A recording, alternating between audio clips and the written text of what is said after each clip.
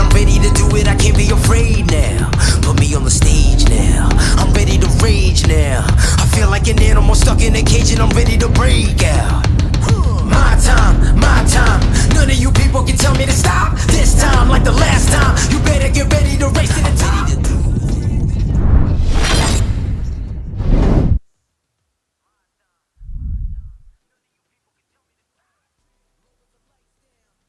And it is time for the 9th season of the American Sevens Football League. I'm Matt Ryan, and joined, as always, by my quarterback.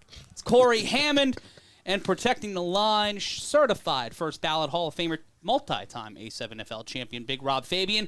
Boys, we're back! It's great to be back, Matt. Oh, it's great to be here. Cory, how you doing? I'm doing well. I got a lot going on today, but let's just first start with the fact that I will be calling today's game, unlike the opinion of many people who are close to the league, thinking that I might be playing in today's game. But I think we'll get to that later, guys. Who cares about me?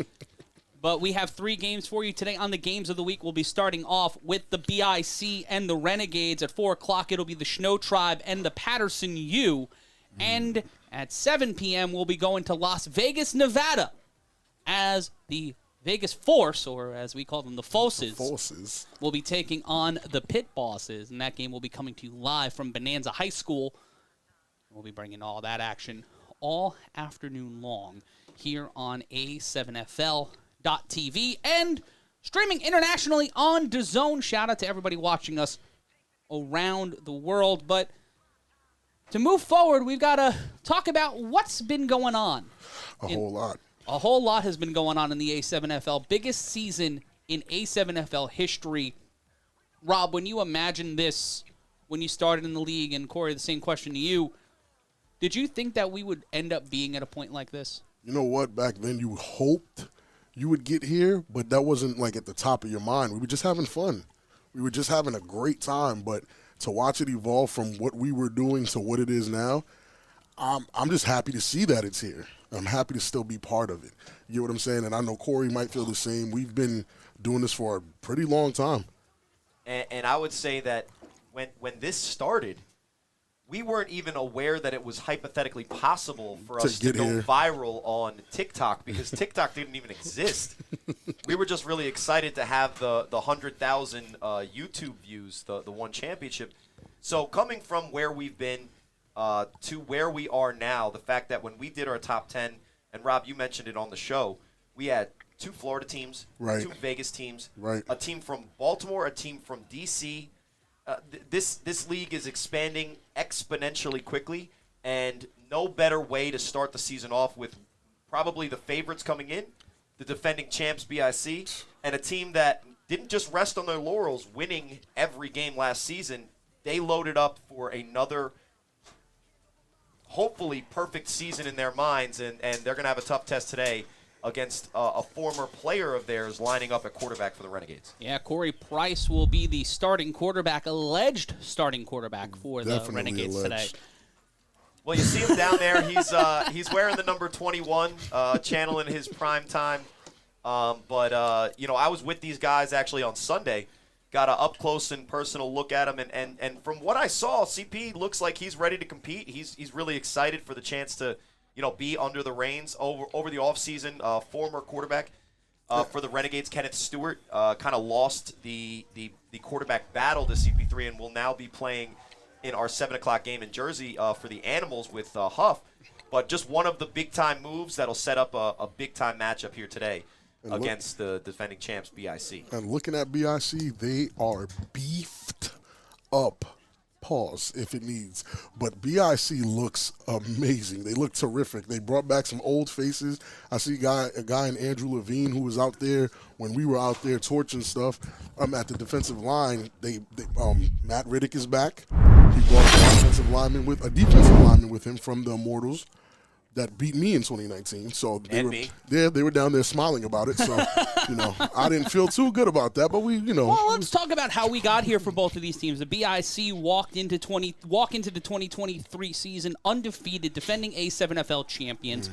Looking to run it back, defeated the 2021 champion Paterson U 3 times in 2023.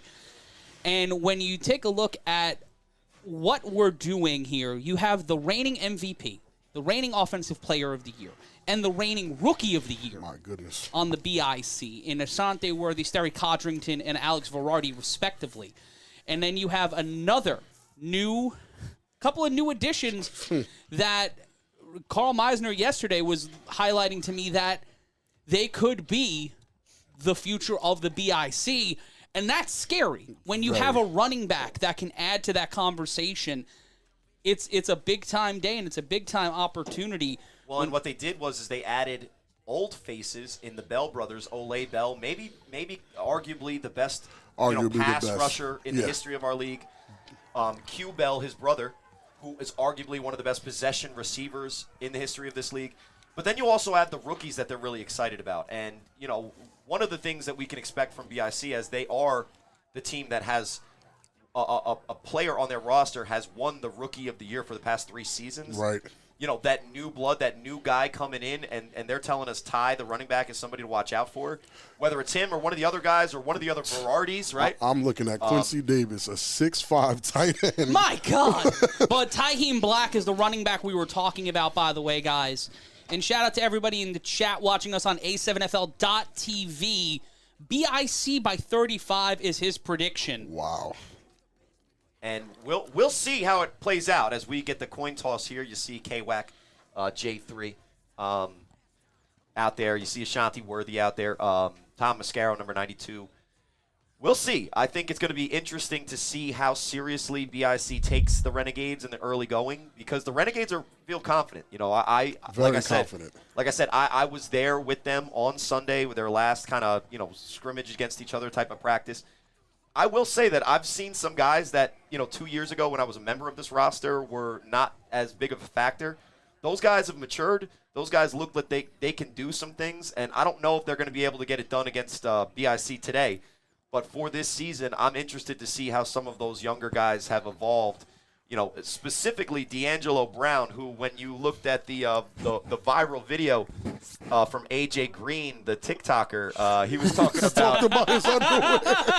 He said he wasn't ready to play at all. They were nice, though. He went down to the Target and got the finest pair he could find. And he's aiming for that Fruit of the Loom collab. Well, it was Hanes, I think. Hanes was the brand name mentioned, so hopefully we can get my guy D'Angelo Brown something there. But he's come a long way from that moment in which Dion Davis, a guy we'll see later on for the U. He's our 4-pack player of the week. Next week on the Games of the Week, we'll hand him a 4-pack of white T-shirts for him to use at his leisure.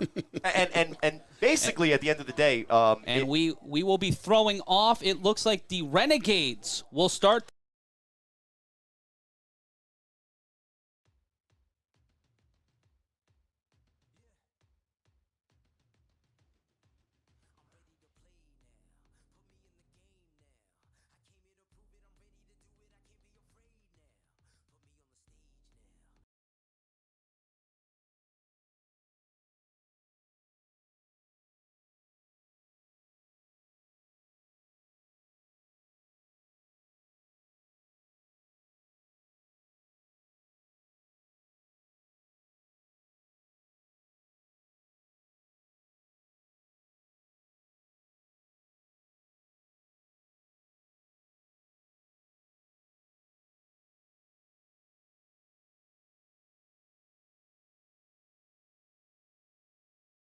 Game will start with a 3-on-1 throw-off. If you're used to a kickoff, we've taken the soccer out of the game. We're just throwing it.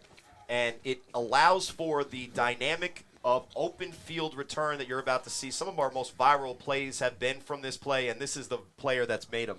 So here's Ashanti Worthy to start the 2023 season. And Worthy will get the ball. He'll come to the 25. He'll cut through both defenders. Ain't no Grand opening, grand closing, and he is waving everybody down the sideline. Ashanti Worthy starting the season with an exclamation point and a backflip into the end zone. Touchdown, BIC. And if you wanted a statement on opening day, first throw of the year, BIC says we are here. We didn't go anywhere. And just to break down what happens, most of the time on these 3-on-1 guys, correct me if I'm wrong, a lot of times Ashanti Worthy is going to do that hesitation game So the Renegades weren't prepared for him to just take off the middle of the field, break the contain, break the tackles, and the easiest score maybe of his career so far. But as this BIC team has shown, they're here to potentially pile it on if they start with no time off the clock, 6-0. And that's the beauty of our game. To start the game as if they gave you a free 6 points. My goodness. And if any team needed a spot to start this game, it was probably not the team in that bright light blue. Wow, man. Wow. My jaw is still on the floor. I can't believe that's the first thing we saw today. Well, and the second thing is just to remind the fans at home, there are no kickers again. So the extra points will be football plays, 1 point conversion from the 5, conversion possibly from the 10. So you'll see Sterry Codrington, the quarterback, lining up the 5 for the 1 point conversion attempt after the touchdown.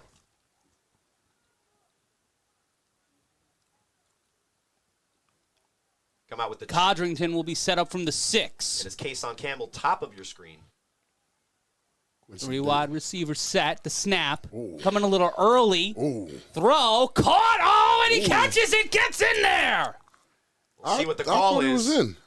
They said he no. didn't cross the line. wow. That'll be close. I don't know if BIC this early is going to waste a challenge, but that is points off the board. I wouldn't waste the challenge, but I definitely thought he was in.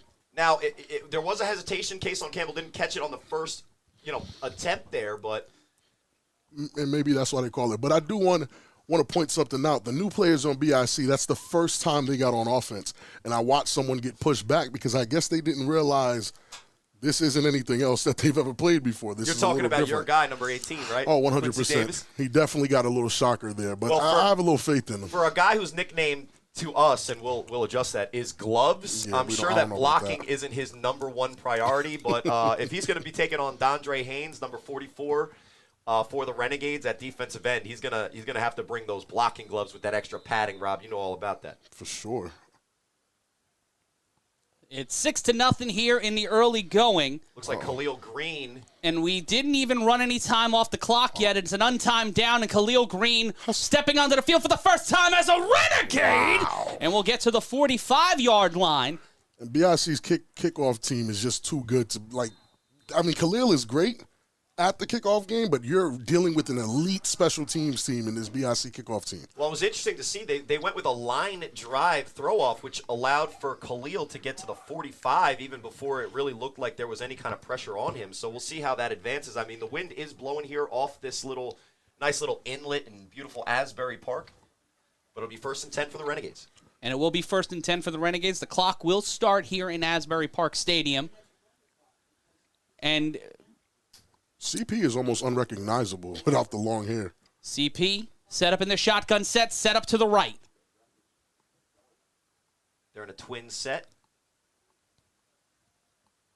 That's Abe Ilbana in motion. The snap, the handoff to Mike Liberty, and Liberty will get 2 yards and a cloud of pellets, and it will be 2nd and 8. It's going to be very tough trying to run the ball against K-Wack, Dwan Williams, Verardi, and Olay. I can't even believe I'm saying that, but Olay, that front four is disgusting.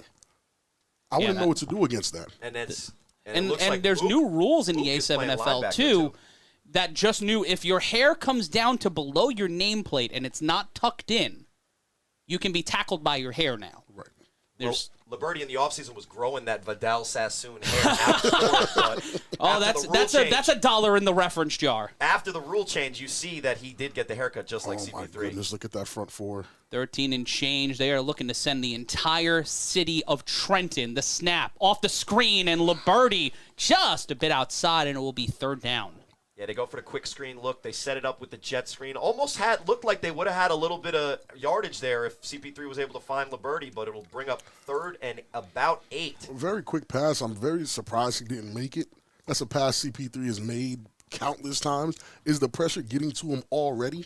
Well, the quick screen is 2 ways. You saw Liberty kind of came back in the backfield for the ball. CP3 was turning it to where he was at the start of the play, and then he wasn't really looking because he was doing that play action. So, look, CP3's my guy. I'm not going to throw a bus, but a quick screen, you got to get out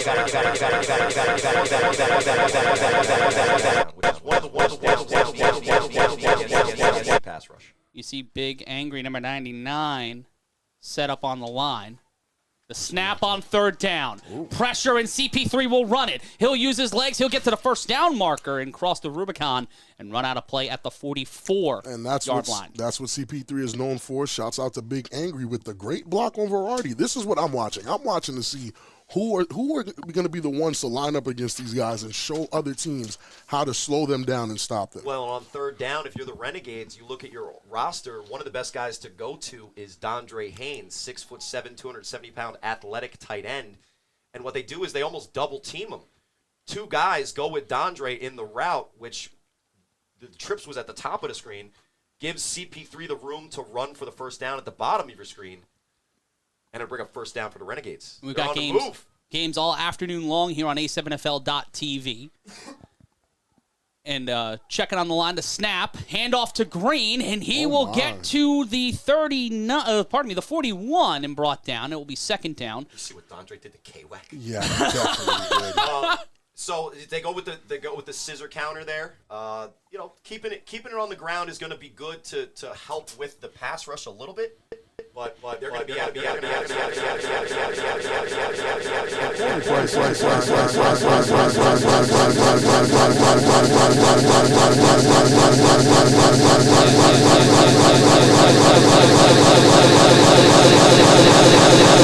Was supposed to be the starter in 2021, but was pulled for Sterry Codrington, who had a Rookie of the Year campaign that followed Ashante Worthy's season in 2020.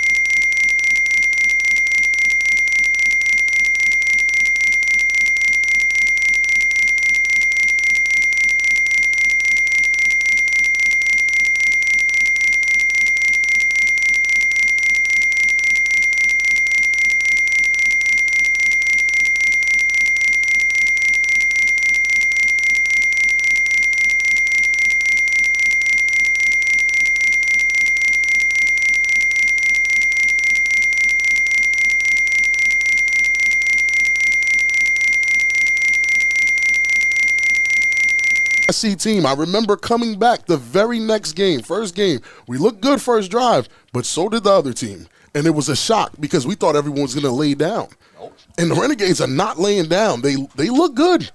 They look, right for now, they look good.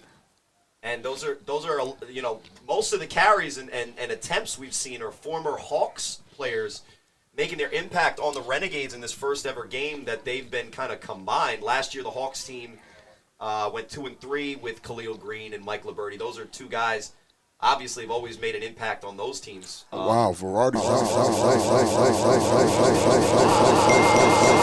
top of the screen on JJ. And it'll be first down. Give to Liberty in the middle. Uh-oh. Makes a spin move, but nothing there on that run.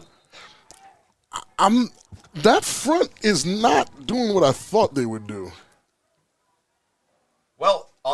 way they do it. But so far, it seems like the Renegades have been able to block, but on that play, they're able to kind of get the penetration that they need, and it'll bring up 2nd and 15 after a loss on that play. This league is about matchups, guys. Just in case you didn't know, it's about matchups. BIC is the better team on paper.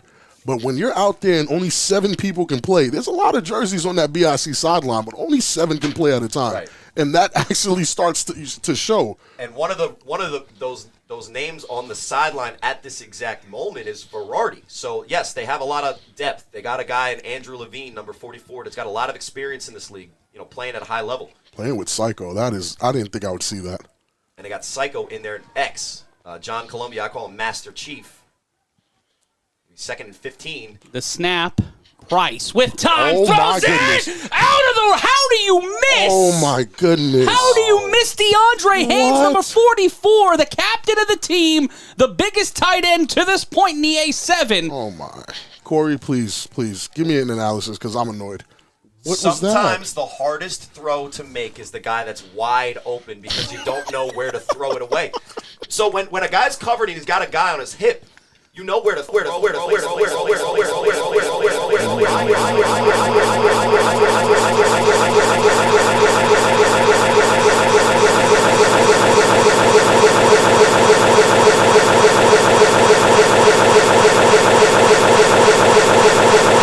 It brings up 3rd and 15, and hopefully all of the momentum from this great drive so far with the Renegades doesn't go out of their sails, seeing that their quarterback can't complete the pass downfield. And guys, when it comes to offense for the Renegades, they were minus 56 points.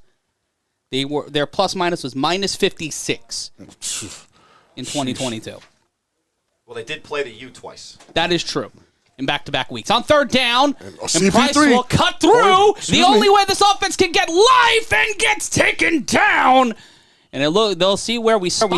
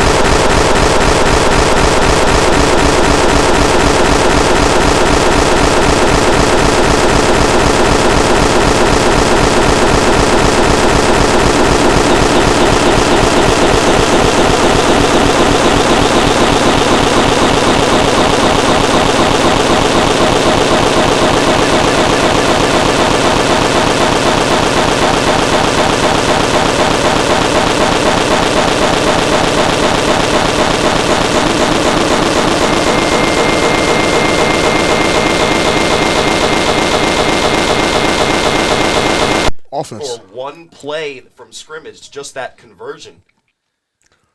That could affect them later on in this game, especially if the Renegades can convert and somehow find a way to take the lead if they get one of the extra points from the So let me hit you with this. The best parts about both of these teams hasn't really touched the field.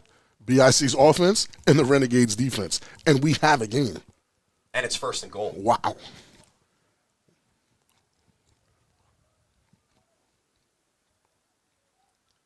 CP looks for a lane and bottled up immediately. Tackled by his brother in arms. K-Wack, why you do that?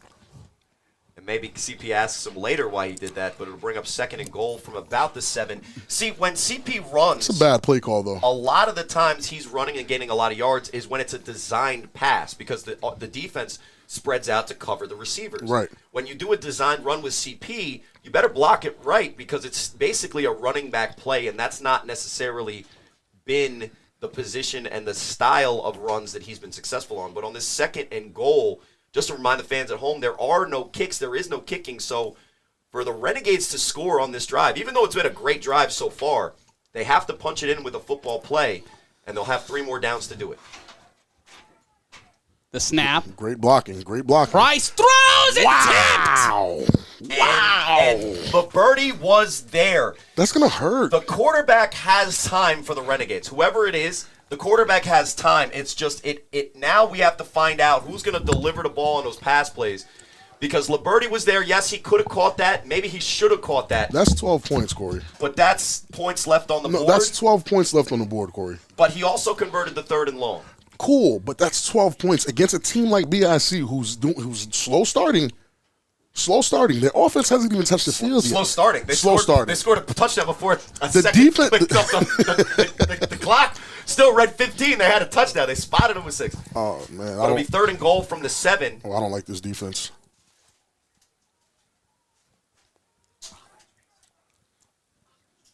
Takes off. I told you. Touchdown, Renegade. I don't like this defense. You can't put a guy that size in the middle. And he throws up the fist. Ooh, he did? He threw up the fist because this is his first game in a different jersey since leaving BIC. But, he misses the pass just like he did on the last series of downs, and he makes the run. I mean, you got to take both. You have to. You can't be upset that he misses the pass when he's able to make that play, and that's who CP3 has been. And that's the dangers with a guy like Cory Pratt. He's a 2-time A7FL champion. Let's not overlook that. He helped this team last year get to that championship. Especially in moments like this. Exactly, and he helped me win my championship in 2016. So let's not. Did it. Yeah, right. Mostly him and Kurt. Let's really not forget who that guy is and what he brings to a team like the Renegades to make him this competitive against the defending champs.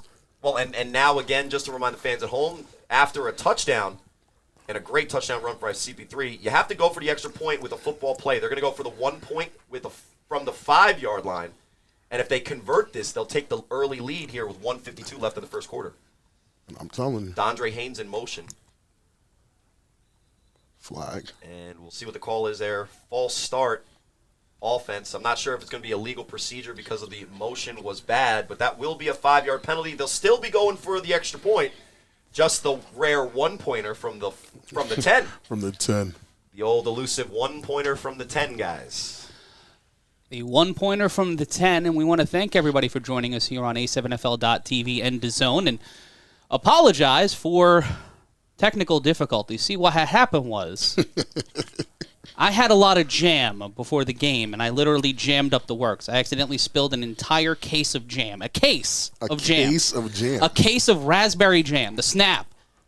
Price throws over the middle. Wow, Caught! what a catch. And the BIC. And CP has a lot to say to that BIC sideline. Oh, the BIC are now behind. 7-6, and CP3 throws up the fist. Ladies, gentlemen, fellow humans, we've got ourselves a football game. Because John Columbia, he's pissed. Oh, my goodness. But, guys, we haven't seen Sterry Codrington Not yet. That's what I'm saying. The best parts of both teams have not touched the field. Well, the best part, Ashante Worthy. Yeah. But also, we don't count it him. took the Renegades The full quarter. almost 13 minutes and 8 seconds To score. to score 7 points. But if you're facing a high-powered offense, one of the best ways, and this is what teams did to the Rams, the Peyton Manning Colts, is if you keep them on the sideline and keep them cold. How can they put up points? Shortening the game means that they have less of those plays that they can be out of sync. Just we got to get in sync. Right. And it does take teams like even a high-powered offense like BIC. It sometimes takes them a little bit of time to get in that full groove, especially with some of the throws being off, maybe being the wind. So if you're BIC right now, do you tell Ashante Worthy not to score on the kickoff? If they told Ashante Worthy not to score, I don't think it's Ashante out there. I think it's Trey Cohen. It's absolutely Ashanti. Okay. He's absolutely going for back-to-back. We have no monitor up here because of the jam incident. Right. And what type of jam? It was raspberry jam. It was raspberry jam. That's why the tang. We were in Tang Town. He lets it sail. And it gets to the 15. Ashante Worthy with the ball now. He'll get to the 20-yard line. He'll cut around, and he will say, "Nah, son, you think you can score on me? I'm scoring on you twice. Offense ain't touching the field unless I say so. Touchdown, BIC." So, Rob, how'd that go? How'd that conversation on the sideline go? Ashanti, we need to get the offense in. We need to get in a rhythm. No. Nope.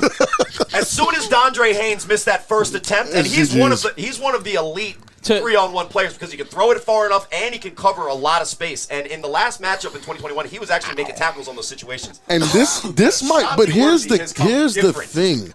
This might actually be a problem.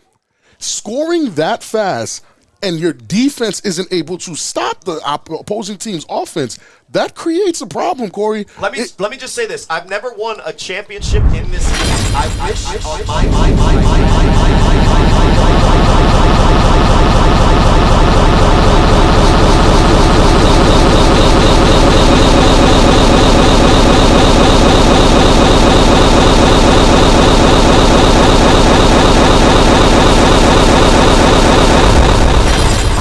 Imagine how depressing it is, even after a score, and CP3 is pumping that fist after a great throw to Qua to convert it and take the lead. For then moments later, with 0 time off the clock, all of a sudden you're watching a guy running down the sideline. Sip the Dip said it best. They need 7 guys out there to stop them. They do. Might have to modify to a 7-on-1. Codrington will snap. In trouble. Ooh. He'll keep it. Flag. No flag. That's just someone's yellow glove, and they will get the lead. Holding on the offense. There was a flag. And that 2-pointer would have been huge, especially when you convert it like Sterry did on the run. But with a holding penalty, even rarer, Rob, the 2-pointer from the 20. So we're going to maybe see some. All right, look, if I see Q Bell out there, and I know what I'm doing. You know what's going on. I know what I'm doing if I'm out there. Now, and I'm looking got a lot more tools than I do. I'm looking for Quincy Davis. I want to see this guy shine. Gloves? Gloves. I haven't seen He's certainly not long pair of shorts, that's for sure. So you're looking at his thighs? I'm not. It's always thick boy season here in the American Sevens Football League. Shout out to RTU. 12-7 your score. Going for the elusive 20. A 2-point from the 20. They kicked the old man out. They said, get out of here. Matt Ryan joined by Big Rob Fabian and Cory Hammond. We apologize for the Raspberry Jam incident, but we roll on here. Look at this trip set. You got Kyle Ward, a new face for BIC, the leading receiver last year for the U. You got Kason Campbell, maybe the best route runner in the league. And then we know, you should already know Ashanti Worthy, even if you've only been watching for 15 minutes. He's at the bottom of your screen on the right, on the left-hand side. The snap immediately in trouble. The ball comes out. And that's a live ball. And BIC still have it. There's a whistle. Markai with the recovery. His name is Markai, not Marquis.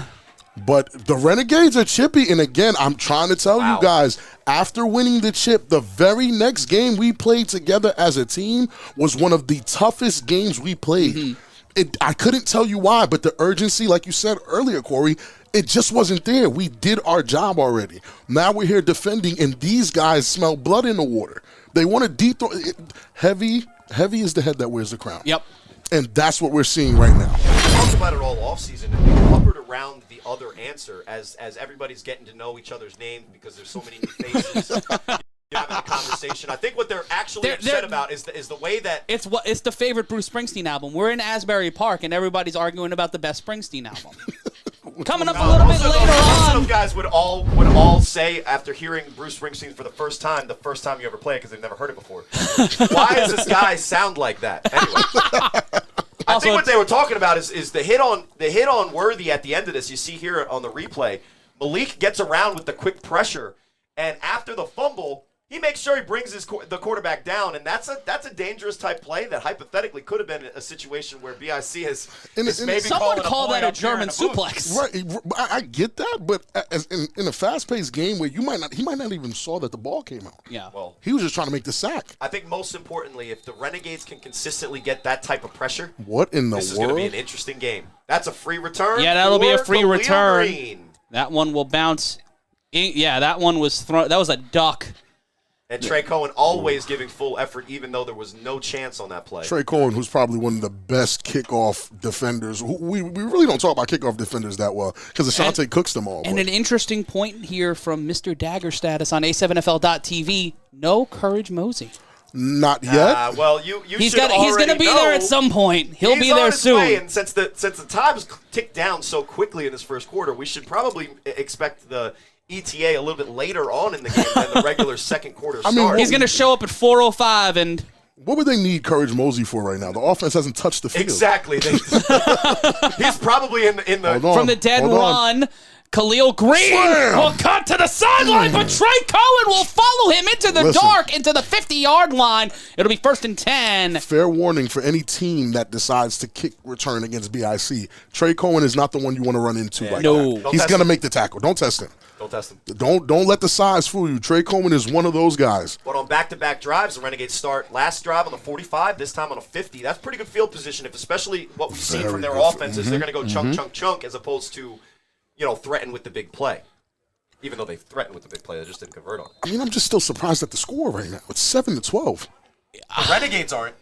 The Renegades aren't. But also the amount of time they've had to eat on the clock. Come Like, on that's now. the thing.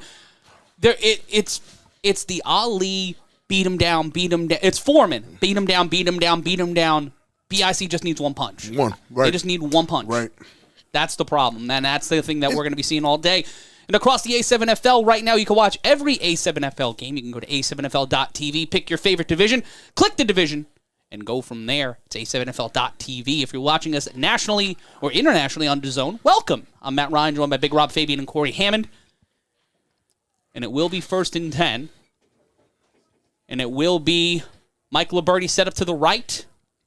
And Kenny Stansbury is throwing his jersey. He's like throwing that's the way that you do What? that. I don't know what that was. Kenny Stansbury having a conversation with the official, possibly about where the ball was placed. I think he's saying that instead of saying Bruce Springsteen, man, let's just say Billy Joel. Timeout. Well, and there's a timeout called. We'll catch a flight to Miami Beach or to Hollywood. This is very uncharacteristic for BIC. I know the scorecard says that they're up, but they're fighting right now. Yeah. They're fighting back. This is a dogfight. This is, They didn't expect you know what this is, Rob? Anderson Silva, Chael Sonnen. Anderson Silva is the guy that everybody You expects. expected, and then Chael comes out of nowhere and Yep. starts piecing them up. But who won the fight? Anderson Silva. Yeah, Anderson won. But, man, did he win? He walked out with the strap. That's all that matters. That we always look at that fight a little funny. It wasn't, like this. I thought, what BIC thought it was going to be Forrest Griffin versus Anderson Yeah. Silva. We know what happened Before there. on the right day, but I'm not Forrest the playing. dog, though. Yeah, for sure. But I'm not playing. That is true. That is true. It is correct, You 'cause I'm do not look playing. like Forrest Griffin cousin. though. I've said that. I've heard that a lot, and I get punched in the face all the time, and it somehow doesn't bring me down. Look, we don't want to know what happens outside the broadcast booth. It'll be 1st down after the timeout taken by the BIC. They burn one. And we'll turn here. The snap. Price in trouble. Throws it. DeAndre Caught Haynes. DeAndre Haynes. Big body. And we'll get the 1st down. We'll get to the 39. If- And that's the second or third positive pass play we've seen from Corey Price It's today. been nothing but positivity for CP3 today. Well, he's been running the ball. The thing is, he's been mistiming receivers. He's been out of sync with some of the guys. He missed DeAndre Haynes on a touchdown ball on that first drive. We can see that they're keeping up stride for stride, and we're counting down here with 15 seconds left to go in the first. And to be fair, CP knows this defense. Yeah. He was on the championship team last year. But if you have the Bell brothers on your defensive line, how do you not flex out Verardi and Columbia to send them off the edge? I'll tell you what's happening. If they score again on this drive, I will tell you what's happening. It's 12-7 at the end of the first quarter. BIC with the lead. And we were going to give our predictions before the jam incident. And right now, it is up in the air. The BIC, we have not seen Sterry Codrington take the field. And when we just did, he fumbled. Well, he got German suplexed. That too. But And more importantly, towards the end of this game, they missed out on both of their point after touchdown opportunities. Right. Which means that Which right is now, uncharacteristic. the Renegades are sitting pretty with, they got their conversion on at least the first one. So all they have to do is just match them for touchdowns, unless we get a situation where those are championship points, Corey. For real. Them extra points are championship points. And at the bottom of your screen, it might look like a mismatch with that tight coverage, but when you see Matt Riddick, the king, out there on Abe, that's the one time I see a receiver get pressed that I'm not trying to test that But now. look at the dysfunction on the line right there. Yeah, BIC is not clicking right now. Ole The Bell. Renegades came into this game, and what they were going to do is move DeAndre Haynes around because he's so impactful every play. You got to find out what to do with him. And on the run to Oh, Liberti. wow. Cut to the outside. Bell tried to get him. And Liberty will be forced out after a gain of about 4, and it will be second down. Slight theory. BIC's defensive line is suffering from the same thing BIC's defensive line always suffered from. They're small. They're not a bunch of big guys, and BIC is relying on speed and technique to outman these behemoths on the Renegades' offensive line. These guys are getting that step. They're not scared of anybody in front of them. They're getting that step. They're getting that push. Olay and Verardi are taking themselves out of the play by going outside too far. Yeah. So these big fellas in the middle are putting hands on these guys, and it's just enough to get them that 3-yard push. But when it looks like what they're doing to Dondre, because as a tight end, he's also like the biggest threat in the pass game. So you saw there he goes into motion to set up a blocking situation for him, but the defense is still watching him as a potential receiver. Right. So, that's why maybe you get the 4 yards on first down.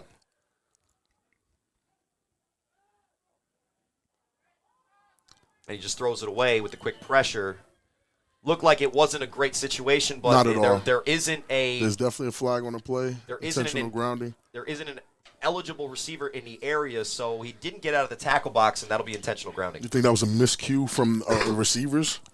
Well, they put – I liked what the start of the play because they put Liberty out one-on-one coverage on JJ. That might have been a situation they could take advantage of. But the pressure was just too much. But the route combination was slant into where Dondre was kind of running like a post. So it was the route combo was right into each other. Right. And That's with what the I'm saying. quick pressure, you can't just force it until they break one way or the other. So I would have liked to see, maybe an in-and-out type of concept there.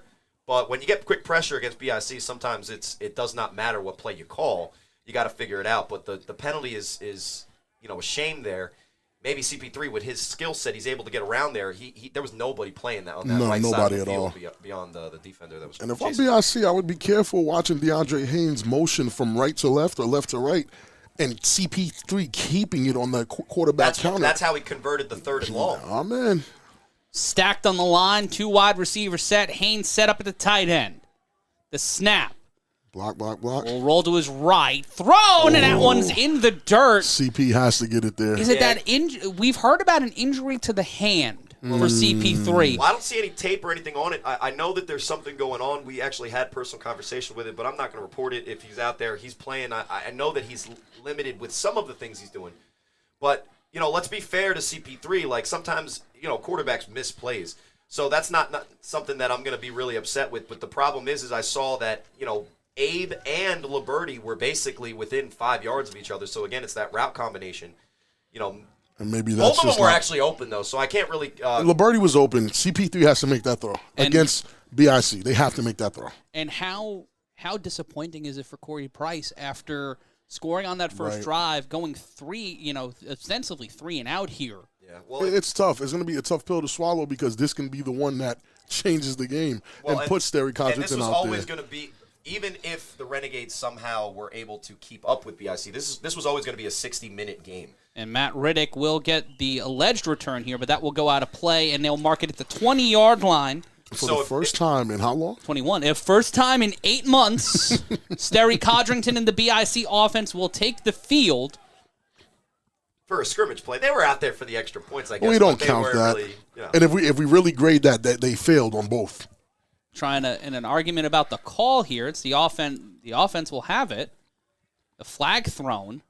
Trying to get an understanding of what the call is here. I think they're just going back and forth on where the actual spot out of bounds was. I don't know how it's up there, to be honest. Now we'll see. But it'll be 1st and 10 for BIC. Look at number 32 on the line. That's our big boy. That is number 32, Cody Mann, a.k.a. Pun. And I'm not thinking he's got that nickname because he likes to make jokes. No pun intended. Nah.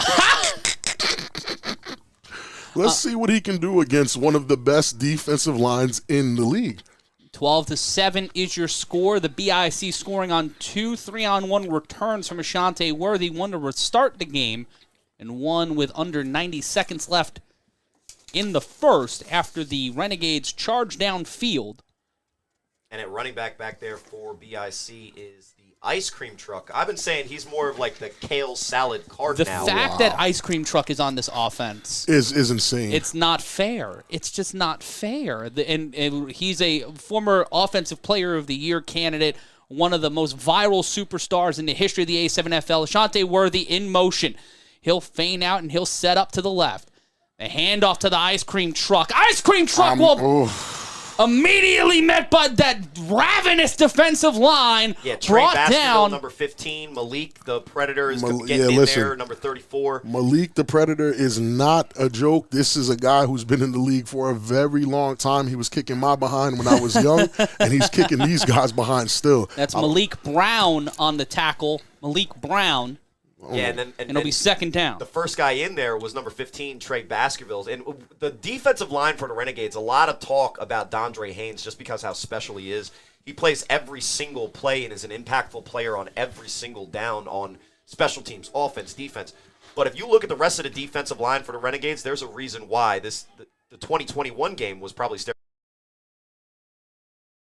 and they'll try to pound the rock. Malik Brown again.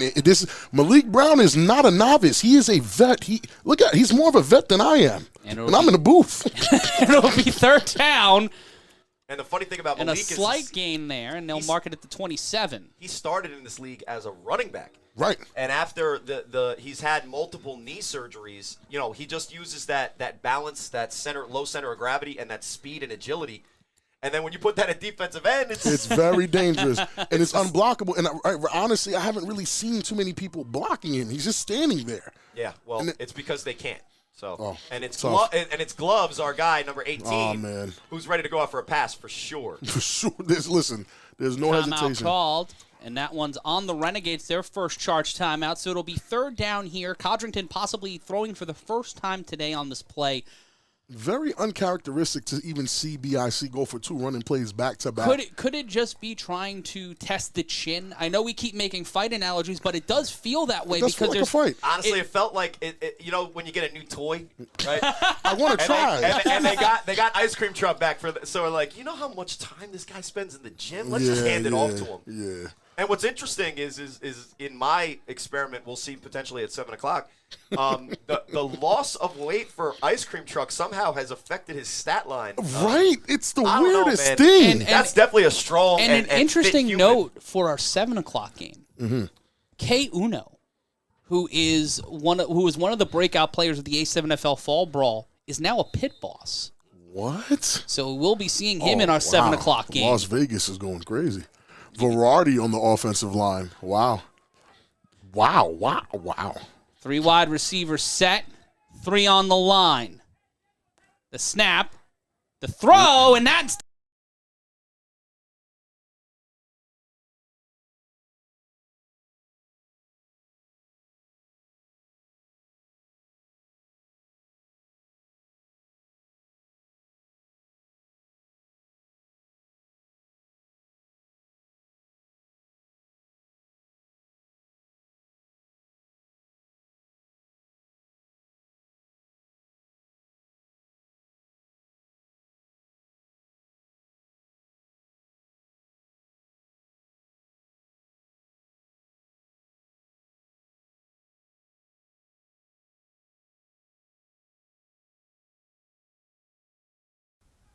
the snap, and it's caught! Picked up by Riddick! Matt Riddick will fall down, but get the first down. And that's just that stop route. Everybody's got to pay attention to Matt Riddick's speed. He put that boy in a blender. He stopped right on a dime. Sterry did what he needed to do on 4th down, and I think Sterry almost wanted to run, but you can't when somebody's that wide open, and then they go hurry up.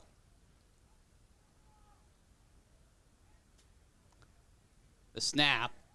Ray blocking. Throw over the middle intended for Riddick, and it's incomplete. I can't say the offense is impressive right now. I don't feel that way. No, and they're a little bit out of sync, and that's one of those things that when you don't have the ball and you're on the sideline for basically the entire first quarter, and the only attempts are those point after attempts in which they were getting penalties and then the fumble.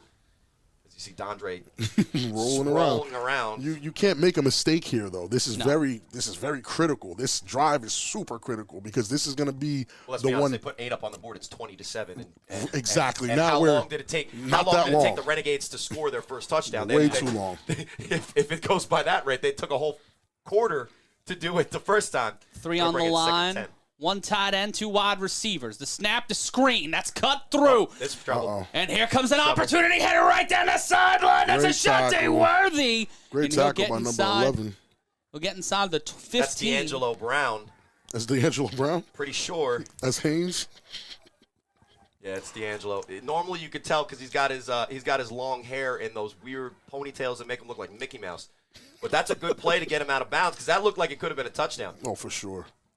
But the quick screen, it's one of those plays in this league that will always work because it's a one-on-one opportunity for a good playmaker like Ashante Worthy to just make one man miss and then he's got field in front of him. And to be honest with you, this game is kind of a tall tale reason why I always thought Ashante Worthy should have won the MVP over the Offensive Player of the Year. My point exactly. Yeah.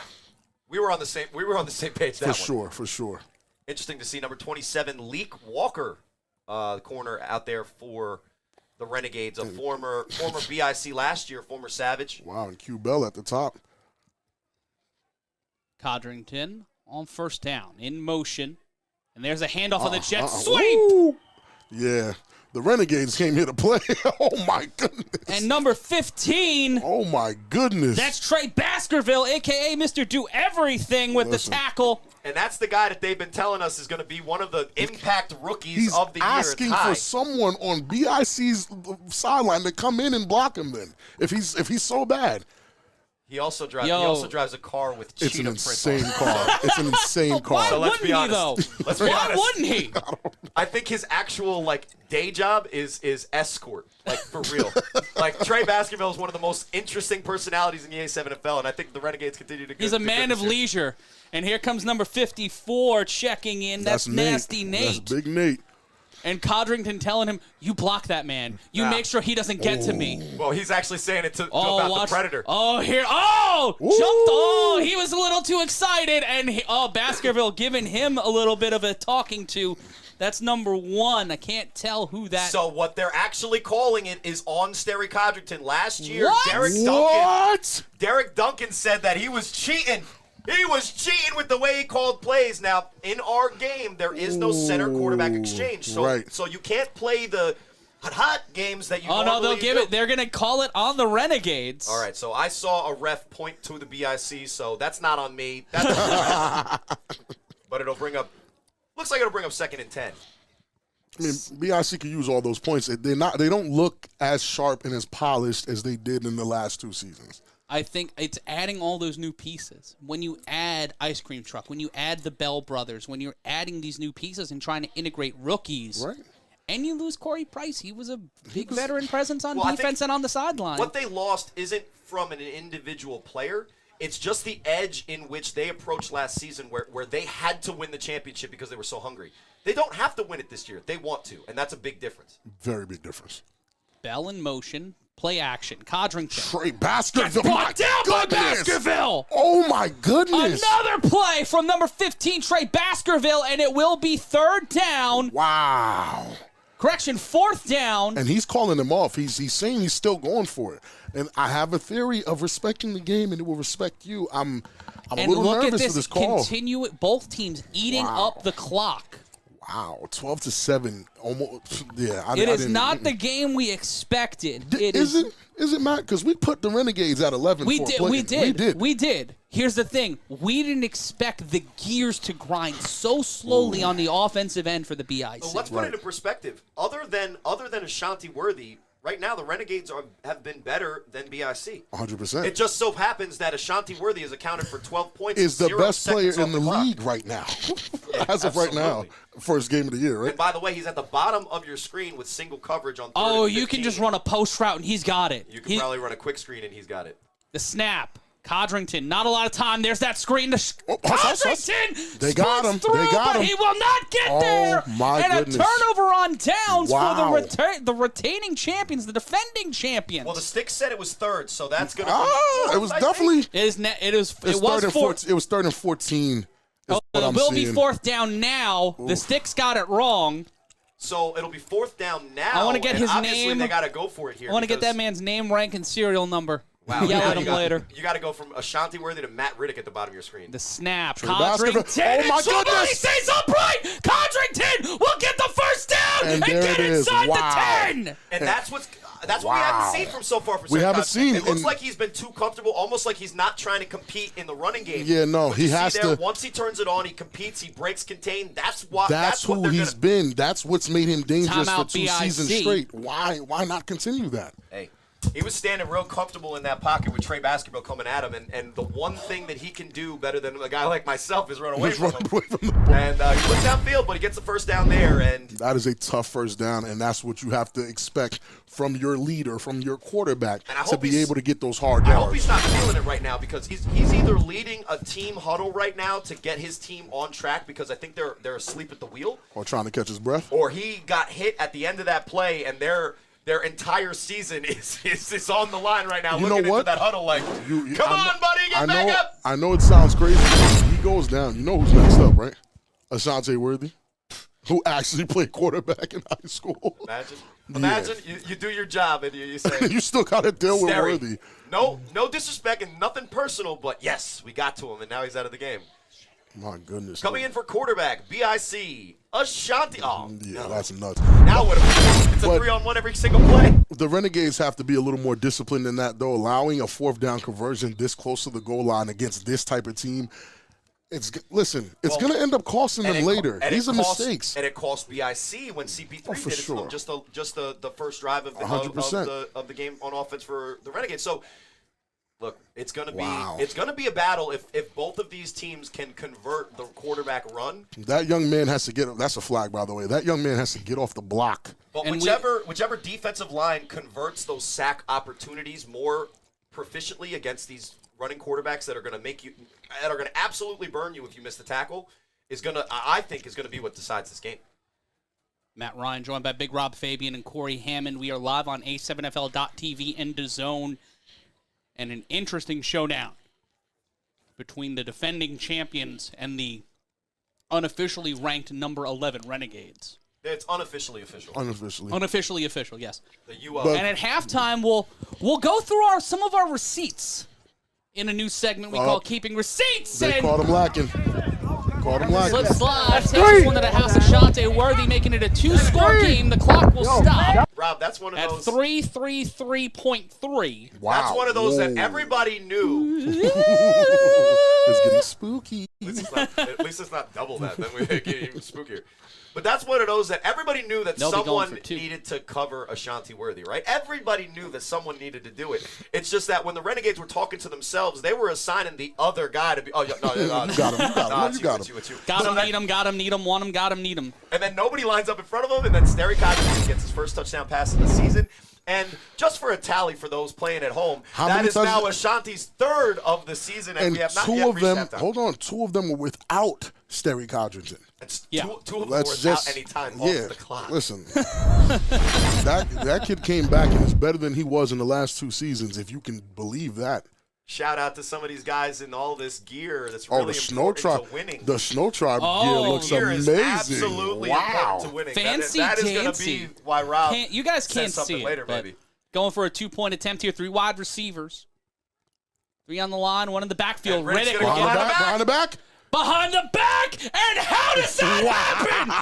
Why did you do that, K-Wack? Why did you do did you do that? that? That shit was And light. I'm Come on, pretty baby. sure it's Kyle Ward back there because they thought he was still on the U. They were like, What are you doing back there? Number 18, Kyle Ward with the reception. And the BIC offense, I think they might have figured it out. BRC looks like they're having fun again, but again, it's really more of the Renegades' mistakes more than it's BIC doing something amazing. In real time, 5 minutes ago, after some of the things that we've seen, we were seriously considering in our brains, hey, look at his game. And then I said out loud, when I say, if they put 8 up on it, it's 20-7. And now this game is totally different because if you're the Renegades, how are you going to have how in the world are you going to keep up with this offense if you're going 3 yards at a chunk?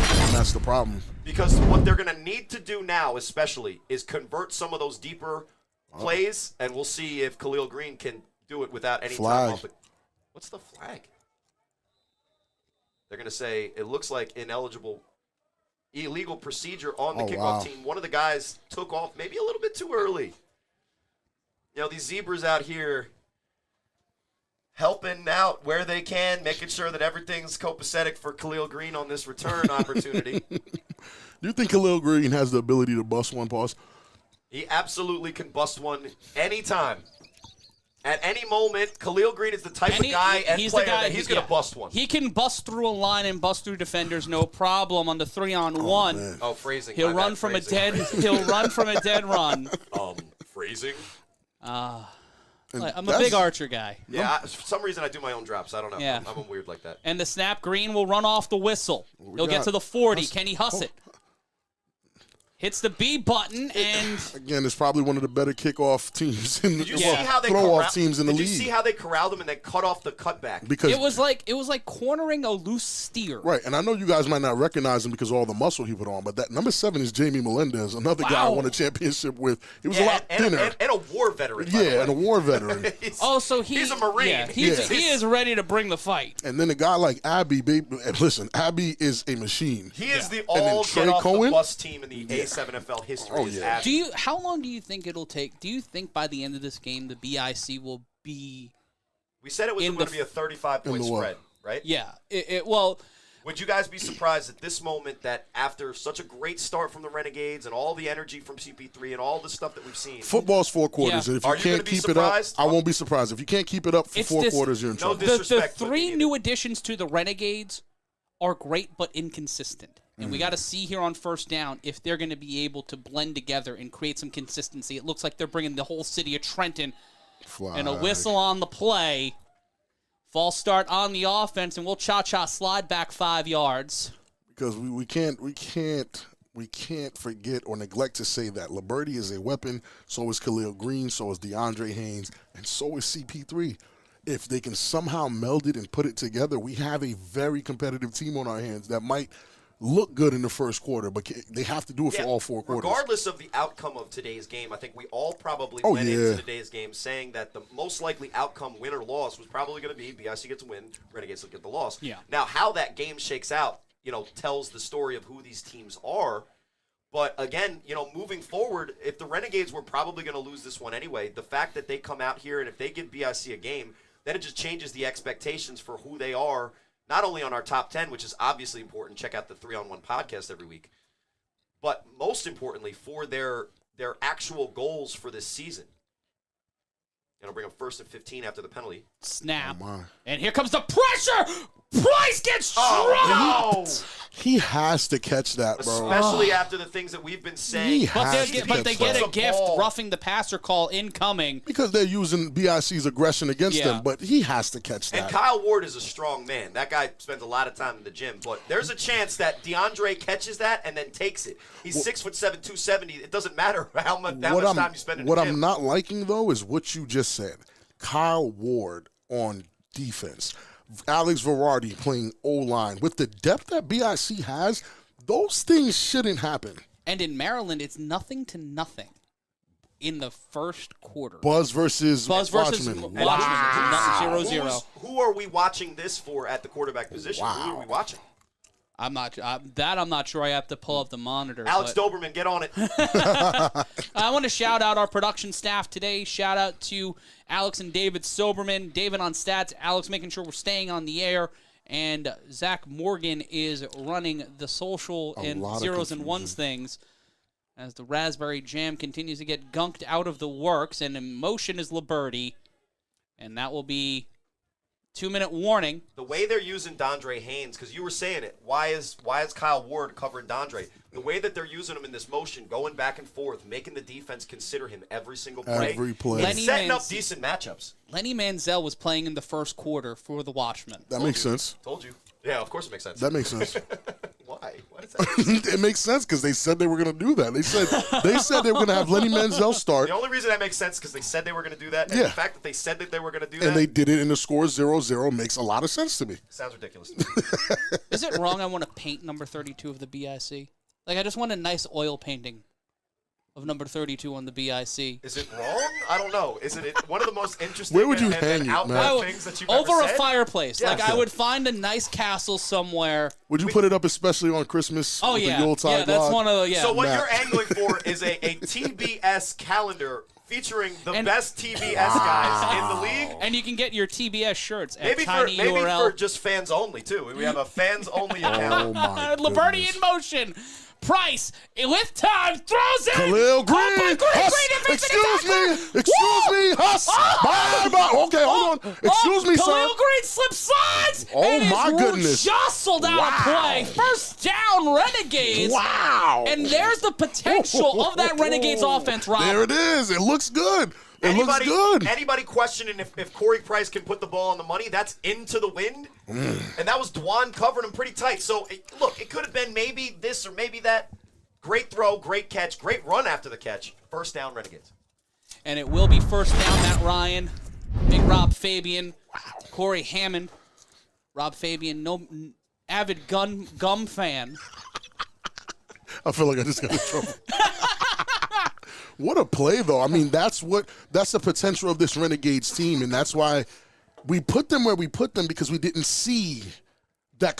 I said it on the grade. I said, listen, if they're here, then they're a threat. If these guys aren't healthy, then where would we put them? Why would we put them any higher than 11? Looking healthy right now. Price with Khalil Green to his left, Liberty to his right. One wide receiver at the bottom of your screen. That's number 7, Garrett. Excuse me, Verardi. snap- Gotta get it, Verardi. Gotta get it. And Verardi and Columbia. The same two. Yeah, that's The same Bass too. brothers are back. that scissors counter didn't fool anybody there, and I'm not sure what the flag is going to be, but it's a huge loss on the run. and guys, if there isn't a penalty With on us BIC. being on the water, 20-mile-per-hour winds. Yeah. You Like see the water moving. Yeah. Early season in Asbury Park, 2021's opening day was one of the most torrential days I've ever seen in 4 seasons in the A7FL. That was bad. And we're having some polite conversation, discussion about favorite jams, possibly some gum-related conversation between both sides. Letting them know they like You marmalade guys, jam. you guys keep talking about like bubble and Trident gum, and I think you're talking about John Morant's situation. Wow. Shout out to the Memphis. There's a guard out parade there. inside my city. Yeah. So what are we going to say is the final situation here after the conversation, the very friendly conversation? I think that the Renegades, They might get a little. they let the BIC in their kitchen. Well, honestly, I their think- original line of scrimmage was the 20. And it's Why is it moving? Why is the original Yeah, line why of is scrimmage that moving whole back? thing It moving sticks. back? You're not supposed to move. I believe it was a penalty. Wait, where they're what? bringing it back. Was it offsetting personal fouls, which would make it like an automatic first down?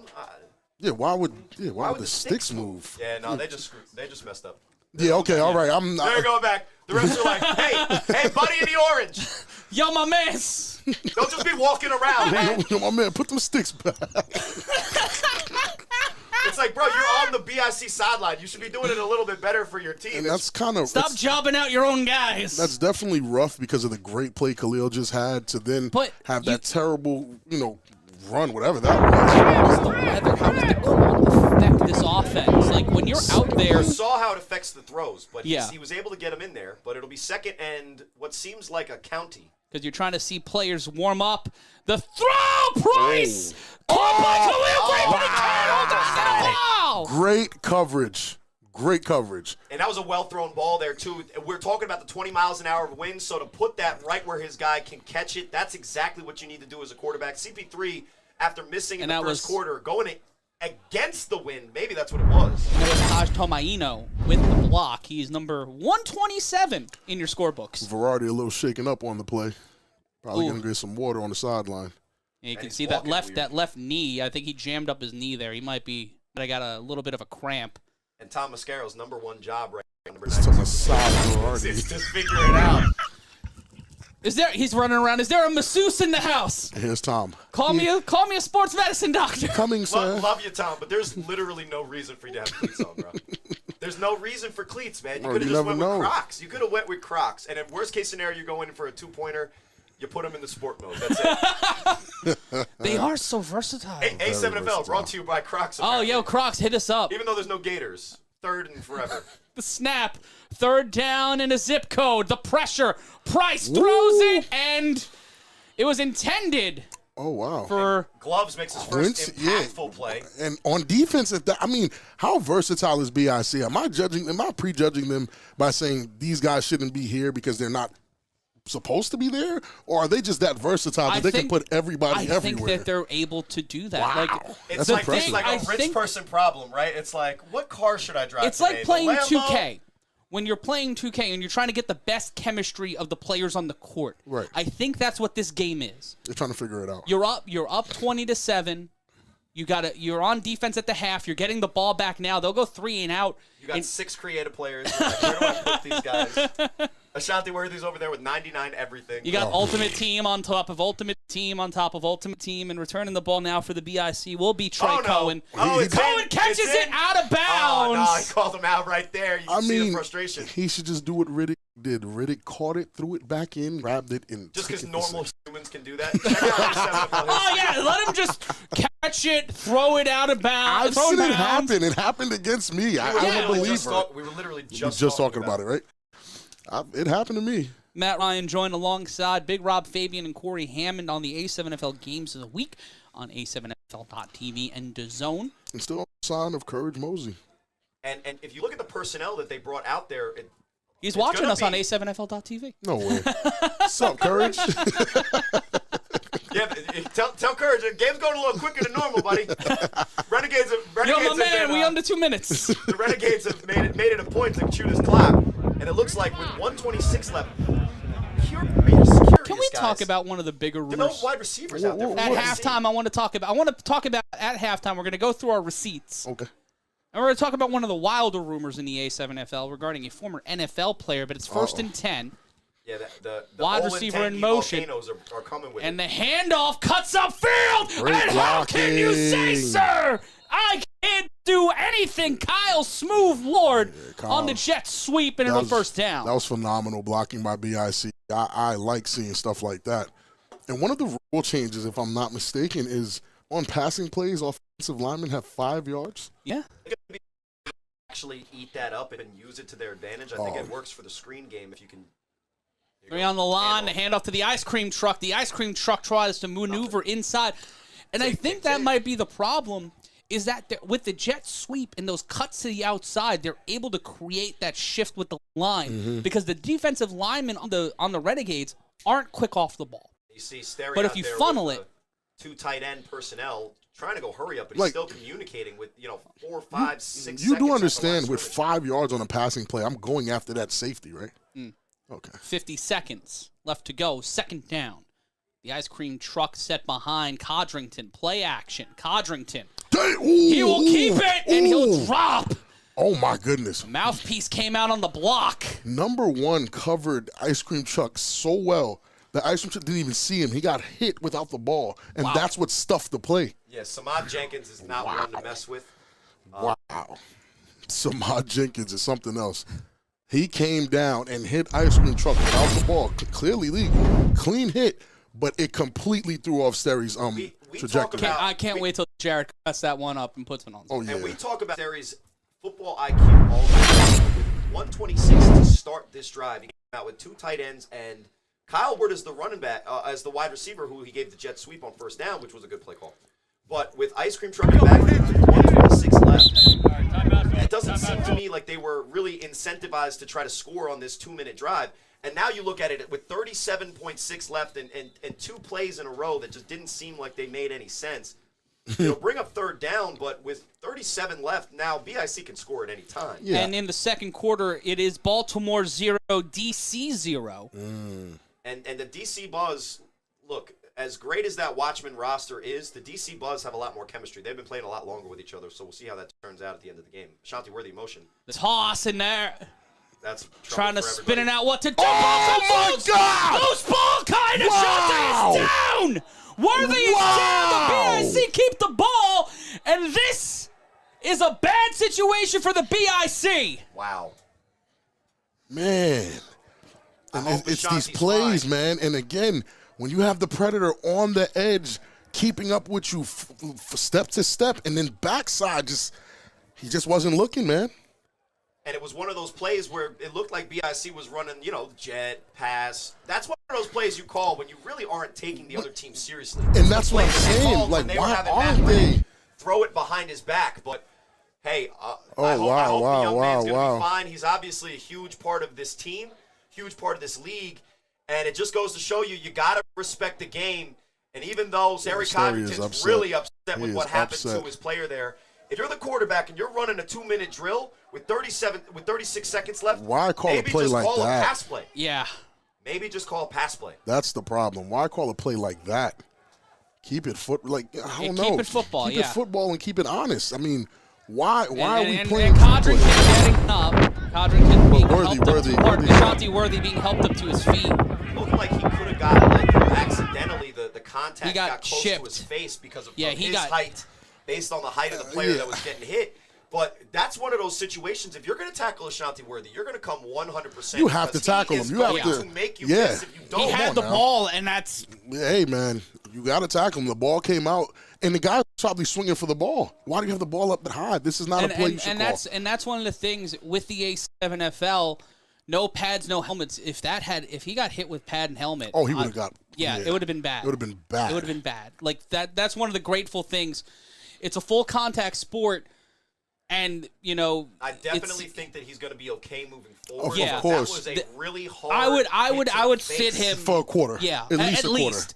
Run him through protocol, make sure he's okay. Safety is the most important thing to this league and to our players. That's why we play with no helmets and no pads. Right. Because at that point, if he was basically wearing a weapon and getting hit with a weapon, it would have been bad. It would have been a potential calamity. But this is, it's a tough sport. We make those comparisons to the UFC and mixed martial arts all the time. It's close-up play. It's hard-hitting action, but...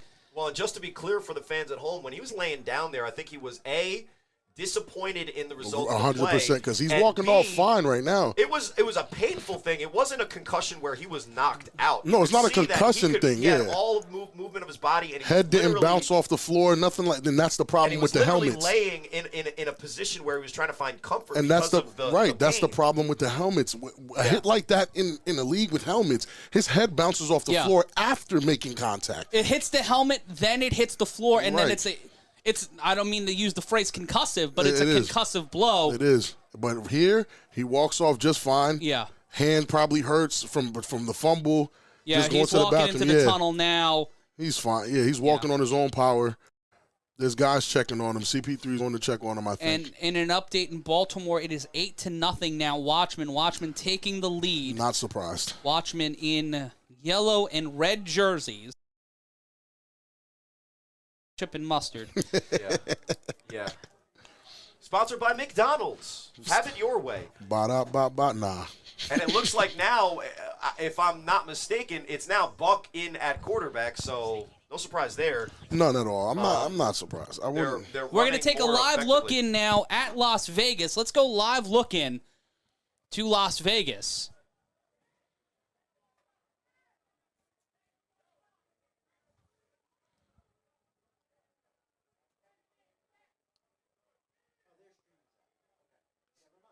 And we'll take a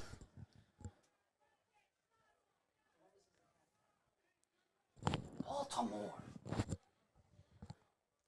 And we have some technical difficulties on the Vegas side of things, but Matt Ryan joined by Big Rob Fabian and Cory Hammond.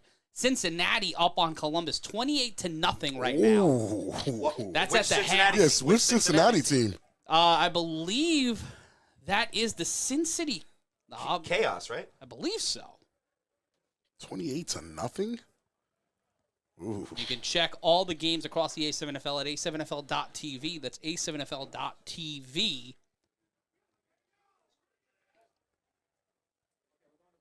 And let's take a look. Let's get a live look in now at Baltimore as the Watchmen have an 8-0 lead over the Buzz.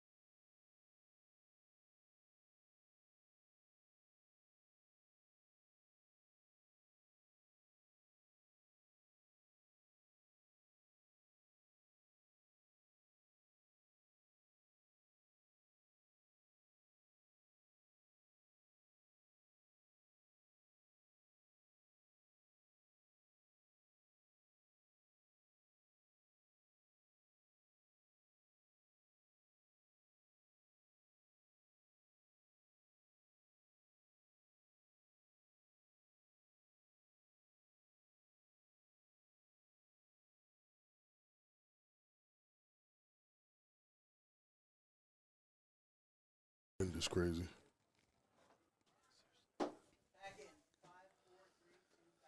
Welcome back to Asbury Park Stadium. You are looking live at the Watchmen over the DC Buzz. And we will try to fix the audio on the DC game. Unsure of the situation down there. But the Buzz leading the Watchmen. The Watchmen leading the Buzz. Yeah, as expected. And right now, and it comes to the litigation of all of this. Well, This just galvanizes the BIC. It does. But what it also does to the Renegades is, hey, we're getting under these guys' skin. These guys, Thanos can bleed. Well, they also took away the 18 points that that Ashanti Worthy put on the board. Maybe luckily if they get lucky enough that they might not have to see that on a 3-on-1 return. Now they still have Matt Riddick. They still have Matt Riddick, bro. Right, but the fact is that Ashanti's done it, right? So we don't even know if Matt Riddick wants to go out for those anymore. This point in his career, but at the end of the day, you still have 27 seconds left.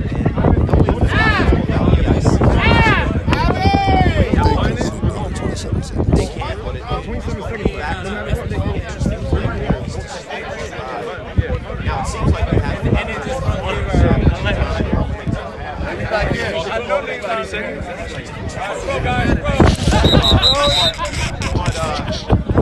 shout out to at 7 o'clock tonight, Eastern time, 4 o'clock Vegas time. But it'll bring up 4th and basically forever, which means that with this 27 seconds, it's not the BIC offense that comes out. It's the BIC 3-on-1, and Khalil Green. Look, the best way to do these 3-on-1s is to throw it out of bounds. They do have the wind. We'll see how they execute it. But the Renegades are going to get the ball back. Right now, guys, do you sit Ashanti Worthy for the rest of this game? I don't think so. I think I would sit him. I would sit him. As a team with this high level, with all these athletes that we have, why would we have to rely on someone who might not be comfortable getting it done? It's week one. It's game one, week one. That 3-on-1 gets thrown out of play.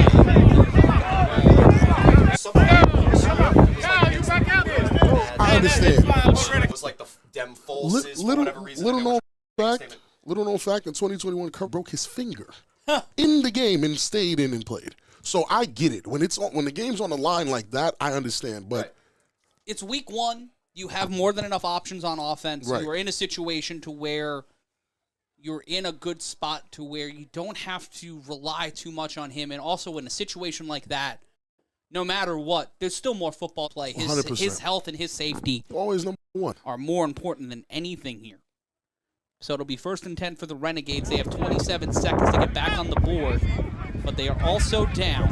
They're going into the wind. And we do have a protocol that all players who suffer injuries like that have to be run through. They're being run through it right now, and hopefully we'll have word on the update for Ashanti Worthy a little bit later on in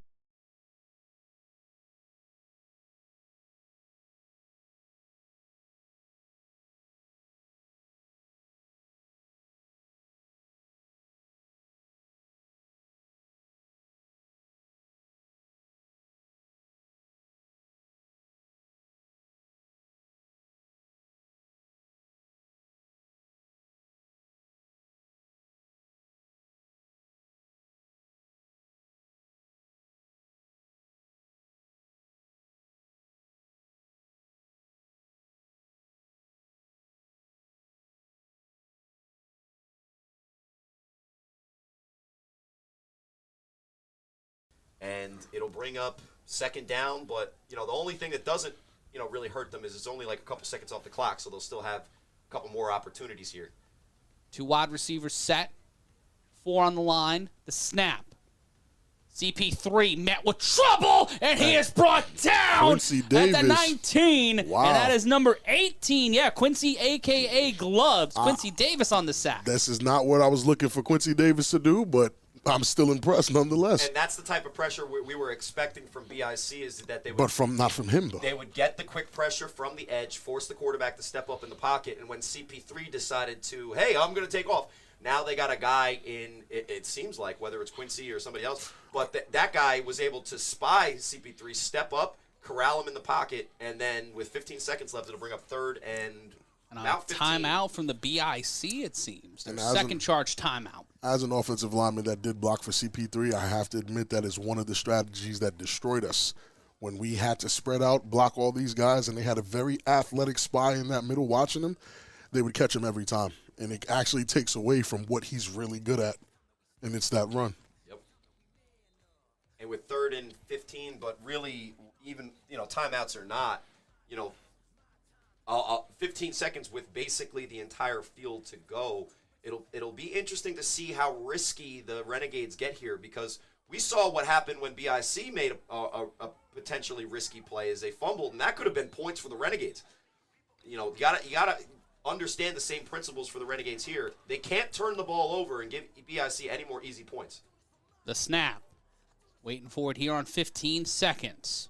The snap from Price, in trouble immediately, and he will try to spin his way out of disaster, and once again brought down. He's met again by Quincy. And that was Ole Bell helping out too on the tackle. First. Spin move gets past him. Ole Bell's there. Right there. So we're starting to feel the depth here of BIC as the clock ticks down.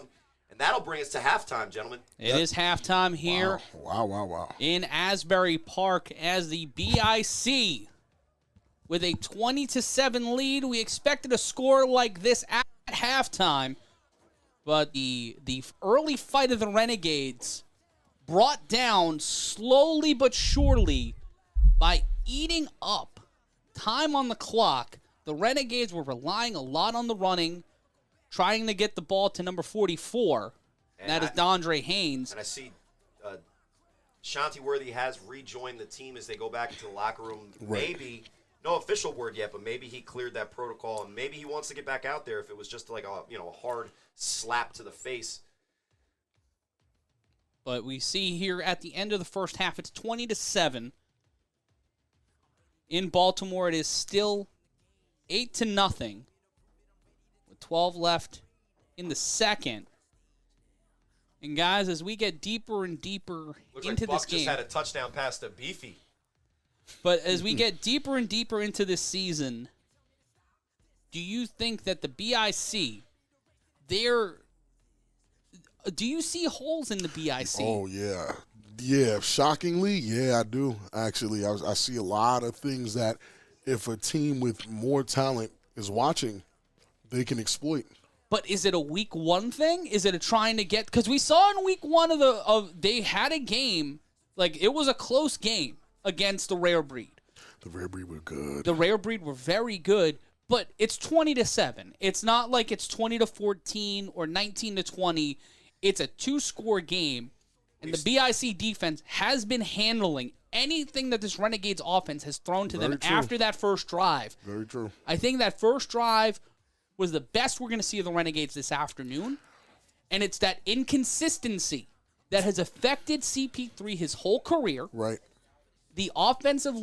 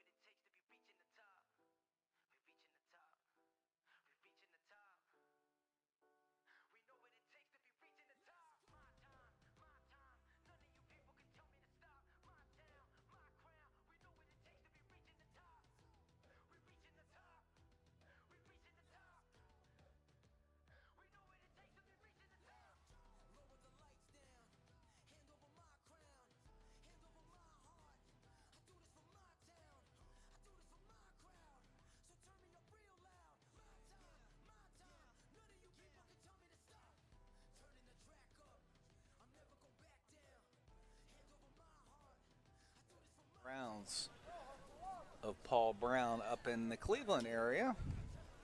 And semi-pro football is alive and well here with the 7AFL here in Whitehall today. Glorious day for it too, Ryan. Absolutely beautiful day here in Central Ohio. And, you know, I would expect the number of teams in Central Ohio to grow here relatively soon. I think, you know, once the word gets out about this opportunity here in Columbus, being we're such a football city, I think you're going to see the talent and the numbers grow. Yep. Oh, Nice got a little return something here. for Columbus. Did he stay in Looking to get bounds? on the board. Did he stay in And bounds? He does stay on the board. All right. Touchdown for the hometown team. They're on the scoreboard now with their first score of the new season. Number 2, elusive on that one, Everett Harding. Yes, sir. Everett Harding with the explosive run back there for the Volcanoes. Nice. 28 to, or I take that back, 36 to 6. Now we'll see if we can get some more points here for Columbus with the point after attempt. And the clock needs to stop here after the score. We're going to, Rich Hayes is going to stop that, 12-17. We've stopped it. And I think we need to get some suntan lotion for our officials out there today. This is a beautiful day. Oh, I my cannot goodness. stop marveling about how beautiful this weather is here in Central Ohio. that You're we've going to got. be you're going to see leaves on those trees before long, I'll tell you that. Absolutely. But we've had a long winter here in Columbus. A lot of rain, a lot of wind last several days here in Columbus. So we deserve this. Okay. Empty after back attempt. set for Mac. Yep, and he's going to lob one up for number 19. A Ooh. nice defensive play, and that might have been too nice a play. We got pass interference, it looks like, on 25 on the defense. 25 is not on our roster. One heck of a play, though. And it's not Mr. Minji because Mr. Minji looks like he's towards the center of the field maybe. Oh, we've got got a flag another on the flare. unsportsmanlike on the defense. So that'll take it half the distance for the point after attempt. And we're going to have that much closer for Columbus. Look at that. We got another penalty. While you're watching the Sin City Chaos take on the Olatangi Volcanoes, it's 36-0. There at halftime, there in the second quarter, in the first quarter, at the halftime here in Asbury Park, it's 20-7. BIC Renegades, Matt Ryan, joined by one of the new voices of the American Sevens Football League, the game breaker, Zach Morgan. Zach, how are you? It's great to be here. I'm doing all right. Had a lot of jam to clean up. Yeah, it really I like said I'm sorry. I But said I'm sorry. I didn't get to attack you on air for it. Oh, that's so, fair. you know, did you really apologize? But Look, I thought carrying several glass jars of fresh-made raspberry jam and giving it to the entire production as a gift would be a sweet thing to do. I'm very, and very clumsy. So, I went, Yeah, nah, bro, I still remember you, bro. Y'all used to be different, man. Y'all had Ike, y'all had Stork, y'all had all the bro. I still remember that shit, bro. I ruined everything, but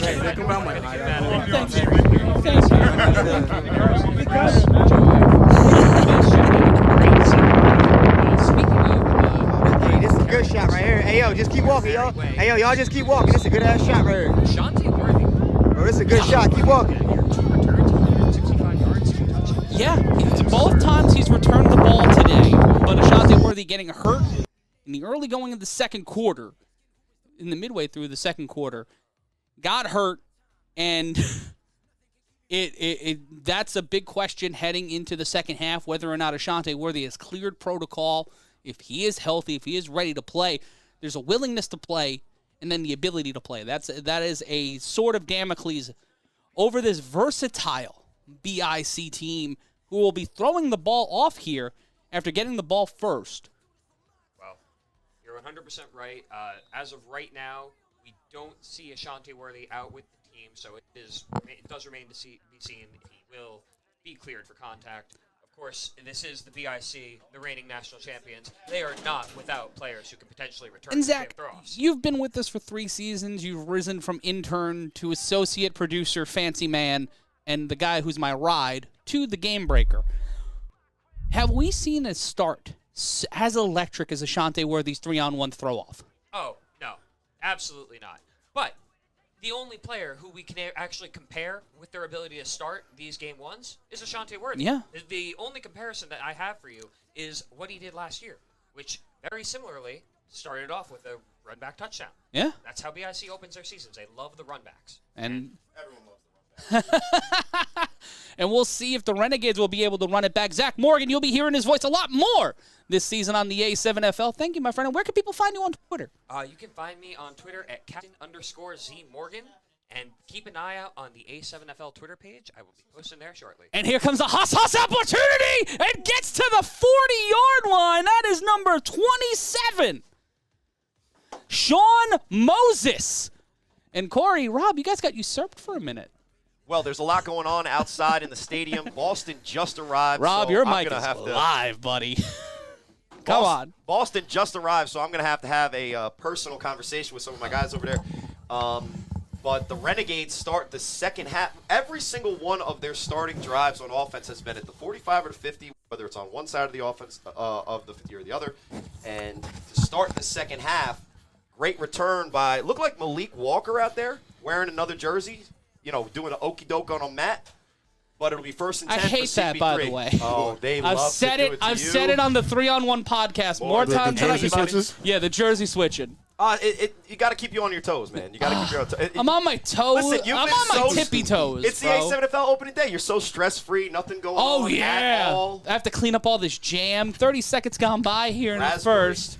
First and 10. The handoff to Liberty. Liberty making his way downtown. Thinking fast and he's not home, but he'll get 9 yards there. Wow, that's the best run of the day. 9 tough yards from Liberty. The best run of the Yeah, day. that was easily the best running back play we've seen today. And that's the potential of a Mike Liberty. That's the potential of Leo Green. We saw it on a catch from Green earlier. Already shaking up. Yeah, That's the he's done second up. time today where we've seen it's that hamstring. I think he's He's cramped up. Get that man some Second and water. 1. Gentlemen, allow me a little bit of personal time here as I got to go figure out my free agency situation. Not that anybody cares. Well, thank you, Cory Hammond. Liberty again. And there's the cut, and Liberty is sent almost flying into the... Olay packs him right up. Right up. Packed him up, shipped him, signed, sealed, delivered. He's out of play, but he'll get the first down. Yeah. And... There's a lot of stairs to get up here. By Yeah, the way. it's a stair-laden situation. Oh, yeah. I'm Matt Ryan, joined by Big Rob Fabian. And if you're interested in joining up with the A7FL, info at a7fl.com. If you're wanting to be a videographer, a photographer, tap dancer, we do need a tap dancer in residence. I do have in my contract that there must be a tap dancer in residence. And talking with some of the BIC guys during the halftime, they seem to feel like they need to step up on defense, and they feel as though they are kind of taking the Renegades easy, and they're taking it on the chin and taking full accountability for it. And do you think that they'll be able to respond here? For sure. There's Three a on- sense of urgency. Haynes moves from fullback, shifts to a tight end. The handoff to number 4. Oh, my. And a solid push there Number by 4. either Jay Savage or Maurice Maurice Francis. That's Mo Francis. And his tagline is, I make music now, so just follow me on TikTok and Instagram. She loves Javid. Free promo. That's she loves LUVS Javid, JAVID, all one word. Wow. And, they'll be set up at the 32. Definitely a different defensive look than I thought they were going for. But again, these guys need time to gel. It's a whole new unit. It's a whole new everything. It's a opportunity here for Price. A revenge game, I'd say, for Corey Price. For sure. The clock running here, 11:42 and counting, 20-7 your score. The BIC in the lead. Francis set up to the right. It'll be another handoff to Francis. Francis met by Bell in number 18, but a flag will fly.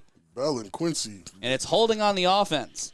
I've seen a lot of Quincy Davis and Bell today. It's just not the two name. I mean, Bell, of course. Olay, he's a defensive monster, but Quincy Davis, literally coming out of nowhere, taking the spot of Psycho for me. And that's the interesting but we were talking about depth on the BIC offense and defense earlier today, and Right. it's a fair point, Rob. That Just- consistency is a huge question. It's a huge concern, and that ability to rotate in and out is going to play a huge factor in all this. Matt Ryan joined by Big Rob Fabian here. I'm actually I'm a little shocked at the names I'm saying. Right now, this is a variety-less BIC defense, and it seems like they're moving better. Yeah, well, when you have that guy who's the focus of the entire team, Right. it's like Kobe when you have him in the lineup. And I'm not making that comparison, but that kind of player, that game-changing focus, you're creating a larger logistical issue because they're focusing on him. You're trying to create and facilitate for him. Right. And it kind of locks up the defense. It's like playing in the triangle. And it just seems like they figured them out without variety. Yeah. A7FL Games of the Week brought to you by Skillshare. Head on over to a7fl.tv/3on1 or a7fl.tv/podcast. Go there, click the Skillshare link, and you get 30 days free from your friends here at the A7FL. It's brought to you by Skillshare. Learn some stuff. I need to get on Skillshare and learn some stuff. Yeah, me too. I got to learn how to be a play-by-play announcer. I think Never learned. I think I want to learn how to code. Get really Big back Rob's there. apps with a Z. You serve mozzarella sticks and you make applications. Right, that'll be fire. Oh yeah, variety definitely has a cramp. It's probably the worst cramp he's ever had in his life. It's windy outside Yeah, too. It is a yeah. bad day at the office. Right, and those are the injuries. I guess hydrate. I wasn't joking when I said, Yeah. hey, drink water before these games. He definitely has a cramp. Gotta get as much water in, or at least some sort of electrolytes in you. Something.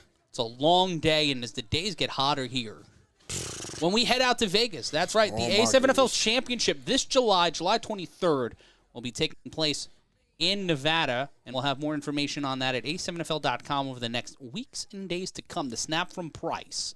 Price throws it, tipped, almost intercepted. And Corey said it earlier. If Matt Riddick is on the field, number 22, meet, I am not throwing the ball anywhere near him. Nope, because he's not only a great defender, he's a great receiver, he's a great returner. He's called meat for a reason.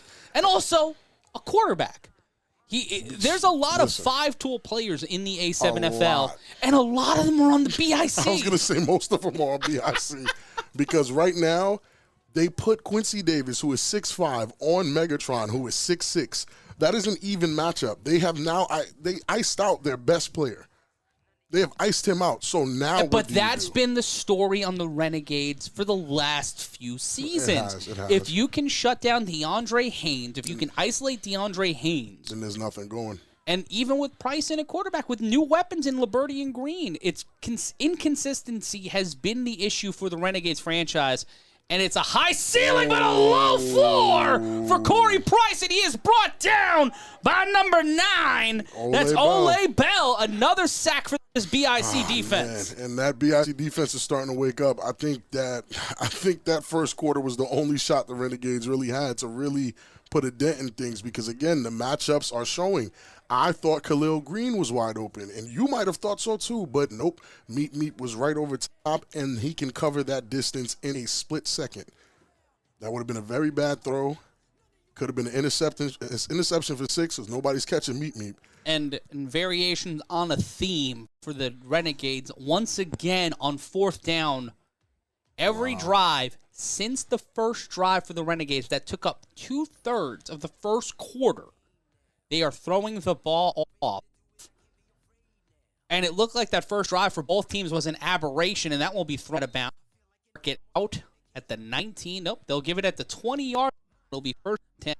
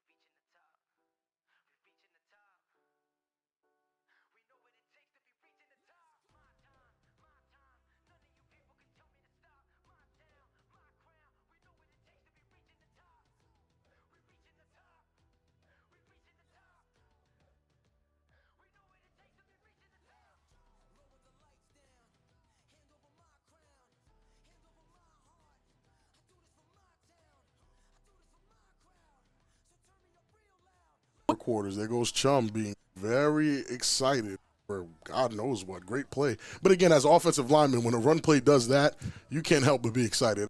I love those plays. But again, they're the reason why you became an offensive lineman.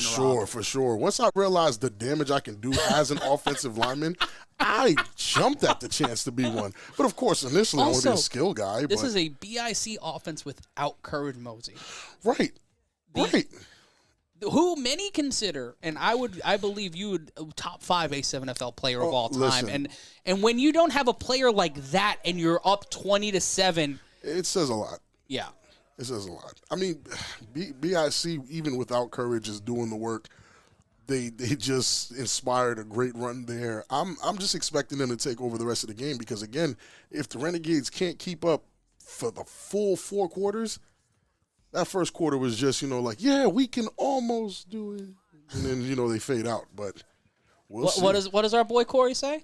What does Cory say? He says a lot, Matt. He does. He mostly says, I'll try. They tried. They tried. Even Samaj Jenkins, I'm expecting a little bit more from each of those guys. Liberty's a lot faster than I thought, though. He caught Sterry. Yeah. He got him. He had to chase him a bit, but he got there. Let's not look over that. He caught Sterry. That was impressive. And welcome back, young Cory Hammond. How you doing, Cory? Oh, I'll be bouncing in and out here because I got some chemistry to build. But pretty nice run there from Sterry Codgerton, getting his legs underneath him. And it will be first down. Ball placed on the 36-yard line. Two running backs, 1 wide receiver, 3 on the line. Codrington in the shotgun. Almost jumped there, and there's the handoff. Cuts through, tries to find a lane, does not, but he'll bounce to the outside, and that's Taheem Black, a.k.a. Takeoff. Definitely trying to see what's so special about Taheem Black. They've been talking about him off season for a while, just trying to figure out what it is that they feel is so special about him. Well, and a lot of times you get a new guy, right? He's coming in from a situation where the film that you've seen on him is 11 on 11 a lot of times. He's a guy coming, I think, from high school in the flag game. So it'll be interesting to see how his skill set translates to the A7. And it'll be a good, decent run there. He's second down. Once again in that 2 running back set. Black will set out into the slot. The handoff to the ice cream truck. Bounces into Big Angry and will dig-dug his way. Ooh, Big Angry got walked down by the Big Nate. About 6 yards. It gets nasty in those trenches. There's a lot of bigs in this league. Big Angry, Big Nate, Big Rob, Big Mo. That was all after me, though. I was the original big guy. Can we find maybe a medium, maybe a schmedium, like a schmedium Tim? Is there any Lils? L-I-L Lil Boat. Lil Boat. There is a Lil Boat. And we'll see him in our second game at 4 p.m. It'll be the Rahway Shnowtribe, Cory's ex, going up against the Paterson U, Rob's ex. Oh, man. And that's the game I'm calling upset alert. Oh, yeah. We'll get into that a little bit later on. How do you feel now that you know who the starting quarterback's likely going to be? I still don't know who the I have no idea who's going to be starting. That is true. And the handoff to the ice cream truck. No play action. Throws it up. And it's up. And come on, buddy. You got to catch that You have one. to catch that. That's Sean Moses. I don't want to go too far and be disrespectful, but the Red Sea did not part out for him. He knocked the wind out of himself. And that's an official timeout. He definitely knocked the wind out of himself. Listen, I don't want disrespectful, but in all honesty, guys, what we've seen so far from Sterry Codrington as a thrower in the quarterback position, it's an underwhelming performance based on his history and what we kind of expect from him. No wind.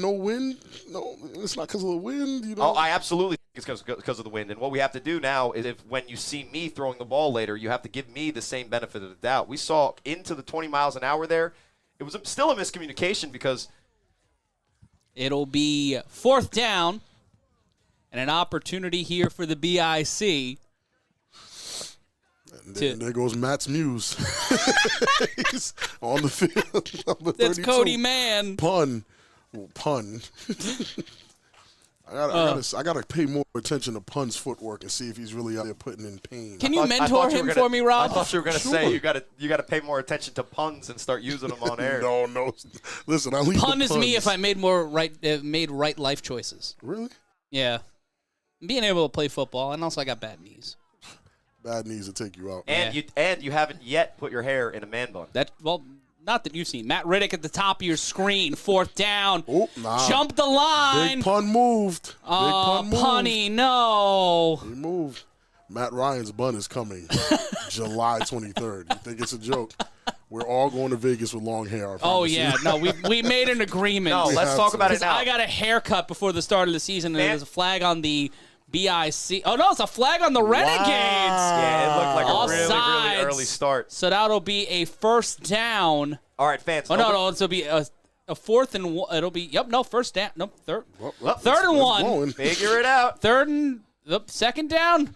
It looks like it's going to be 4th We're and waiting on the inches sticks here. It'll be 4th down. 4th and 4th and half a foot. The sticks are right at the 25, and the ball is being placed at like the 24 and a third.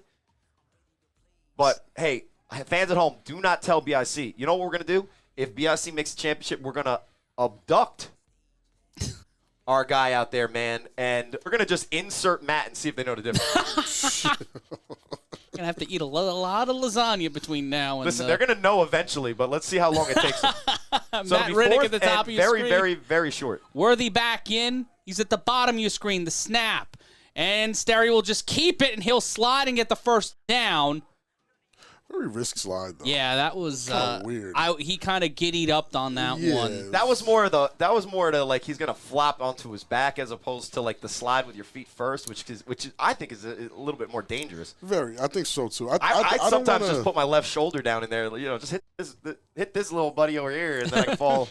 I don't want to gently on my right. I don't want to take away from what might be happening from the Renegades, but Sterry is a very cerebral guy that might actually be purposely playing down so no one sees what he actually has in store. Oh, with 4:25 left to go in the 3rd. That's the old. He's so good that when he's not good, it's because it's on purpose. It might be that. No, it's not. I'm telling you. Well, that throw that was up there in the air doing what it was doing had nothing to do with making it look like a different thing. What about First that and run? 10. It'll be with under 4:20 to play. The BIC look to blaze into the end zone. The Renegades defense looking to stifle them here. A handoff to the ice cream truck, and the ice cream truck will not gain yards. He'll lose about 2, and he'll drive his shoulder in. And Trey Baskerville, I would not be throwing up muscle man poses when I'm down 2 scores. Not really the greatest, but again, to hold BIC, the game's not over. No. But to hold 3 quarters in, you're holding BIC, a team that's usually scoring 35 to 40 points a game, and they're to hold them to 20. They're holding their offense to 8. Well, they had a plus 14. Wow. They're holding their offense to 8 points. Wow, you have a point. That is true. And, And they almost had the turnover on the shot. and let's look at the composition here. They had 50 touchdowns in 2023. Wow. A plus 14 turnover ratio and 376 points scored. The handoff, no play action. Codrington with time will throw this one to Riddick. Riddick does it. Riddick does. And Sterry takes the hit like a champ and lets it fly. Touchdown, BIC, Matt Riddick, allowing the Renegades to Wile E. Coyote themselves. Oh, and they are absolutely committing a penalty doing that. And the Silky Johnston level celebration. Hating since been hating. He goes up top on one of the most interesting jump balls I've ever seen, guys, because that ball, because of the wind, hung in the air so long that it was not necessarily, let's say, a great throw. But when it's a one-on-one opportunity, D'Angelo Brown and Matt Riddick, a 2-time MVP in this league, unfortunately, that's the way it's going to go most of the time. D. Brown had decent coverage. It was great coverage. I can't say it was bad coverage. Even if it was a perfectly thrown ball, he had his arms within a radius that he could potentially knock it away. Right. But at the end of the day, when that ball's up in the air hanging and you got a 2-time MVP, you're going to have to make one heck of a play to get it to be incomplete, and it ends up being another score for BIC. And now BIC's offense is responsible for... You know what this game reminds me of is the Final Four game last year, BIC versus the Gators, in which BIC won that game and it looked like handedly the entire time. It looked bad. But the easy stuff was never there for BIC against the Gators. Does this sound familiar?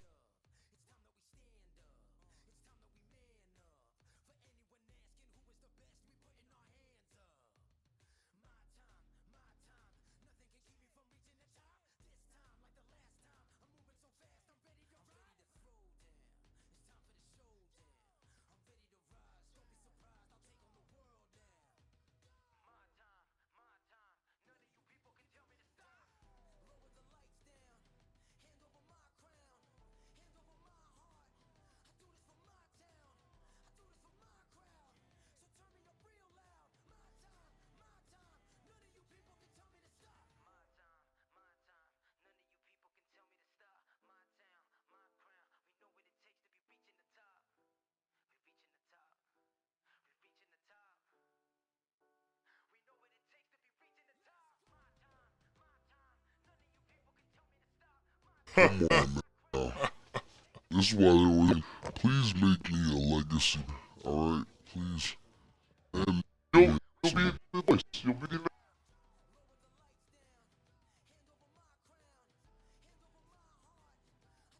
player. It's just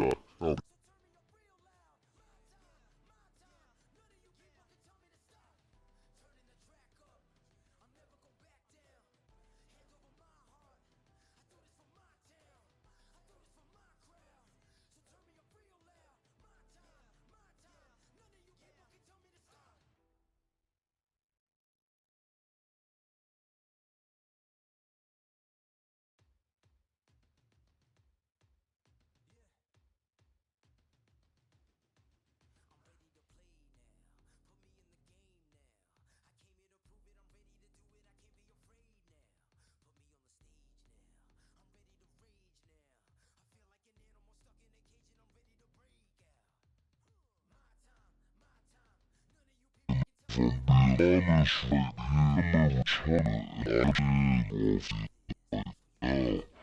Cause I'm also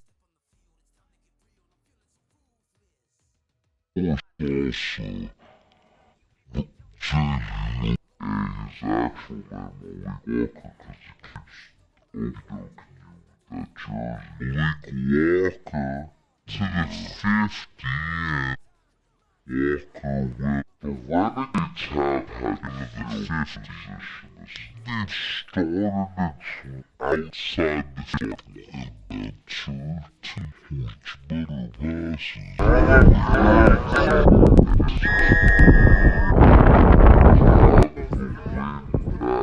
So sometimes to make you pissed off, I know that's the best of so you're gonna have to pass the we saw what those Prehistoric Hadrians in many a conversation. But no one has ever accused CP of throwing a perfect tight spiral every time. So this wind is going to be huge. This clock running down right now is also, the enemy of the Renegades. Listen, the wind in Asbury is going to make a quarterback out of you. We'll see what these guys can really do against it. It'll be first down. Dealing with technical difficulties. Snap's coming up.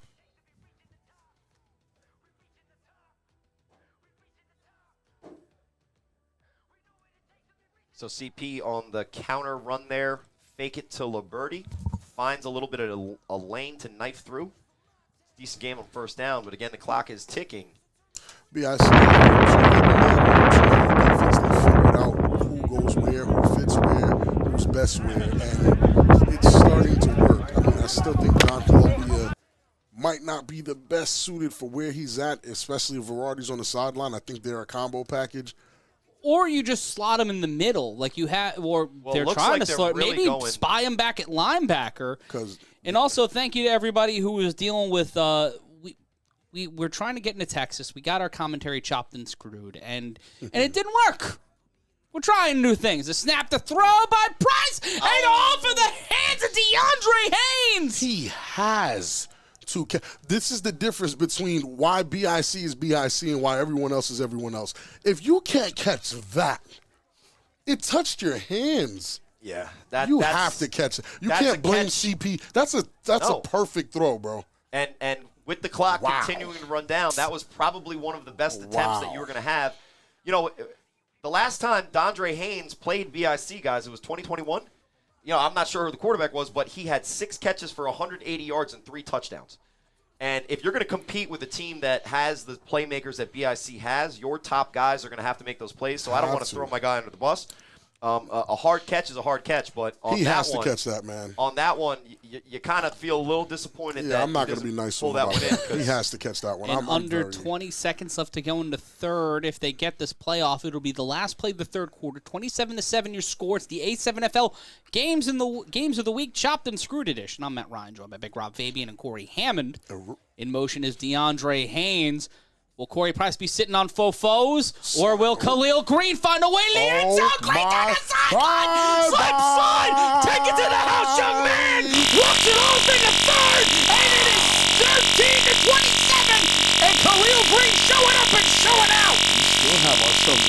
zone. Whoa, and you saw that play. And Dondre Haynes is going to catch the ball. He's going to go in motion. He's going to lead block for the quick screen. And Great what block a on great JJ. play, because you know what? Maybe he doesn't catch the ball and score the touchdown, but he knows that the next play, he's the most important player on this roster.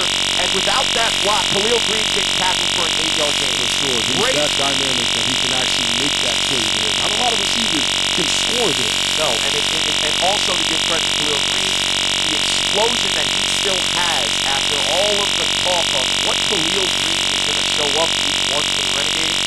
On that one return, we saw the hustle, we saw the acceleration, and on that touchdown, hey, that's the go-to guy at this point on offense.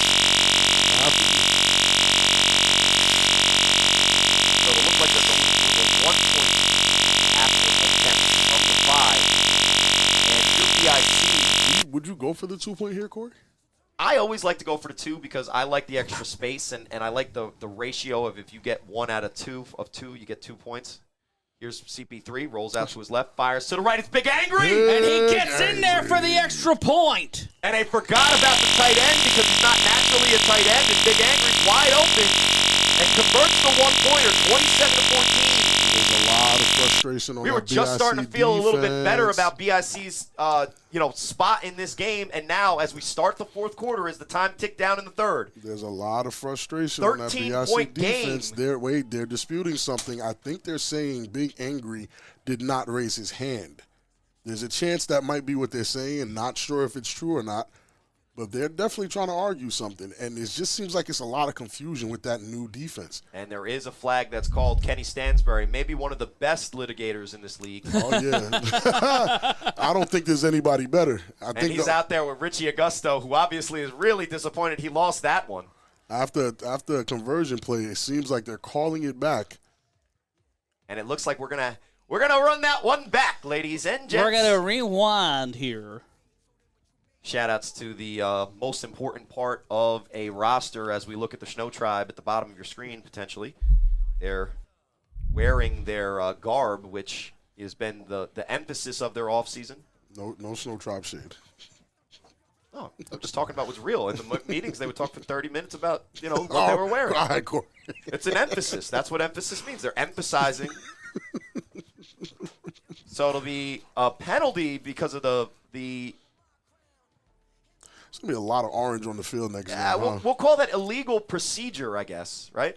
And what they're saying that the big fella didn't raise his hand. And it basically is an ineligible man downfield, but it's because he didn't raise his hand, then maybe it's just the semantics of it being the non-tight end going out.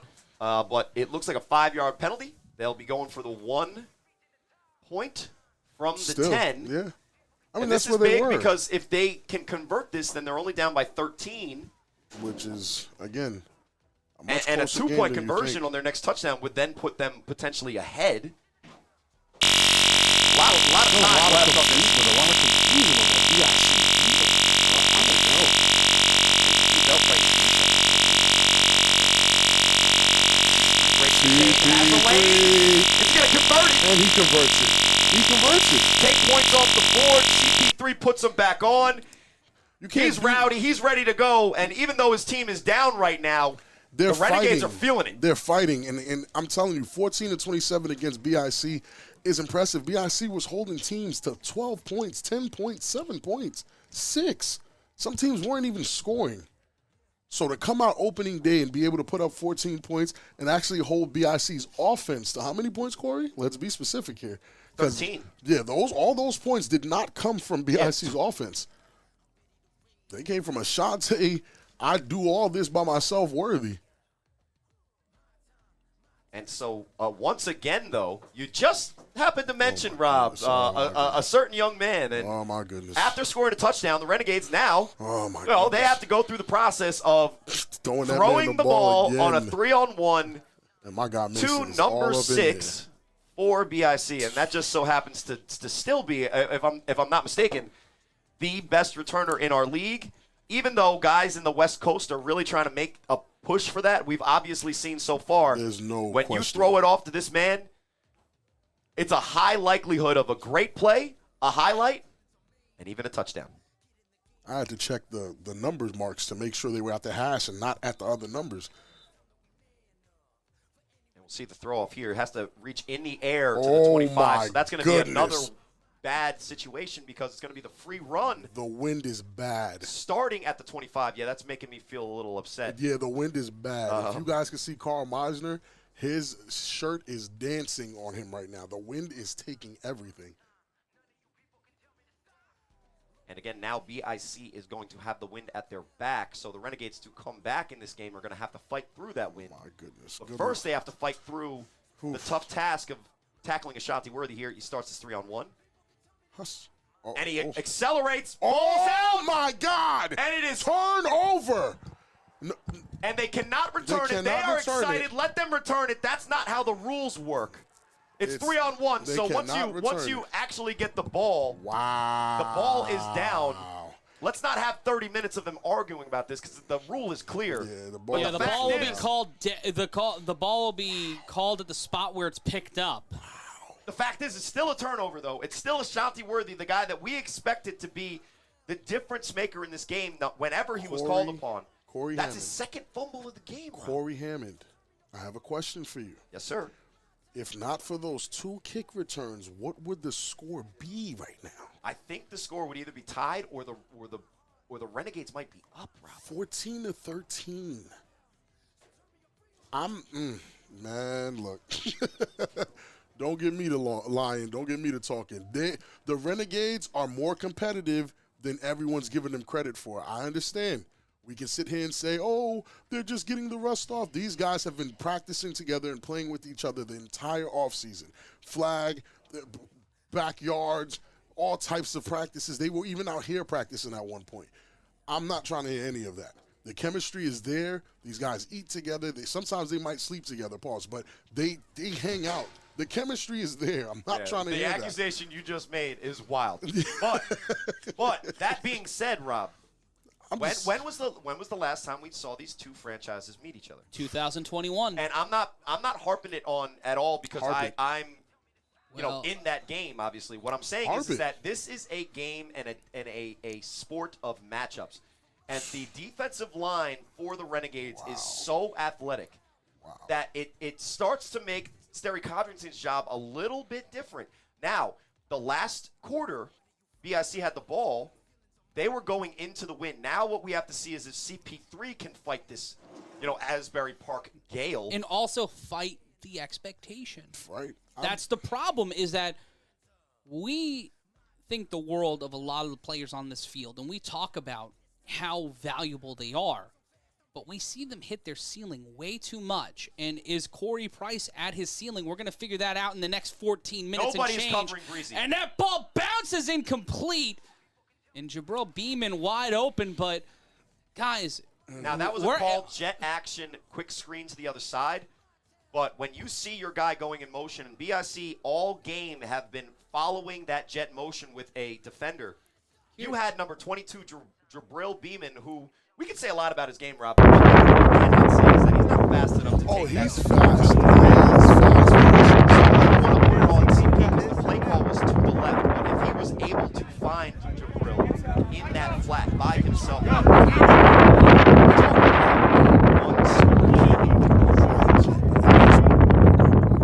and for a team that's led by Ken Stansbury, and the defense specifically that's led by Ken Stansbury, it's great to get all these new names and all these legacy guys. You see both Bell brothers are in right now, but they have to get on the same page real quick because their schedule is not going to let them, stand Price thrown, hit while he throws, intercepted by the BIC. And I was about to ask, can Cory Price handle the pressure to be called when he was called? And he gives the BIC the ball back. CP3 just got intercepted by Ryan Whitlock. Listen. Tough part there is that the same thing happened to Cory Price that happened to Sterry Codrington. Right. The ball stopped midair, and the one-on-one where, no disrespect to Mike Liberti did not look back in time to make a proper adjustment. It wasn't one-on-one. So the underthrown ball, it's not attacked by the offensive players. So, yes, CP3's intercepted there, and we're going to put that on his resume as a bad throw. Yeah. But the fact is that's a very similar throw to what Sterry Codrington just put out there, and I think the difference is that Matt Riddick won the one-on-one. Hey, Ryan, come here. I got to take a picture with you. Get this. His Come here, Ryan. Get your ass over here.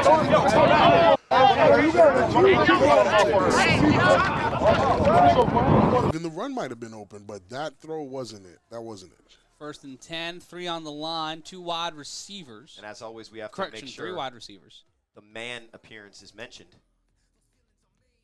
Punt on the line, 3 rushing for the the Renegades. That toss over to number 1. He'll cut up the sideline. He won't get the first down. Samaz was trying to put him in. What was he That's doing? Umar Lewis with the reception. Would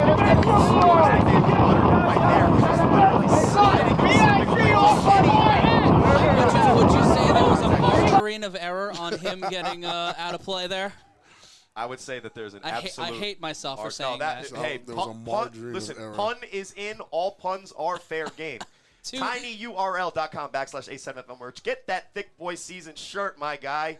And it is a thick and heady day for the Renegades in trying to find a way to come back. 3 wide receivers set, 3 on the line. And there's tight coverage at the top of your screen.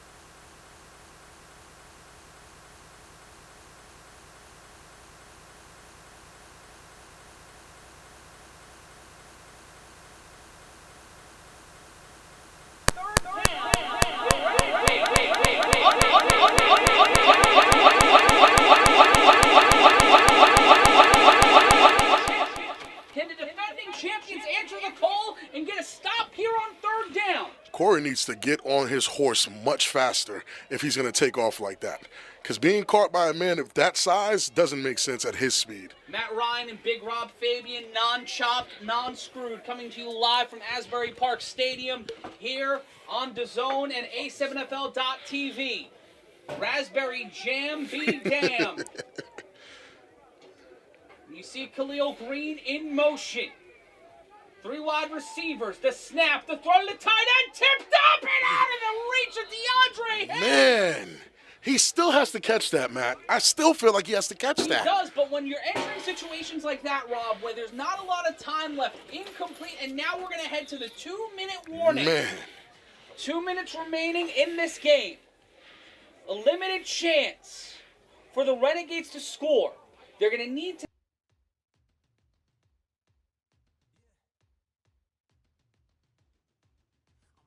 timeout. The BIC have all 3.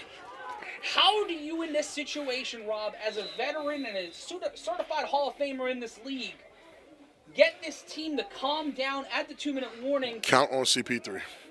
That's all I would tell them to do. Trust your quarterback. And a timeout there it is. called by the There it BIC. is.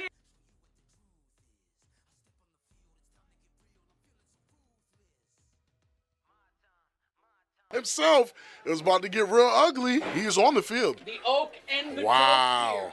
Shouts to BIC for picking it up. And Rob, I have to say this. It's so good to be with you again. And be with It's Cory nice, again. man. I like it's great this. To be with the team It again. feels good. Being Shout at out to home our was tough. Camera personnel. Shout out to everybody watching on A7FL.TV. And folks, it has gone down here in Asbury Park. The defending champions who thought were going to win by as much as 35 points Oh, my heading goodness. into this game have a window to walk out with a sizable win. A 2-score win. But Rob, what broke down from when we got chopped and screwed to now? Offensive line play, defensive play not being what we thought it was. CP3 making a phenomenal play. And the Renegades just not laying down. It'll be 4th down. Oh, that's a mismatch. 4th and 6 after the timeout. You can see Riddick spying at the corner.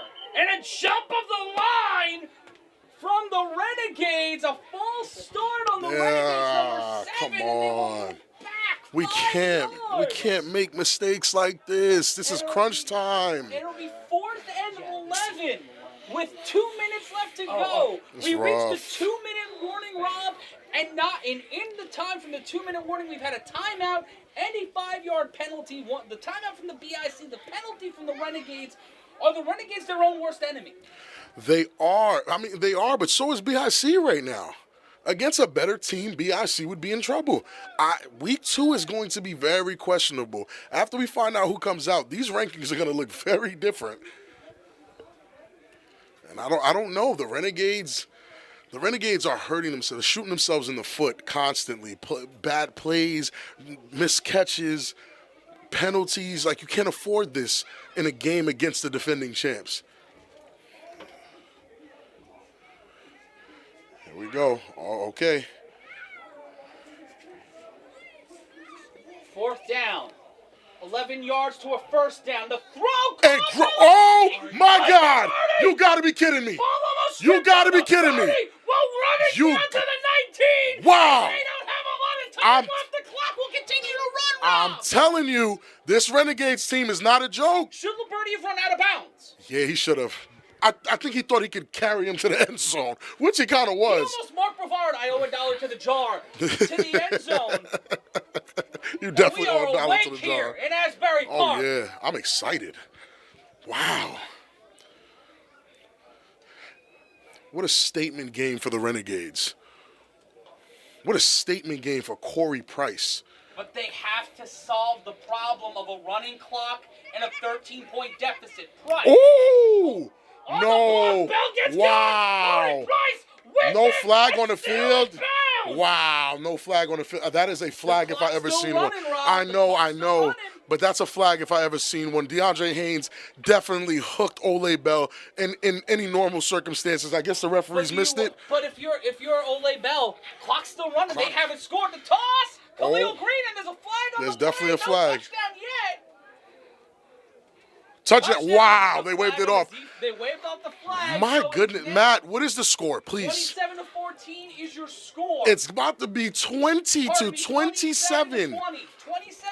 This is not. Listen, when I say I can't wait till Tuesday, man. That's it. I can't wait till Tuesday. 47 I know. seconds left. I know. And the BIC get the ball. Wow. What in the wide world of sports is going on here? I don't know. Mega Man, Cory Hammond, real quick, what's your thoughts? I think that the only thing wrong with what the Renegades just did is how long they took to do it, right? So with the limited amount of time that's left on the clock, they've obviously shown that they're here and a team that you need to take seriously. It's 100% serious. Say what you want about CP3. He's a champion, he's a competitor, and he's a winner, and he knows how to get things done when it matters. The time though, with 47 seconds left, is it too little too late? It might be too little too late, but I'm sorry to say, regardless of the outcome of this game, you will not leave here not respecting the Renegades. No. I think they've gotten into the top 10 now. Oh, for sure. We have to see what Shnowtribe. guys? What? If the Force rout the pit bosses, if the Nightcrawlers stay undefeated because they're not playing this week, and if the Watchmen destroy the Buzz, do you take BIC drops to 2. Oh. And that one is incomplete. 20 to 27. Wow. So they will not convert on the extra point attempt. And with not a lot of time left, Cory. And I'll just leave you guys with this because I got to go see if I can practice, right? Does this game and what you've just seen change the narrative that we had all offseason that this is BIC's league, period? Does that change the narrative watching this? But does week 1 answer a question? Listen. Does week 1 I think it create, asks them. Does the week It 1 asks a create lot. context? It does. It But asks is a that lot of enough questions. context? Is that enough context? It is, because the last time BIC won a championship and then followed up with a piss-poor performance opening day the following season, they got bumped out of the playoffs. To John Webster saying it's like the 2017 BIC. I said it. Hold Yeah, on. it is. You said it I said earlier in it. the broadcast. No way that game should have been what it was. But guess what? It Is that what is. we're dealing with now? That because the Renegades are a better team than we thought, and BIC might be worse than we think. Once we find out what that score is over there in Baltimore, things are going to change on that top 10. I missed you, buddy. I missed you too, bro. Our producer today, Alex Boom Boom Soberman. Our statistician, David Soberman. Handsome man handling everything else, Zach Morgan. Shout out to our camera team. Dick Boy And season. that one will not make it to the 25. Again, the wind coming into play. It is blowing the opposite direction of the Renegades throwing right now. Right now, yeah, it's So looking. that is a huge problem, and that is one of the interesting things about all the different places we play across the A7FL. We're playing right off the water. Right. You can see it now. You can see the water just outside of here in all the homes I can't afford, which is probably any of them.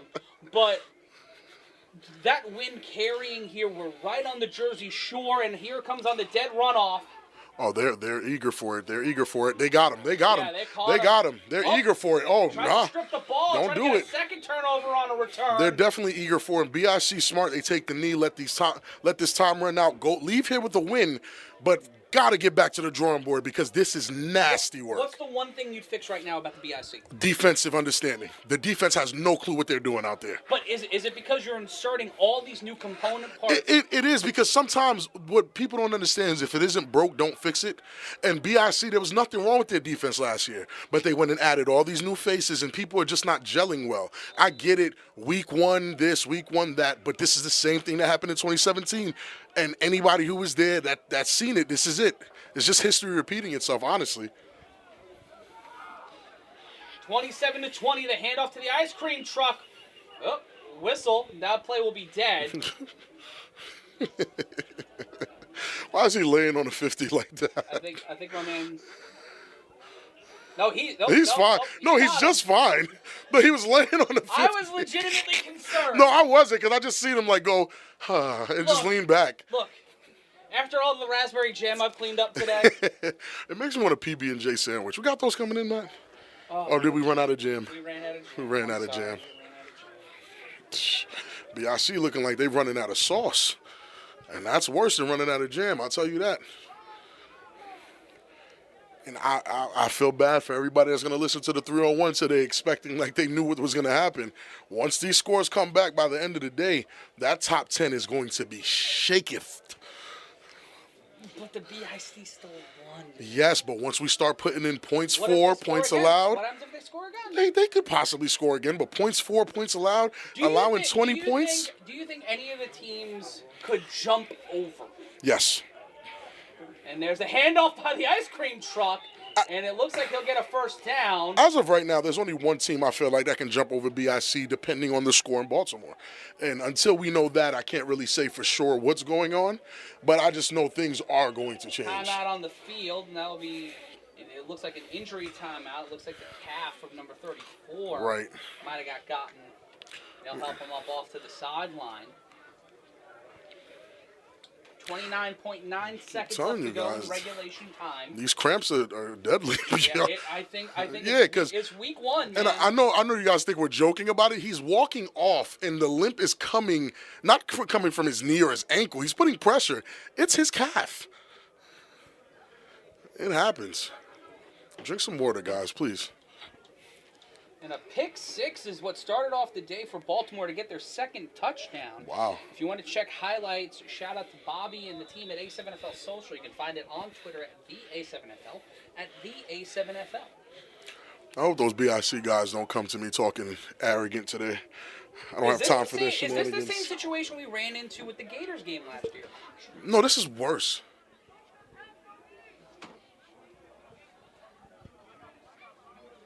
And time will wind down here. Timeout called by the Renegades. They'll run it to 3.2 seconds left on the clock.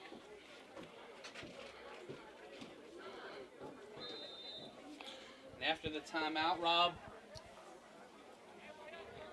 After that timeout, they're trying, Yeah. and that's all they can do. And it will be second down. And we're probably just going to see a run here. Take the victory formation. Take the knee, get your W, and walk out of here and get to the booth. Yeah, there we go. That's it. That's game. That's game. And at the end of this one, the BIC walk out with the win, 27-20. The defending champions are undefeated, but are they the ones who we thought were the ones to start this season? We're going to have a lot of conversations about that. But at the top of the hour, we'll return with our games of the week. We're going to take a brief timeout, and when we return, the Paterson U and the Rahway Shnowtribe will battle between two of the top 15 teams in the A7FL.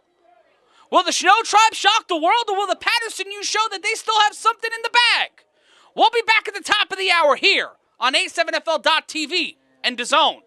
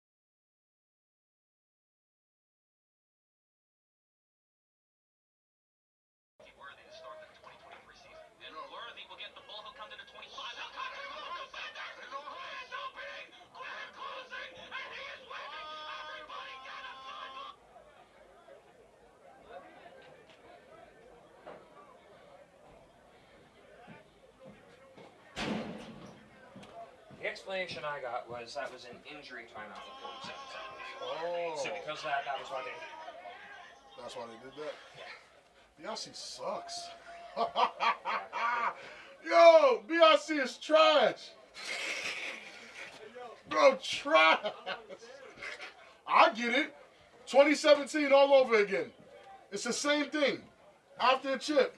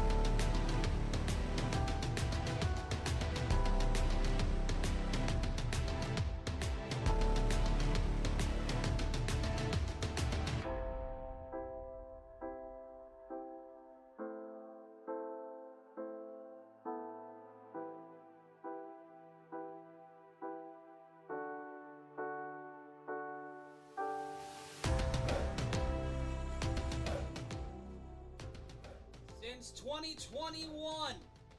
Even before that, heading into 2019, the Paterson U have been the benchmark of the American Sevens Football League. And now, heading into a season where they are challenger, not champion, they face a team determined to knock them off the top of the mountain, to knock them off the peak that they have held for nearly 9 seasons of the American Sevens Football League. I'm Matt Ryan, and this is the Games of the Week. And we're so glad you're joining us here today. I'm Matt Ryan, joined alongside Big Rob Fabian. And Rob, an interesting first game to say the least. Very interesting, and if that is a tall tale to what's going on for the rest of the year, I am excited, Matt. I am very excited. Very excited to see what happens. The Shnowtribe adorned in blue with orange numbers and letters, white piping, and orange pants. One of our productions guys said that it reminds him of cotton candy, and I can't unsee it. I'm a very big fan of cotton candy. I want some cotton candy so bad right now. Like I'm jonesing for it, Rob. I'd be okay with a fried Oreo. Ooh, it is the summertime. It is. We right? are down shore. We are down shore. You feel it's the wind. Fried Oreo energy. The BIC remain undefeated, but they walk into this week 1-0 with a lot more questions than answers. Way more questions. When they will be battling next week here on the Games of the Week. And Rob, when you look at what's going on with this BIC team, what are 2 things that you can diagnose right now that they can address in the next couple of weeks? Off the back, first things first is that defense. Yeah. Man, oh man, that defense allowed 20 points. And if I'm correct, Matt, that might be the highest amount of points they've allowed in a while to a team that wasn't named the U. Yeah. So they need to address that, number one. And also the offense needs work as well. Again, we're not talking about Ashante Worthy here. Ashante Worthy is his own entity. We're not saying him. And 27-14 was the final. 27-20 was the final score. And the Renegades did not score from their first drive in the first quarter that took up 2/3 of that first quarter into the second half. And the BIC conversely scored 2 return touchdowns and then 2 touchdowns on offense. If you take away Ashante Worthy's special teams today, his special teams contributions, over 100 yards, 165 yards, 2 touchdowns, what do you see as the ceiling for the BIC offense? Do you think it's week 1 jitters? Do you think it's the defense still trying to figure out what to do with these new weapons, with these new assets, still trying to integrate people like the ice cream truck into the running game of a BIC team with a lot of high-level talent? I think it's the integration. I think it's the trying to integrate guys. I don't want to ever call it week 1 jitters. These guys are football players. These guys are football players. These guys played together before. A lot of these guys were playing flag together. A lot of these guys, again, eating together, hanging together, practicing together. What are you jittery about? Yeah. It's the Renegades. I'm being honest. It's just, I think what we really saw today was the Renegades are better than we thought, and BIC is not as good as we thought. They're not who we thought they were. They're not who we thought they were, especially me, because I've been vouching for BIC since before the season started. I thought they were the guys to beat. Let's talk about the game ahead here. The Paterson U walking into this season, in our opinion, the number 4 team in the league. A year ago, they were the defending back-to-back champions. They've been in the last 4 A7FL title games, but the loss of Quatrelle Huffin behind center. Right. Such a huge loss for this team because he's the identity of the A7FL. He's the identity of the Paterson U. And with Kareem Moon or even a hard body. I mean, I'm looking at the roster, and no one has QB next to their name. It is very interesting. Also missing from this roster is Patrick Coburn. I do not see his name on this roster. I saw Pat Coburn's roster, a name on the roster initially, but... Yeah, I don't see his name on the roster, which is another big loss. But I do see Charles Irving, and I also see Willie Easterling, Mayweather, Stephen Jones, SJ, and Snag Sosa. And you have, like, Yeah, no, Pat Corburn's on the back of the roster. On the back of the roster. is so Scared big. me. Wow. Yeah, you've got a lot going on here. Scared me. All right. Still no QBs, though.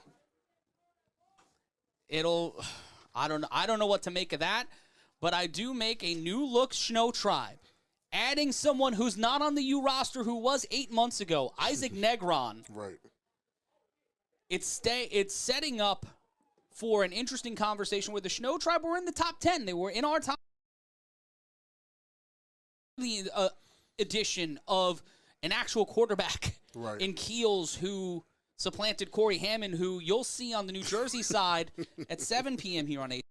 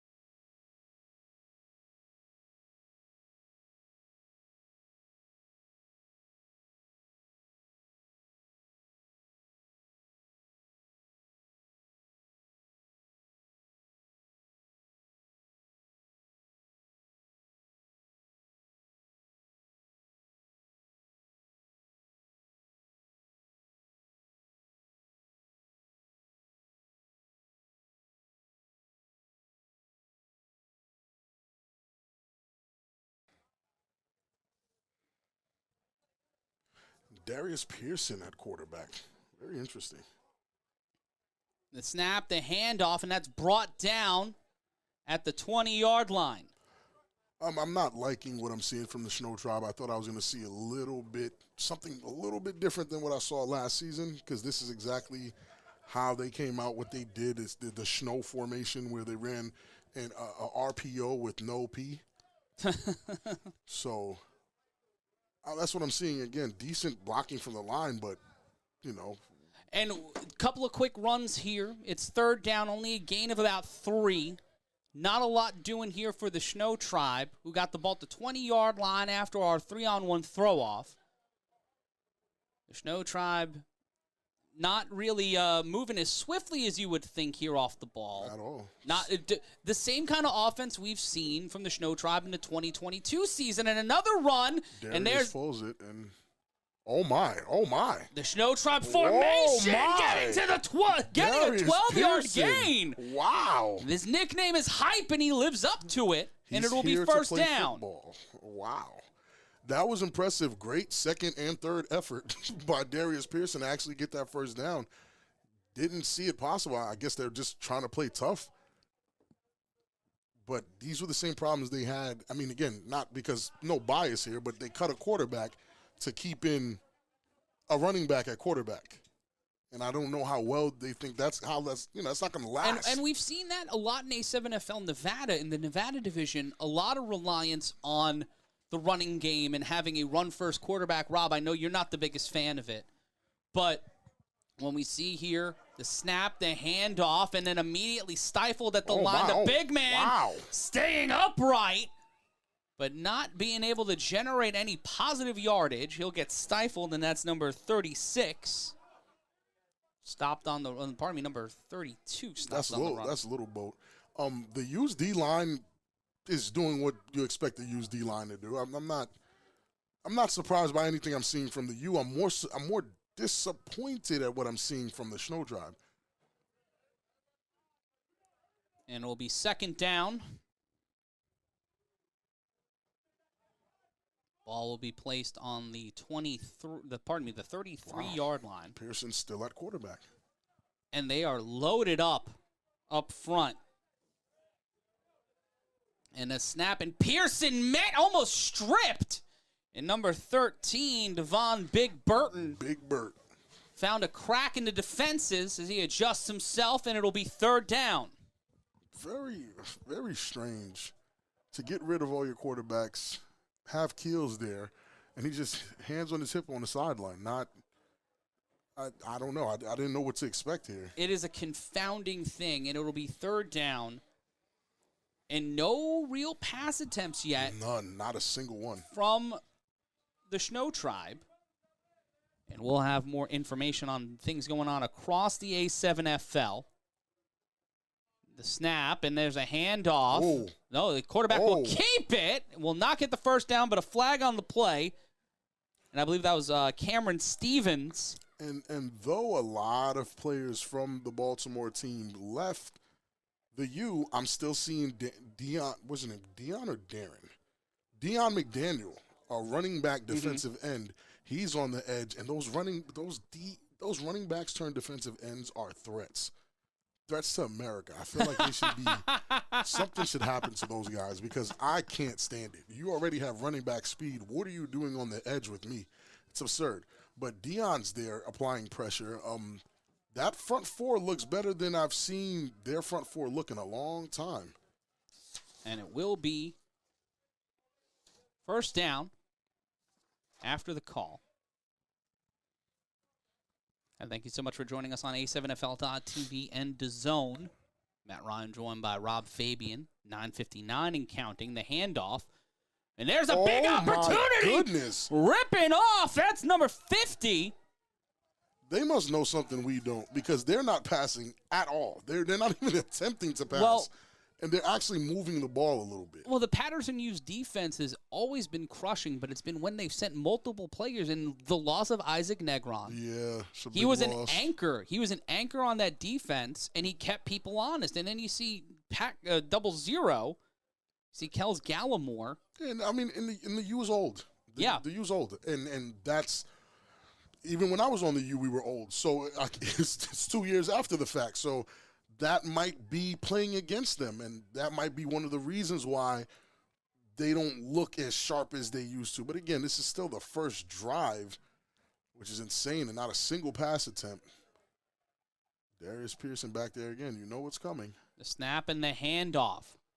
And Pearson gets thrown a yard. The defender really wanted that tackle, so he flung him into positive yardage, and it will be second down. Marcel Bates with the initial contact and then slowed him down and had the rest of his guys come through and swing him, ring him around the rosy. Marcel Bates is a staple in this league. He's been in this league for a very long time, longer than me. And I'm very impressed at the guys that have been here longer than me that are still playing.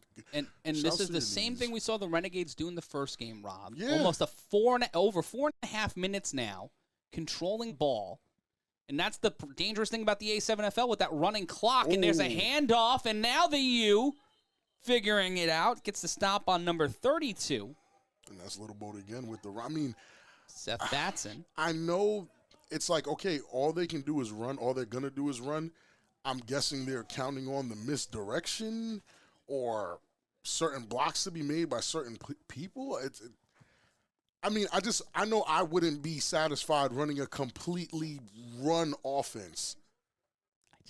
There has to be something. Like they got to be cooking something up. Because I see two quarterbacks on their sideline right now, number 18 and number 3, Marcel Chapman and Jonathan Keels. Two quarterbacks on the sideline, and they're literally on the sideline. And number 0, that's Cameron Stevens, will identify as a tight end. And it will be third down. The snap. Pass attempt? In trouble. Nope. It was more of a huh. More of a ooh, and it will be 4th down for the Shnowtribe. I mean, shouts to them moving the ball a little bit. But. The complete lack of trying to create any consistency with the idea of passing the ball, and they'll go for it on 4th and long. It's 4th and 7, and the U will make a swap. It looks like Devon Burton will step back in for the Shnowtribe.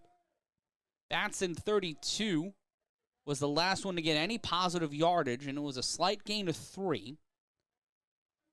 And Rob, right now, if you're the Paterson U, and you have allowed this defense to your defense has stayed on the field for it's been a while. for a third of the quarter, almost over half the quarter, pardon me. 6:49 left to go in the first, and the Shnowtribe have had it since the opening bell. Do you feel, and I think this is the thing that got the BIC tripped up too. Mm-hmm. BIC started first, they scored a quick touchdown. But then it's the grind. It's just keeping that team on the field. Right. It's that George Foreman, I'm going to abuse you. It's that heavy. Because these run plays are affecting them. Okay, Jonathan Kills is back in. 4th down. Okay. And they'll load up 3 on the line. Number 4, LaShawn Talise. He is a TBS candidate if there ever were one. You can get the shirts at tinyurl.com/A7FL merch. That's tinyurl.com/A7FL merch. To snap, and Keels gets tripped up and sacked on 4th down. And Rob, they go to the quarterback on 4th down. I'm probably the worst person on the planet right now to be calling Jonathan Kills' game because again he's a friend of mine. So again we have a lot of inside jokes and I as expected from Kills. And let's talk about another friend of ours, the third member of this broadcast team, Cory Hammond. Cory the Iceman Hammond. If Cory was behind center there, now it's 4th down actually. The Sticks got it wrong. Oh no, it's 1st down for the U. Oh, it's 1st down for the U. The Sticks got it wrong I'm now. Trying to figure out who is that at. Carlos Croslin? Carlos Croslin in at quarterback. Interesting. The snap, and Croslin looking uncomfortable, throwing a wobbler, but it's out of reach. The receiver. I mean. Not able to get there. I think that was Ernest Wingate, but I'm not necessarily sure. Are we reading 15? 15 not on the U roster. No whatsoever, right? But here is where we're answering the question of what can the U do without Huff. Their defense was never really in question. Yes, they lost Isaac. Yes, they lost Big Mo. But they kept some good pieces, and they also have dogs on that defense. They always have. But what can they do at quarterback? And Carlos Croslin is going to be the answer, I see. You see Big Smoke Pat Coburn, a multiple-time A7FL champion in the slot. The snap, and here comes the handoff. Oh, Isaac with the tackle. Wow. Isaac Negron. And that'll be a quick gain of about 4. It'll be 3rd and 6. And Croslin trying to move the ball downfield. But Isaac Negron, number 52, showing why he was a defensive player of the year, just stopping at the first opportunity. Very interesting how both of our 2 games followed with players that used to be on the team before that they went against today. CP3 went up against his former team, BIC. You would think maybe the league schedulers knew that. They knew that, right? They wanted to start the week with Isaac goes against his former team, the U. Very interesting. Croslin. 2 wide receivers set, 3 on the line. 3rd down, you see Negron right there in the center with the shiesty on. The snap, Croslin, throw, caught by Coburn! Great catch. And he is, did he keep possession? They'll count. They'll say the catch counted because he was pushed out of bounds. Great job by Patrick Coburn, veteran wide receiver.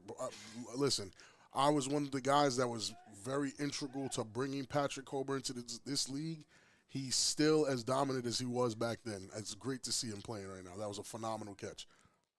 And Croslin so far, he better. had on the first throw. He had the opportunity for a big play, just did not reach his receiver. It's like, okay, he's doing good. He's not Huff. He's not moon, but he's doing good. And I think they made another switch at quarterback. And it will be number 21 now in. That is Hardbody? Marcus McKinney, Wow. a.k.a. Hardbody, quarterback by committee here.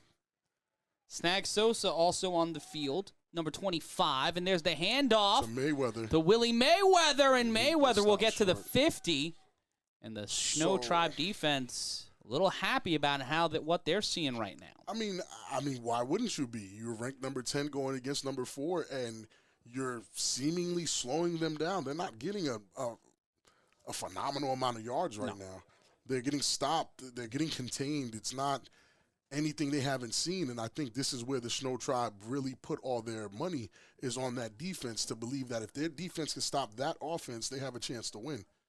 And you see Sosa there, number 25 in the orange headband.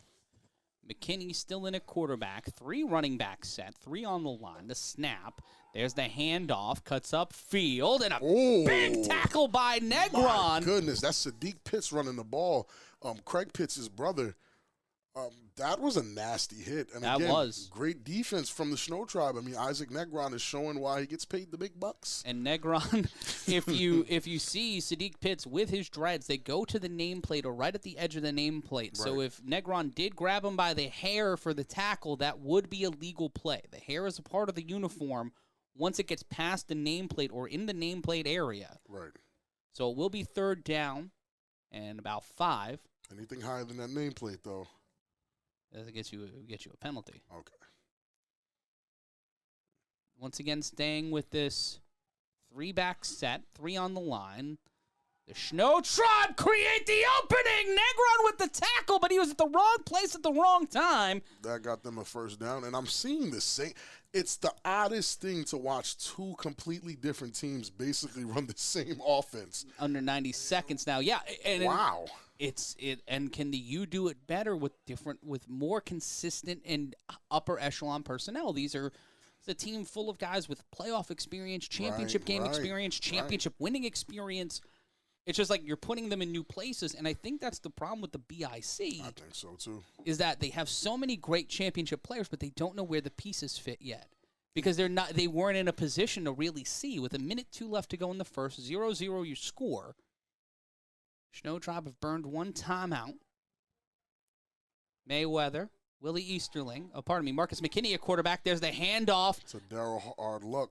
Hard luck. And the U, again, a big run here. The U's running game. We talked about Quatrelle Huffin as the focal point of that offense for years, but we can't forget that Daryl Luck, Marcus McKinney, Willie Mayweather, these are guys that were on the U last year. They've been around. They've been on the U for quite a long time. Right. And we're kind of the spine of a dynamic offense. For sure. Being part of that offense once upon a time, they definitely were the spine. It's just Huff was the face of it. You know, it's tough to see it without him. But, I mean, the U is moving the ball. The dot boss, that tight end number 2, and there's the handoff to Snag Sosa. Sosa, first time touching the ball today, Okay, all right, and he is being dragged down I-95 back to Charm City. One thing about And it'll be Snags 2nd down. is he doesn't touch the ground often. Like, he doesn't fall. They don't for a first quarter done and no score, Matt. And it will be 0-0 at the end of the first quarter. I think our rankings were pretty accurate, Matt. And, so far it seems like the U, when they got the ball on offense, were able to create some opportunities. But they haven't been able to score yet because the Shnowtribe ate up so much clock. And now at the end of the first quarter, nothing your score. I didn't think we'd be 0-0 at the end of 15 minutes. I definitely didn't think so. But, again, we have to – these guys just ran the entire first quarter. The game goes a lot faster when you're running the ball. Everyone knows that. Yeah. And both teams decided to come out here and ground and pound and basically beat each other up for a full quarter. So let's really see if they decide to change it up even just a little bit, because I get Shnowtribe has 1 pass attempt and the U has 2. Yeah.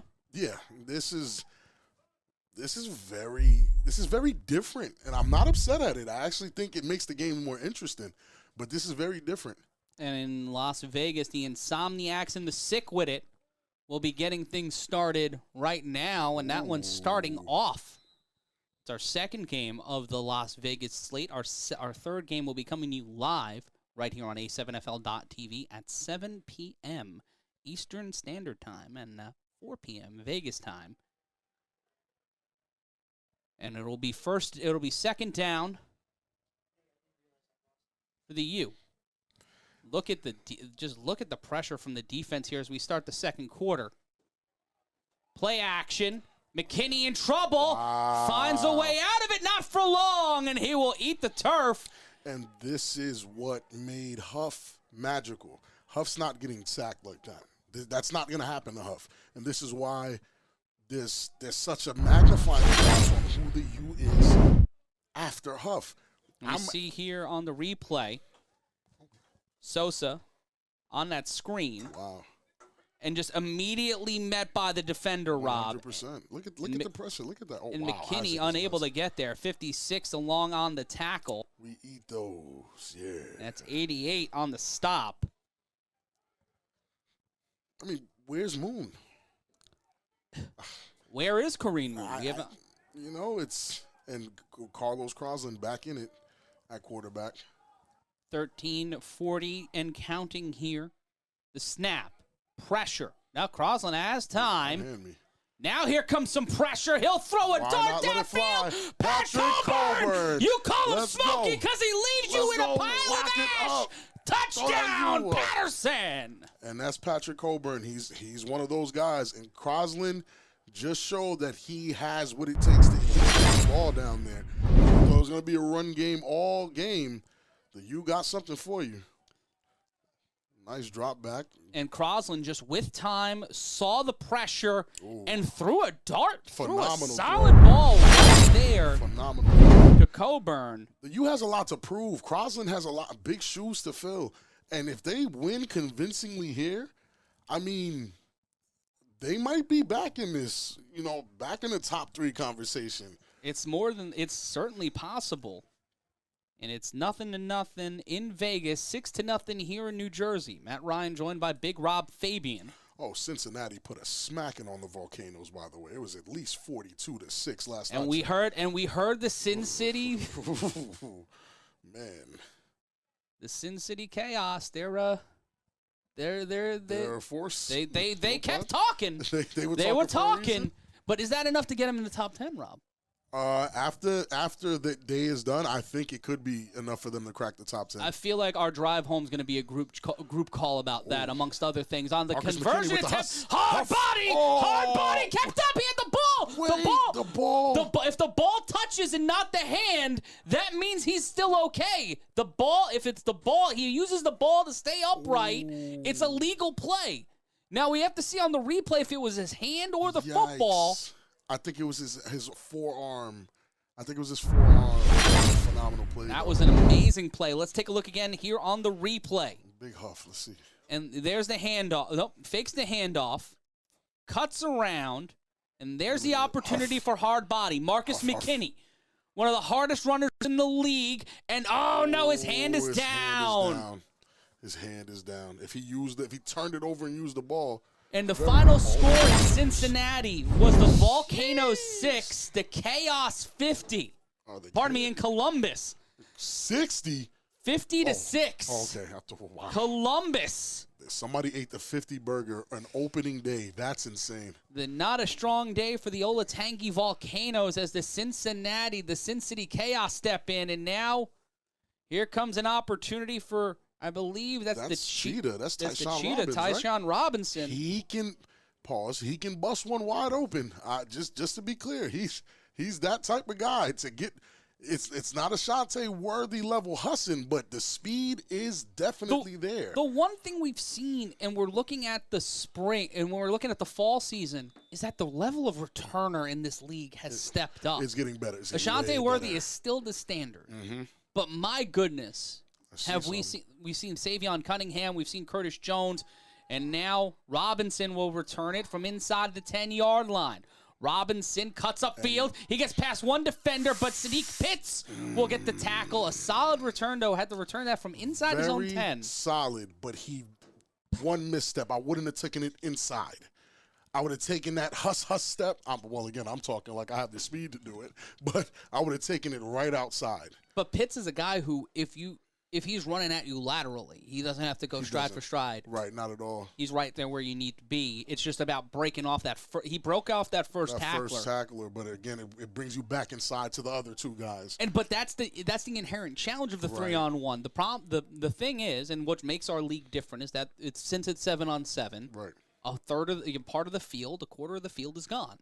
You lose a chunk of the field. Pardon me, a third of the field, and then from there, you have only that much room to work with. It's 3-on-1. You still have the ability to not have to evade 11 other dudes. Right. There's only 2 other guys to evade, but the way we set it up, Jonathan Keels with his first full drive.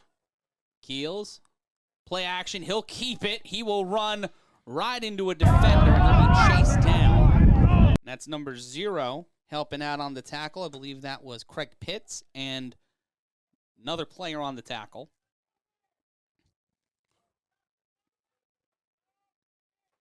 Keels coming in today at number 18. I'm really watching Keels' game because there's a lot of trash talk I have for him if he doesn't do well. So I know the pressure's on him. He has to deliver today. Second down, the snap, the handoff. Ooh, big fella. Big boy stays upright and will get the first down. He'll go to the 46. The big fella, number 50. Problem with week 1 is that there's no number 50 there on the was no roster. number 50 on the roster. They've had the uniforms for they have more uniforms than I have pants on this team. But cannot get us an accurate roster. Why would they? Who knows? I don't know. They hate us, Rob. What's the point? They hate us. That number 232 over there on the U defensive line is insane. And that's Rec Ratty. That's Rec Ratty. Sherrod Servance, an A7FL veteran. Oh, my goodness. Rec is one of my favorite football players of all time, I promise you. And Rashad Knight anchoring the defensive line. You see him there towards the bottom of your screen. The handoff play action, and there he was right there, thrown into the dirt, meant for Cameron Stevens. I believe Shane Turner. Number 24, if I'm not mistaken, is Amir Chick Morris. Listen, if you think I'm first ballot Hall of Fame, he must be first ballot Hall of Fame. That man is a walking legend. I beat him several times, but he is definitely a walking legend. A lot of one-hand interceptions, a lot of in-your-face plays. Listen, definitely one of the better players in this league. And the final score, I believe, in Baltimore was Watchman 34. Expected. Buzz 7. Expected. Yeah. I'm not going to lie to you. I expected that. And the Watchman, listen, unofficially. That was talked about as the game outside of the games of the week to be the most, the one that you wanted to watch the most. For sure. Outside of Insomniac Sick with it. But. Right, that's a great game to watch. Keels here on second down, the handoff, and met immediately. Great hit by Marcel Bates to slow him down. Number 14, Marcel Bates, he's going to come out. He got I think his nose might have gotten a little knocked around. Might have reset the cartilage, but it's still third down, Rob. And reset the cartilage. We're in the second quarter, and a timeout called by by the U. Be a very fast game with all these running plays. I mean, but here's the thing: you're down 6-0. You've been able to run the ball effectively. Right. You're at the point where you should try to open up the passing game, and they still have. It's either they're not confident in Keels, or Keels is still. Do they have a first 15 plays? Like, what's the logic and rationale between run? Because at some point, these guys are going to run out of gas because you're using the same 2 to 3 guys again and again and again. I know Keels' skill set. He's not one of the faster quarterbacks in this league. On the contrary, I think he might have like a half a step on Cory in regards to speed. He looks like he should be faster, but even his throwing capability is not the greatest. It's just, I guess he's a better game manager in their opinion than Cory is. I can't say for sure. I'm not there with them. But based off what I'm seeing, if it was just a running offense that they wanted to create, I see that they did that, but I don't really see what Cory couldn't have done here with all these handoffs. And the Insomniacs are with their backs against the wall here in Las Vegas. The Sick with it inside the red zone, but here in New Jersey, it's third down. and about 10 yards to go. They have to get to the 44-yard line. 2nd and 8.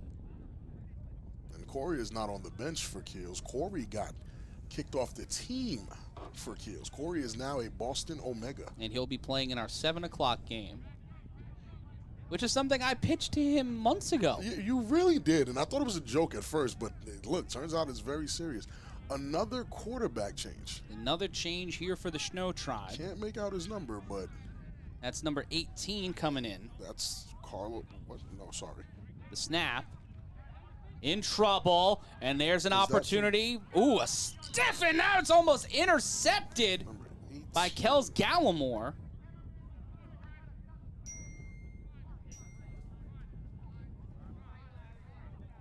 He plays Jamal like Williams Yeah, he in. plays like Jamal. I was going to say that. It looks like Jamal, but it looks like Jamal if he lost a step, because Jamal is a lot faster than that. Former BIC quarterback. Yeah. It was an illegal motion, thanks to our in-booth official. And Jamal is, I'm guessing, why? I don't know. There's so many. I have so many questions. Why wait till 10 minutes left Into the in the second second quarter. to put Jamal out? You've played 20 minutes of Right. football, What are we doing here? What are we and a trying to timeout do? called by, I believe, the Shnowtribe. And it will be their first charge timeout. Ball on the 48. It'll be 4th and 8. Oh no, they're definitely throwing They're it off. going to throw it off here. Wow. I don't understand the decision making, and then Ant Live is one of the better decision makers I know, and this just seems very uncharacteristic. But is he the stopgap? Is he the end all be all? Is he the one? The head coach is there as well. They're making certain calls. What do you think about the Shnowtribe adding a coach while still having someone like Ant Live making the decisions? And here comes Sadiq Pitts on the return, and that will go to the back of the end zone. I mean, I'm seeing how it can work. I also I wasn't the biggest fan of the coaching aspect of it, but I also see where it can benefit, where a guy like Ant Live can help a coach who's never coached A7 before and teach him the in and outs while he does his coaching job, and then while he learns through Ant Live, Ant can then go off to another team and be a head coach himself. I believe in the former player coaches, and introducing new coaches to the league, but under the advisor, having like a player under them that used to play this game to help them learn the game. Yeah. Because right now, I mean, a 6-0 start, 10 minutes left in the second quarter. It's not terrible for the Shnowtribe. It doesn't look the worst. No. But you kind of expect a little bit more than that. Carlos Crosland is back at quarterback, hard by to his left. 9:58 and 9:58 and counting here. Crosland under center. Ooh. They'll snap and flag on the play. Muggs definitely jumped a little early. False start on the offense. It will be a repeat of. They'll go back to first down, but a 5-yard loss there. False start on the offense. They'll jump back 5 yards. And Rob, when you're dealing with all of the problems that you're seeing from the Shnowtribe offense getting off the blocks, does it make the U offense look more impressive when they're dealing with the loss of Quatrelle Huffin, even though it took them a solid amount of time to score? And there's the handoff. That is to Marcus McKinney, and he will get to the 20, gain about 5. I think the Shnowtribe's defense is more impressive than we think they are. I think they got caught lacking because they didn't think Carlos Crosland was going to throw one, and he definitely threw one. The U is still stacked. They still have great players, from the top to the bottom. Offensive line is led by my guy Muggs, Deshaun Johnson, who's a former Green Bay Packers. You know what I'm saying? Like these guys have played at high levels, so it's not like we're dealing with bums. Dot Boss number 2 is probably still one of the best, if not the best, tight end in the league. So, then That's Charles Irving and Snags in the back. There's the handoff to Snags. Ooh, Sosa! unhandy, Snags Sosa! He told us all to watch! Excuse me. And he cuts down the sideline! He's not a watchman, but he's making us look! And that's a first down! Rock the baby. Yeah. Yeah, I like that. That's the energy I need. But Snags, again, I'm looking at that roster, and it's a lot of running backs. A lot of running backs where, you know, maybe they get off a little bit more than usual because they don't have a guy like Huff making magic plays happen and taking all the quote-unquote shine, which never was an issue. And as we look at the replay, Snags just completely demolishes this dude. And he's one of those guys, despite his size, is very strong and very explosive, especially when he's in shape. And he's looking like prime Snags right now. It'll be first down. Crosland still a quarterback. In motion. Oh, Lord. The ball comes loose. Crosland will pick it back up. Trying to make something out of nothing. He'll cut to the sideline and get out of play. Great way to save it by Crosland. You know, the problem is we're grading Crosland on a very unfair scale. I'm trying to erase what I feel like I might know and give Crosland the benefit of the doubt. I think he looks good on his debut so far. He's been able to keep the team moving, and they've been rotating between different guys at quarterback. And we'll see number 20. That's Willie Easterling, a.k.a. Mayweather, stepping out. Another legend, Troy Smith, former BIC player. I won the championship with him as well. He is now on the U after eye surgery where he thought he wasn't going to be able to play anymore whatsoever. It's good to have him back here in the A7FL. He's at the top of your screen. Mr. Incredible is the nickname, and he's looking to pull off an incredible play here with under almost 6.5 minutes left to play. And it'll be a flag, a false start. Pressing Troy is insane, I'm not gonna lie. False start on the offense. They'll move back. It'll be second and an uncomfortable amount for this U offense. Not the full roster for the U showing up either, huh? I don't see Mims anywhere. Gotta wonder where Cory Mims is. Maybe he was quartered by Cory Hammond in the Omegas. Shnowtribe loading up on defense.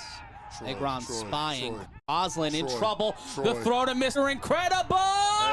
Wow, flag. That was one of the most blatant pass interferences I have seen in my 3 years of calling A7 football. He has no clue who Troy is. That's why he pressed like that. That's insane. Yeah, and that was number 11, I believe, on the defensive boo-boo that will get them from one side of the field to the other. And that might have been the most costly mistake for the Shnowtribe so far today. Honestly, it's going to look bad. And we're going to really see Carlos Crosland really get to show out. And Carlos Crosland is a guy who never really got an opportunity because he was in Baltimore with Ace. He was behind Ace. And it will be first down after the penalty. And at halftime, we'll do a live look-in of the Insomniacs and Sick With It. See what's going on over there in Nevada before we jump on the call. Shouts to Big Mo. I know he's watching. Got the Big Mo and his family. The handoff on the sweep. Cuts inside. And we'll get to the 10, and it will be second down. Now, the score is not really telling the tale of the tape because right now it looks like the Shnowtribe is getting manhandled. It's just the plays that are being called aren't, allotting for these grand scores that we're used to from the U. And I think to be fair to this new look U, we have to erase that thought process of every play is going to be this exciting, jaw-dropping, magical pass from underneath your feet, shoulder throw, sidearm, all that. It's going back to basic ground and pound, rough and tough football. And I like it personally. And it will be second down. Ball placed at the 11. Crosland, no time, throws, and that one was for Easterling, and that one will be out of play. Looking for a flag. And number 8, Gabriel Sanchez, will avoid the flag. He touched him, but the ball was past him at that point. It was past him. And hard body, he's He's not who he used to be. Hardbody's a guy that, listen, I've been on the receiving end of Hardbody, one of Hardbody's best games ever, and it's not fun whatsoever. He used to really be able to get it done like that. But again, with old age, with, dealing with these younger guys, like, it starts to catch you. No one's ever beaten Father Time. Crosland under center. 3rd down. You see Negron right there looking to come off the edge. Snap. The handoff, and there's Snag Sosa. Sosa cuts up field, but cannot get the first down, but impressive run from Sosa. Very explosive. Always been that way. And I thought he might have lost his step. I thought he was out of shape. But his tenacity is screams through the camera, man. You can really see that Snags is one of these guys with nothing but passion in his heart. And I really respect for him, Dion, and Crosland for staying when everybody else left. Let's see again here on the replay. Super slow-mo, so you see the handoff to Sosa, evading the first tackler, getting the cut through, but then just not able to plant off that right foot. He was stumbling on that right foot because wasn't able to balance it. But it'll be 4th down and a timeout called by the Shnowtribe, and they will burn their 2nd timeout, Rob, with 3:14 left to go in the half. And it has been a defensive showdown so far. 100%. Both teams predicated on the run. And it's like it has been that. The score is 6-0, which is not the score I thought it would have been coming in here. I definitely didn't see that coming. But neither offense, well, the U's offense is showing that they're definitely more prepared to do more. I'm just very disappointed in what the Shnowtribe is showing offensively. I really wish they showed a little bit more than just run, because, again, all they're really doing, in my opinion, is draining the clock. But the U is out there doing the same thing, and then throwing a bomb. And it will be 4th down after the timeout. They have Ski and Pat Coburn at the top. Oh, Ski's out, or is he? Yeah, Ski's out. So Pat Coburn is at the top of the screen, one-on-one, which is insane. The dot ball. The snap. Crosland on 4th down, met with pressure. Throws across his body. Touchdown, Paterson! Ernest Wingate making it look easy, no pun intended. Wow, that's impressive. And what a play by Crosland, too, having the presence of mind to make those moves and put them up 12-0. Wow, man. Scoring is almost as many touchdowns as the BIC did on offense in the whole game. Oh, man. Listen, man, that top 10 is going to upset people this week. That top 10 is going to change every week. If that makes you uncomfortable, play better. Because I promise you, it is not going to be pretty to see where some of your favorite team ends up on Tuesday night, if I'm not mistaken. Yeah. And you'll probably listen to it on Wednesday. It's going to be very tough to hear it. But it'll be an interesting day at the office. For sure. But it will be it'll be a 2-point attempt from the 10-yard line. The U up. 12-zip. Yeah, it is and it changed to Snag Sosa? No, pardon me, that's number 10. That's Kenny Prelude. Kenny Prelude. Wow. The switch, that's 108 on the back of the jersey, and he throws that. If this was regular football, that'd be an extra point, but that is incomplete. Right, Patrick Coburn with the illegal catch. Well, definitely nothing legal about that one. There's nothing going for that, but great throw, at least, I guess. I mean, again, what does the U have to do against a team who can't really produce on offense like that? We've seen the 3rd quarterback already on the Shnowtribe. We haven't seen any consistency in the play calling outside of runs that weren't really getting them anything besides the tough yards. They've already made a switch at kick return to number 14, Eddie Pettiot, who's Corey's favorite player on the planet. An interesting move here, Pettiot at 12-0. And if you want to be a part of the A7FL, if you're talking about North Carolina, Atlanta, Georgia, Texas, all points in between, you want to bring your team to our league, head to a7fl.com/owners. That's a7fl.com/owners. Crosland will throw this one up, and it will make the 25-yard catch, but it'll be dropped, and that one's still in bounds. He knocked it in bounds, and it'll be BIC ball. That one picked up by Snag Sosa and Eddie Pettiot. Still your favorite player, Corey? Paterson U ball, pardon me. Paterson U ball. Wow. That's terrible. Oh, it has been a long day. And it will be first down for the Paterson U. And the ball placed at the 27-yard line. Matt Ryan joined alongside Big Rob Fabian here on A7FL.TV and DAZN internationally. So glad to be bringing our game to one of the biggest platforms in sports. And all the jam has been cleaned up. I want to shout out to our game day crew here on site in Asbury and across the A7FL. Without them, we are nothing, and we would not be on the air right now. So very grateful to them. Shout out to everybody in the corporate office, and shout out to everybody watching at home. We're so grateful you're spending your Sundays with us. We're so glad to be with you, and it will be first down. 2.5 minutes remaining. Crosland in trouble. Will cut to the sideline. He'll keep it, and he will get a solid rush to around the 21-yard line. Very impressed with Crosland. And they'll call him out there at the 21. Very impressed with Crosland.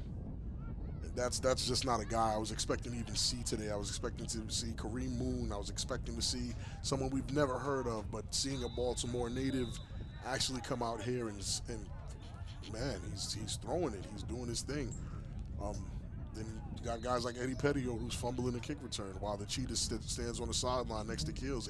It's things like that. It's like, I'm not joking when I say certain players they're not used to this kind of pressure. And it's a talent thing too. Like, that's the interesting thing, is that there's so much talent on these teams now that it's still trying to find your way, and it's also talent against expectation, talent against being able to prove it when it counts. And, you know, the U have championship-ready guys. For sure. Crosland, after the 2-minute warning, clock will stop after the at incompletions now after the run by Irvin. Yeah, Charles Irvin, another guy who his name was ringing bells 6 seasons ago when he was dominating teams like the U, teams like BIC in the regular season, running the ball for the Immortals. The U is actually a lot more stacked than we think. It's just not the explosive jumping out the gym scores that we're used to. And this is still a defensive game, and it's just a lot of questionable calls from the coaching staff of the Shnowtribe. I don't really put it on the players. Third down and about a yard. The handoff to Sadiq Pitts, and Sadiq Pitts will hus his way to a first down. No way. McGee says, no way, Jose. Not the touch. Doesn't get 6, but he keeps the ball moving. And the Shnowtribe started off with the ball, Rob. Right. And they'll be giving the ball to the U at halftime. It'll be very interesting to see with 50 seconds and counting here. And take a look again on the replay. Sadiq Pitts finding nice yeah, that's a huss and a half. And then McGee just cleans him. Goes low and attempts to wrap, which is what you do in this league. You cannot throw yourself at anyone's knees, ankles, any of that. Shout out to Michael McGee. Just turned 30 recently. Welcome to the club. I'm sorry. 2 set up in the box. One at the top. One receiver at the top of your screen. The toss back. Huss. Dion McDaniels. Dion McDaniel looking to prove that he's neon, but gets caught up in the flashing lights, and it will be third down. Matt, you're awesome. So are you. Great attempt at, you know what I'm saying? I seen it. The footwork was there, but it looked like the broadcast earlier when we were buffering. Yeah, well, it was getting stuck.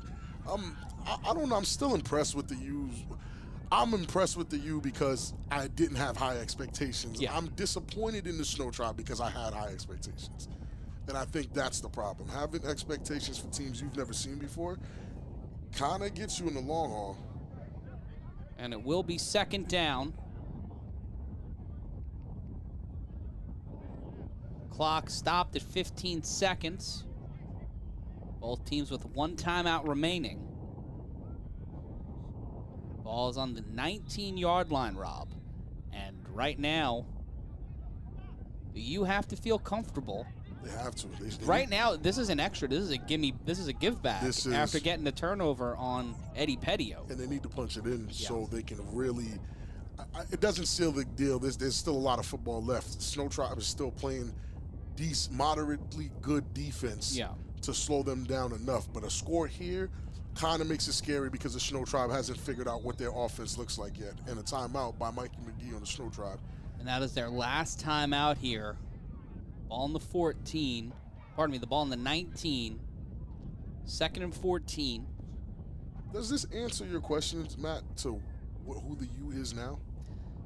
I don't know. Like you see it. Crosland seems to be the consistent option at quarterback. Right. They've shifted to a more run-heavy offense. Do I see that as where they are now? Is that going to be when they get to the playoffs? Is that going to be the Eastern Conference Final or the semifinal, wherever? You know, I don't know where their ceiling is. Looking at this, this is not the U we saw last season. Or the year before that. Yeah. And I feel like they're still finding themselves. Are they a good team? Yes, Very much so. Very much so. Very much so. Definitely. Are they an elite team? I don't have an answer for that yet because we still don't know what the Shnowtribe is.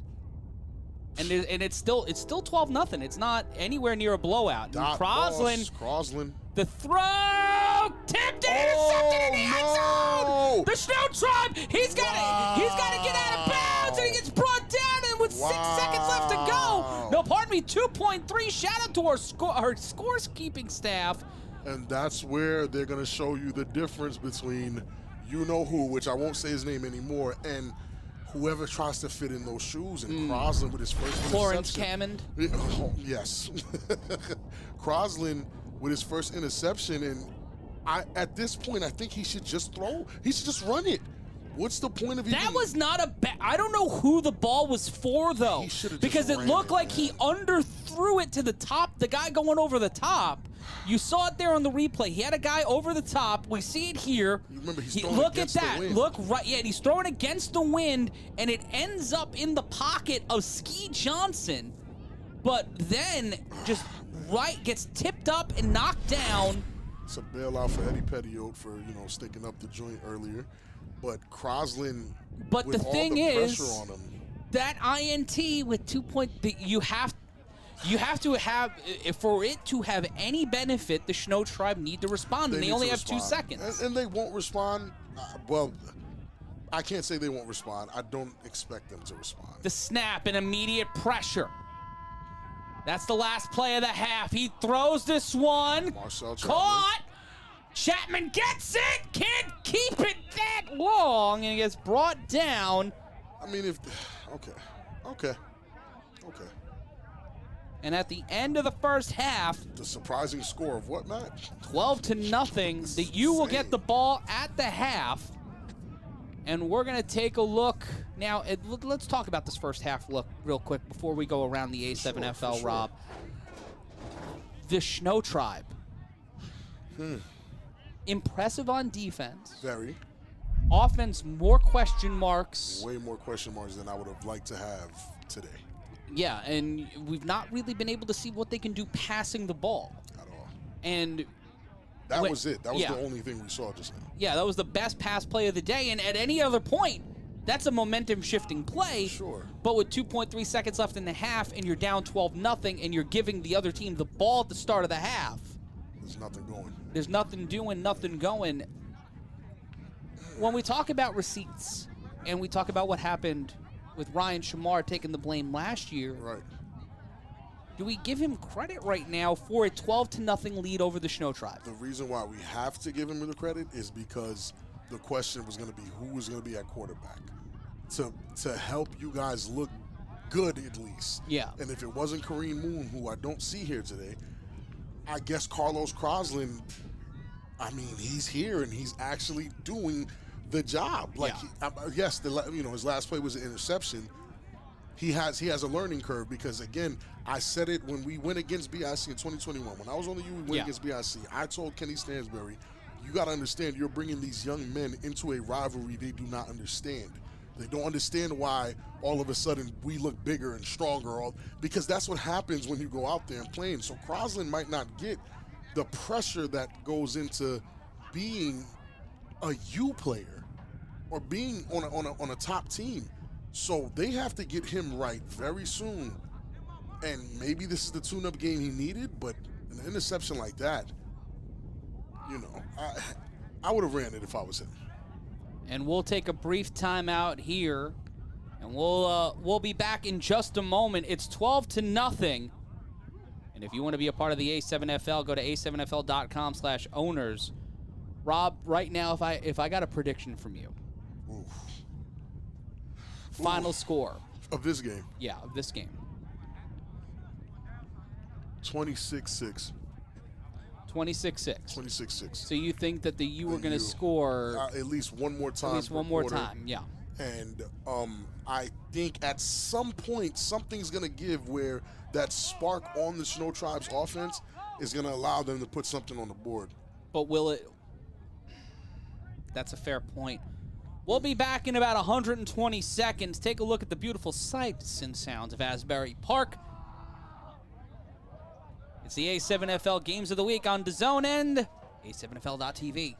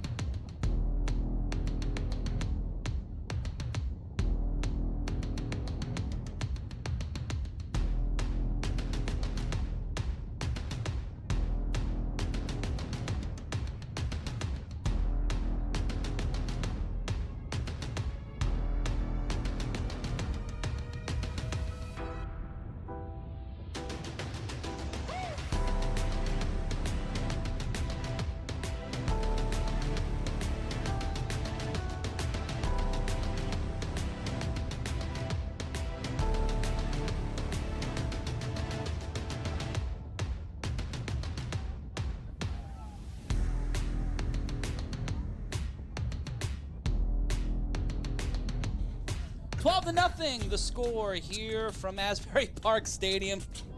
It's so good to hear that song again. I'm excited, man. I'm Matt Ryan, joined by Big Rob Fabian. Rob, so far, it has been the Shnowtribe battling back here against the U. It's a lot more interesting again than, and I said this is Carlos Crosland's come out party. Pause. It's great to see Dion and all these other Baltimore guys that I really thought left the U high and dry. So it's really great to see these guys, Snags, Dion, and Carlos Crosland, who are really going to change the face of this game, this team right now. And it depends on what will happen when we see the return. That's Dion's one of those guys who made returns exciting a few seasons ago. I was actually there for a Baltimore game where Dion took one back in the weirdest way possible.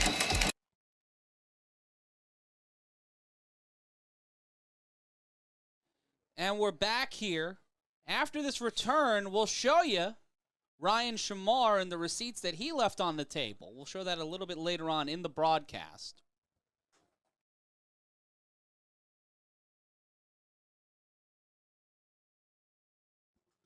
The throw off here live from Asbury Park Stadium. The opportunity now for Dion. Dion cutting down the sideline, makes one miss, comes through, and he's got the sideline in front of him. Slide. Dion McDaniel, can he get to the end zone? He's brought down at the Touchdown. 1. Don't give him the touchdown. Wow. Touchdown Patterson, opening it up on the second half, lighting the lamp. Touchdown Patterson, making it 18-0, and no time off the clock. Wow. And I told you right before he ran it, he's one of those guys that can do that. I've watched him do it. And if you're in the Midwest, if you're anywhere across this country and you're like, we want that football, if you're in Hawaii and you want to bring it to the Big Island, you want to see the A7FL in Aloha Stadium, all you got to do is go to a7fl.com/owners and we can bring plays like this. Dion McDaniel going end zone to end zone, slipping, sliding, taking it to the house.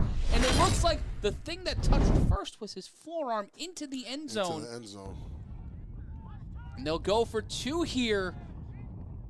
And have to say it, Rob, Shnowtribe still got a shot. Still a lot of football left. You got 30 minutes of football left, but making it a lot harder. For sure. I mean, it's as if they scored right before the half, right? To give the Shnowtribe the ball back. Well, that interception just ended up not counting. And it'll be Snag Sosa. Oh, pardon me, not Snag Sosa. That'll be Troy in there. Kenny Prelude, Kenny Prelude. The snap. Great blocking up front. Throw, and that's Patrick caught. Coburn. Big smoke. Pat Coburn making it 20-0. And that's what you expect from Patrick Coburn. Again, a veteran in this league, three-time A7FL champ. And not really, Snag Sosa has really assumed the role of the mouthpiece of the Paterson U. When you look at the player culture of the A7FL. The A7FL is truly a fraternity, and we'll see it here on the replay. With time, Prelude just right there into the pocket of Pat Coburn. Prelude's looking a little impressive today, Yeah. quarterback. Maybe the Shrewsbury should have picked him up since they needed a quarterback so bad. And our final from Las Vegas, the Hunters win 34-19 over the Gold. Ooh. And the Insomniacs down 14-0 to stick with it in one of the most interesting matchups of the day. The Insomniacs down 14-0 against Sickwit. Wow. Oh, these top 10s are going to change. This is going to be an interesting Sunday, and we still got the Force coming up at 7 o'clock against the Pit Bosses, and you'll be able to see the Boston Omegas make their A7FL debut with Cory Hammond behind center against the Animals of Silk City. And that return out of play. So it will be first down at the 25.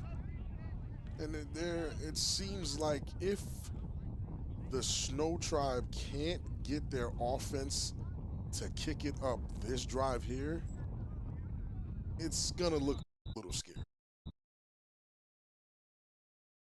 Run the ball. We're probably looking at the 8-minute drive with no interceptions and no fumbles, and it might not even. But do lead they to a get score. how many first downs do they get? Like, that's the question. I don't think enough to even score. It'll be 1st and 10. An opportunity here. Clock will stop.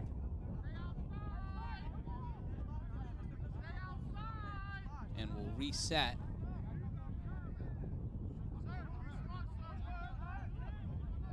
To 14:41.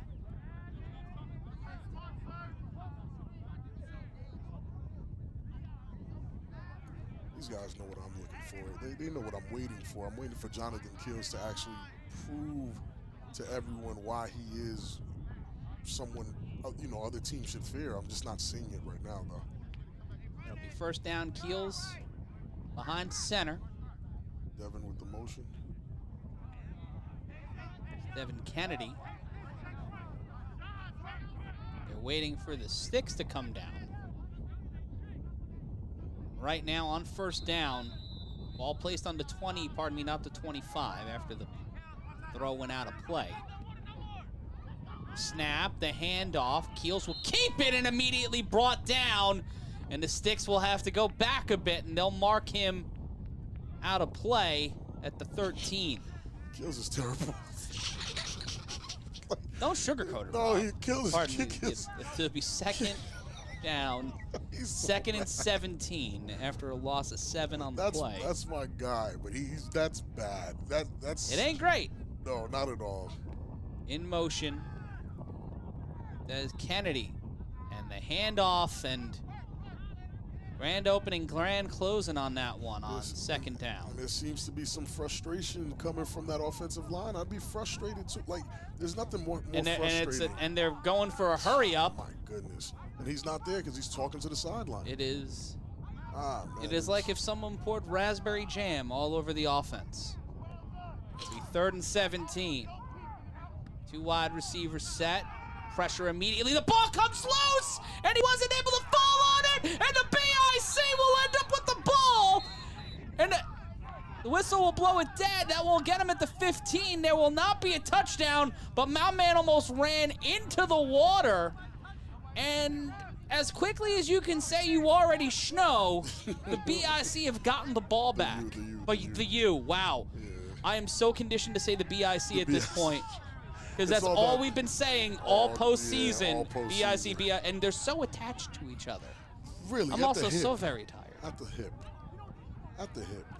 And I mean, again. Will there be a point where those two teams aren't compared to each other, whether No. subconsciously or consciously? You know what it is? Once someone else takes over in the sense of being at the top, and it's Yeah. not just these two teams, where it's the U and BIC, the U and BIC, they won't be synonymous anymore. But till then, right now, it's still the standard is BIC and the U, especially after today.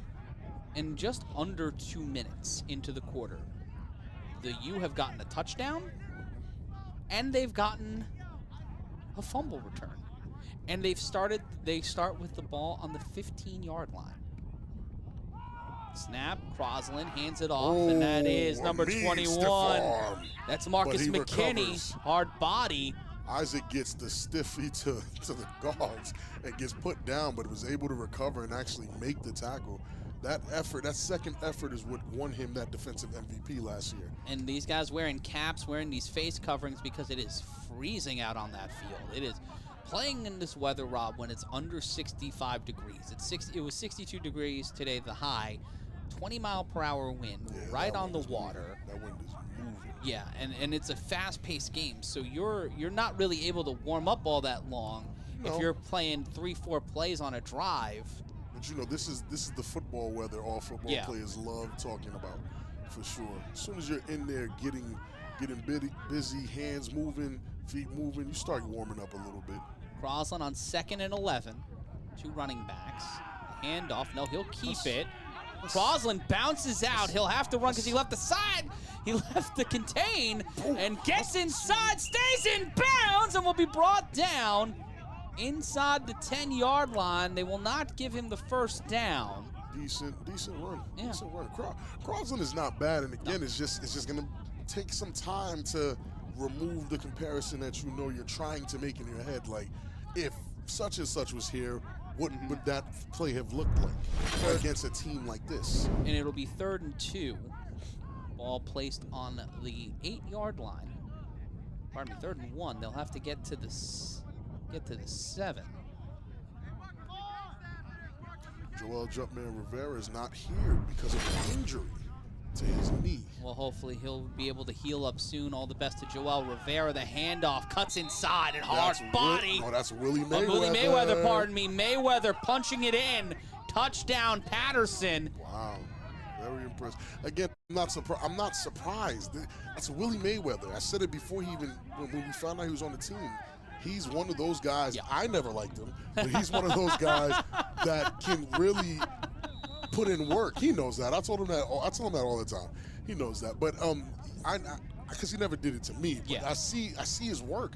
Willie Mayweather is very impressive when he needs to be. And on a team like this that's still trying to find their identity, and it's starting to look like, hey, we're going to run you to death. Yeah. With 4 different running backs that are really going to get it done. And Crosler's going to put it in the sky, and there's Patrick Coburn to catch it. So, and is this Rashad Knight at quarterback? It is Rashad Knight in at quarterback. Yeah, I'm just going to walk out. I'll be back. Rashad Knight on the 2-point attempt. Knight in trouble. Look at the B button, though. Whoa. He stays upright. And he pointed it unheavy. Rashad Knight stays up, and he gets into the end zone for the 2-point conversion. Wow. He just sunned an entire team. Thank goodness I stayed. I'm sorry, Rashad. I was not familiar with your game. Excuse me. Wow. He remixed the play. Wow. Run that back. Run the replay. Please. Run the replay, because we need to break this one down. Thank you, Ryan DePaul. We'll see here on the run. Wow. Hits him with the bip. Crosses up Isaac, who can't get a hold on him. And then hits the B button. Wait. Woo! Hold on, there's a point. Look, he points at him. Look at you, Got sucker. him. Excuse me. Got him. Get off me, fat boy. And he does the little, he hurdles him. Wow. He hurdles him like a little, wow. little baby gymnastics. Rashad just Knight, hops over the gimmick. I apologize for my comments prior to the play. And then he's looking right at you. Look. He's looking right at you, Rob. I was not familiar with your game. Looking right into your face. Listen, I feel it. Looked like he was about to kiss the camera. Listen, pointing at him after that is insane. That is what I live for. Still getting the 2 points. Look at this. Look at the point. Boy, unhand me, fat man. Sit down, be humble. Whappa! Wow. What a run. This hits him with the hind, and it's 28-zip. And this is what A7FL is That's the point where you break your controller. Yeah. If you get done up like that in the A7FL video game that we hope comes out one day with us on commentary, which would be hilarious. And me in the game a little bit. But again, got him. Wait, no. Gosh, you wow, whoop. Excuse me. Wow, man. That's a big, is that once a thick again, boy touchdown? That's a thick boy touchdown. Okay, yeah, I'll take it. It's our first thick boy tut of the season, and now the Cheetah will hold on to the ball, unlike some of his teammates. He cuts in. Oof. Yeah, that's not it. Mufasa meet the wildebeests. It'll be first down for the Shnowtribe. I think I cried when that happened. Oh yeah, I did too. Do I get fined for that reference because it's from '93? Yep, I get fined. I'm fine. Yeah, I think you're gonna get fined. But everybody knows. Covering most people's lunch today, and I'm still getting fined. Streets is rough. Ugh. You spill jam. If you're a Shnowtribe member, streets you are rough. spill 80 jars of hot, fresh jam all over an equipment, all over every piece of equipment, and everyone looks at you like you're the jerk. You know. Are you? Okay, sorry. Didn't mean to. Yeah, I'm sorry. I'm sorry, man. First and 10 for the Shnowtribe after. Oof. This is going to be a rough top 10. What we can consider to be the most hilarious play of the season so far. And honestly, one of the most skilled. Yeah. That's insane. The balance, the ability to stay consistent and stay upright. I wish I could give 1 point extra for pointing at him. I wish I could do that. I wish you could style points in this game. Wait till the video game. Right.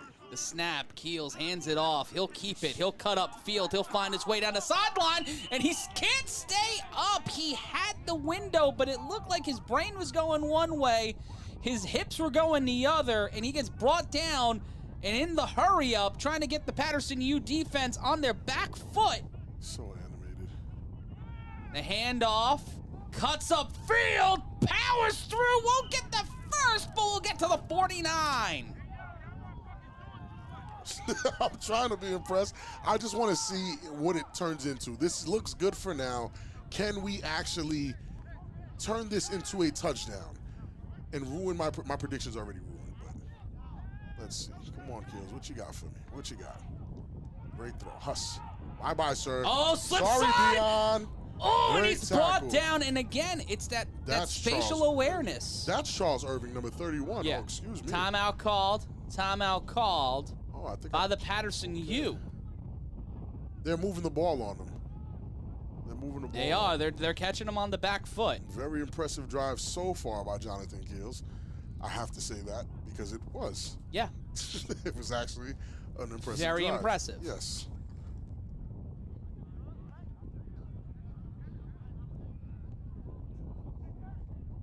A lot of Chiefs players locking in right now. Hello to all the former Chiefs players. Pound sign Chief up. And Zach Morgan, our game breaker, is taking a victory lap right now because he accurately predicted this. Really? Yeah. Oh, wow.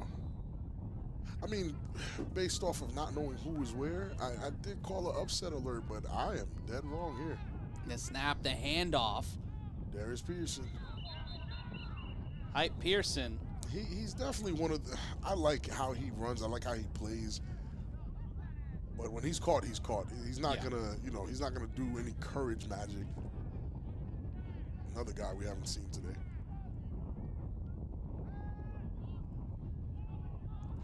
Sidearm kills, and that's the Eddie Petio. Ooh, who gets leveled on the sideline? My goodness, his legs were in the air. It's always Ain't weird. good. It's always weird to me when someone's legs are in the air. Yikes.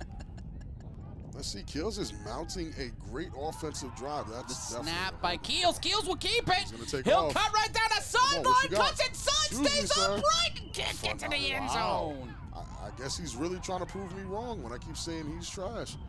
He's showing me something. He's definitely showing me something. And the U doesn't see, again, this is... We'll see again here on the replay. This is what the Shnowtribe have against guys like the U. The Shnowtribe is young. They're hungry. And with a quarterback like Keels, who has as much passion as he does, believe it or not, I used to block for him. That's why I call him trash a lot. He is, like all jokes aside, he's a very passionate quarterback that can speak life into a team if, you let him. And right now, he's rallying these guys around him, and it seems to be working. And let's see if he can keep this up for the next 2 quarters. We might not be looking at a 28-0 game anymore. No, well, So, you called it 28-6. yeah, 26-6. 26-6. Yeah, so my thing is shot. I didn't think Rashad Knight was gonna high step, point, and dance on the whole team. Excuse me for that one, but it's okay to be wrong sometimes. Man, that was phenomenal. Oh, what a day at the office. Definitely expecting to see that on IG. In all its HD clarity. That's going to be great. Wow. And I know all the kids that Rashad is a coach as well, and all those kids get to see that and be like, man, my coach still got it. That's great. Well, as a kid, I'd be impressed with that. Now, Jay Keels is knocking on the door of the end zone. Let's see if he can punch one in with this mostly running offense. The snap, the He keeps handoff. He keeps it into the end He's zone. in the end zone. Touchdown. Jonathan Keels with a touchdown against the U. Come on, man. Don't relax. It's 28-6. You still got work to do. Yeah, it's impressive. you've got a long way to Yeah. go and not a lot of time to get there. Yeah, you got to do this again at least 3 more times. Yeah. Let's relax a little bit. Keep your team hyped though. But then again, it's that old age that might be creeping in against, the U. And they'll go for 2 here. 28-6 your score. If you love the A7FL the way we do, but you want to bring it to your town. Atlanta, Virginia, Texas, North Carolina, Indianapolis wanting to get into the mix. Head on over to A7FL.com/owners. A7FL.com/owners. Sign up today and bring your team into the A7FL. An interesting point from Mo Ramadan. Carlos isn't trying to be Huff. He's himself. No one really see what he can do because John Gauze was always in front of him. Wait on it. That's an interesting one. And we saw Carlos Crosland, that thrown into the dirt.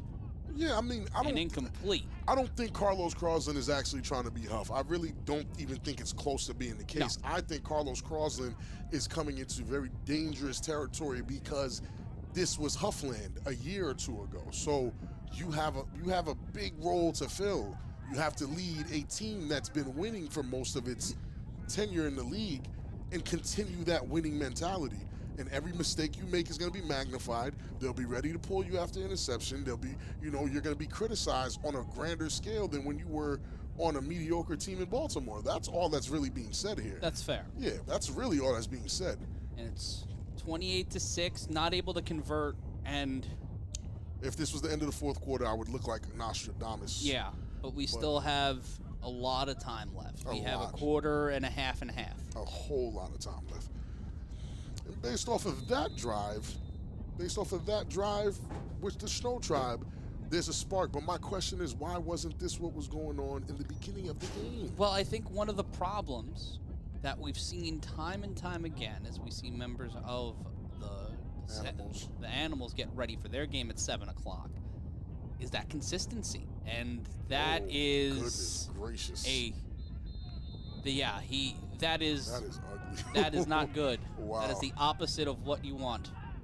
That was thrown into the air, and aside from that, we really can't say much about it. So they'll run the ball from the 25-yard line, and that's where the clearing line and that's is. Dion McDaniels again. Listen. Get if you're giffing, set your Giphy. Get your Giphy ready. Get your Twitter media studio ready. Get the highlight machine ready. Whatever you use. Oh, and that's from the whistle. He pointed. He called his shot. He chose him. Choosing. And will not get. He stays upright. Oh and my then goodness. Gets freestyle suplexed. Someone goes to the gym. We get it, buddy. He got Luther Campbelled into a suplex, and it will be first down for the U on the 46-yard line. It seems like everyone in the chat wants us to give Carlos a chance. I promise you. We're not. Are we not giving him a chance? No, I think we are. I think they feel what we feel. It's a pressure on him that. Yeah, look at this slam. He had to go from playing behind. Wepa! Yeah, you coming from playing behind John Goss. We don't know you if you're playing behind John. And we saw him with the Gators last season. He was deputized and also on an offensive line that at times was anemic. We saw him with the Gators last season because I didn't think the Gators had a quarterback last season. That should tell you a lot. But Crosland has stepped in here, one of the two from Baltimore. Patrick Coburn. Pat Coburn. Oh, baby, no. Oh, goodness. Oh, baby, no.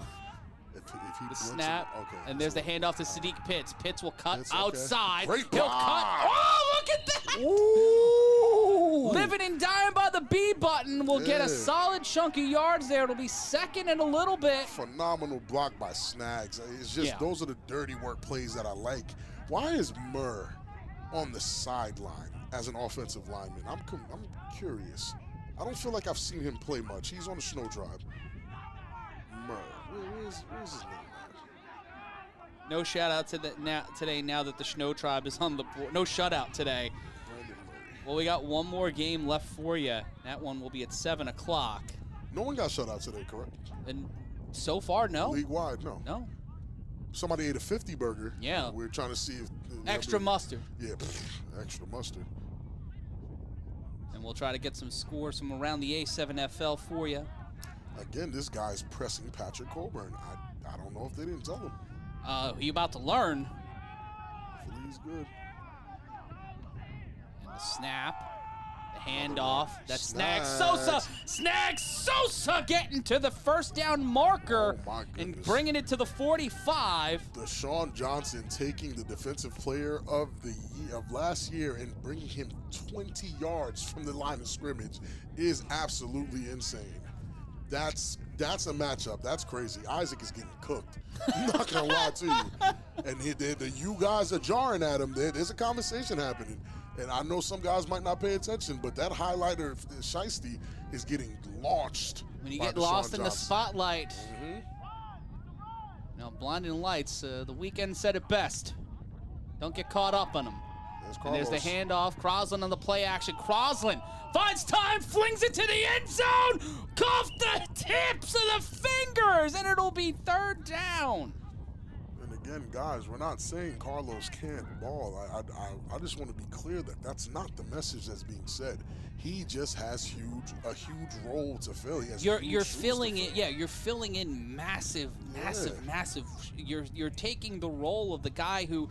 It's like Mac Jones and Tom Brady. Come on now. Pardon me. It's 2nd down. Yeah. What do you expect Mac Jones to do? I'm not looking at Mac Jones like he has to be Thomas, because he's never going to be Thomas, but he has to do what he has to do. You have to find a new way to define yourself and define that position. That's the thing that you have to do. Because the real question is, okay, you're doing this against the Shnowtribe. Let's talk about it right after the play. Yeah, what about next week? Right.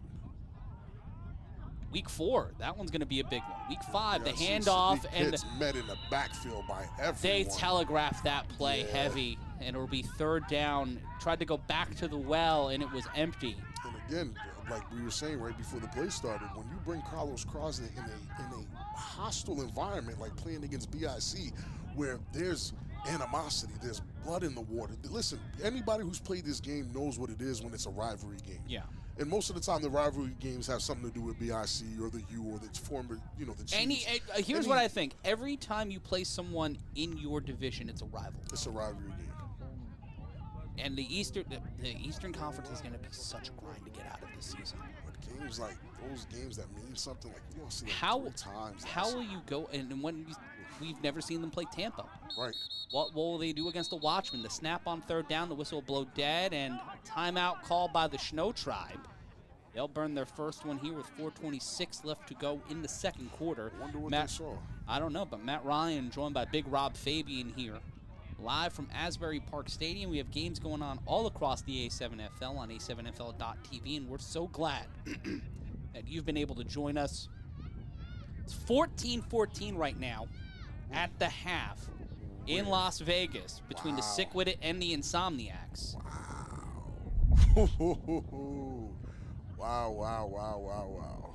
Someone just entered the top 10. And we're taking a live look now at Las Vegas.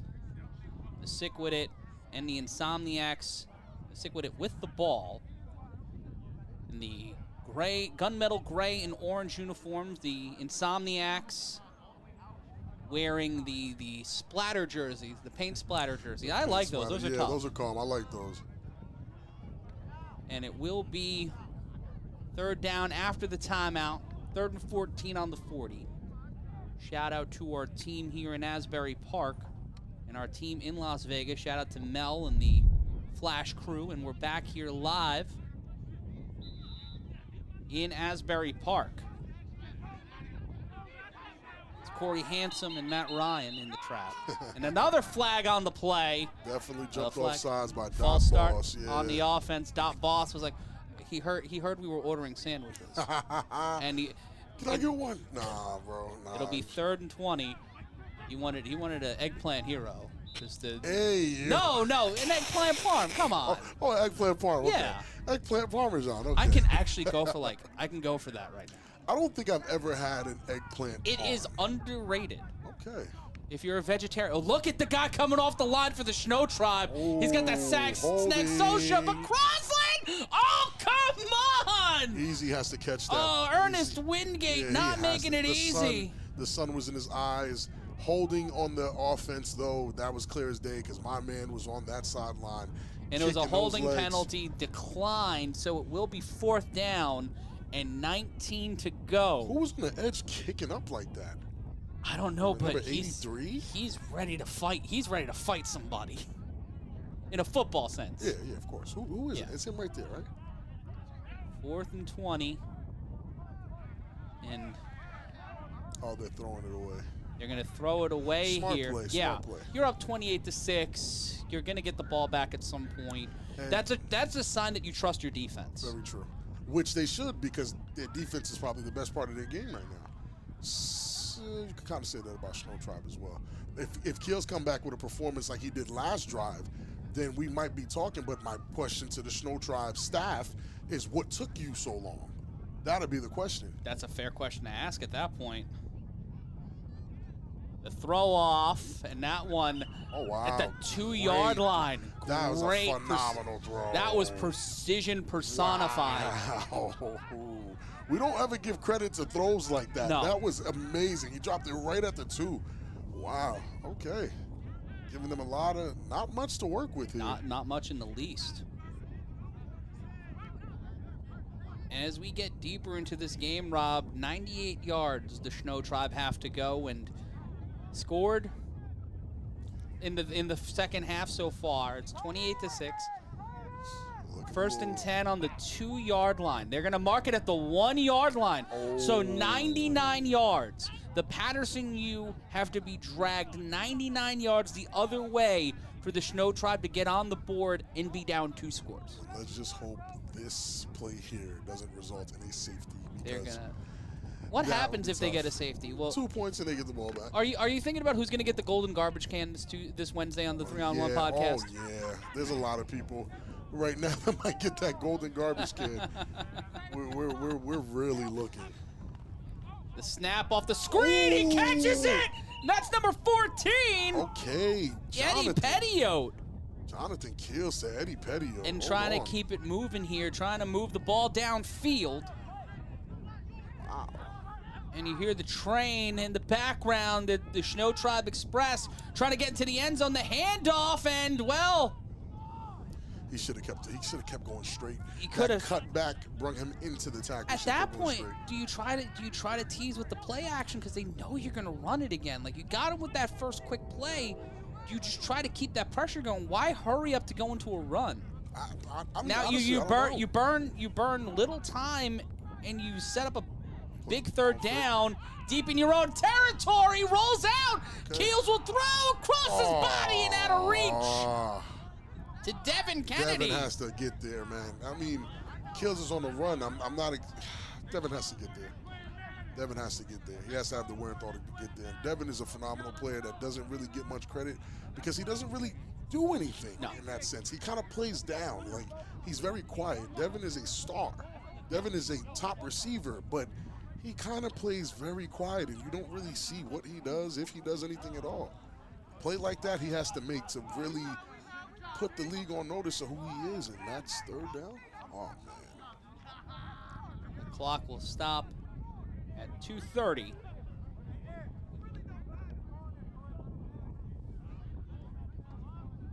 Rob with 2.5 minutes left to go in the third quarter. A third down, and the U now burn their second timeout. They only have 1 timeout left and a full quarter of football they have 17.5 minutes of football left. If I'm the U, because of the lack of consistency, they're going to throw it away here on 4th down. It's a smart thing to do. Just don't.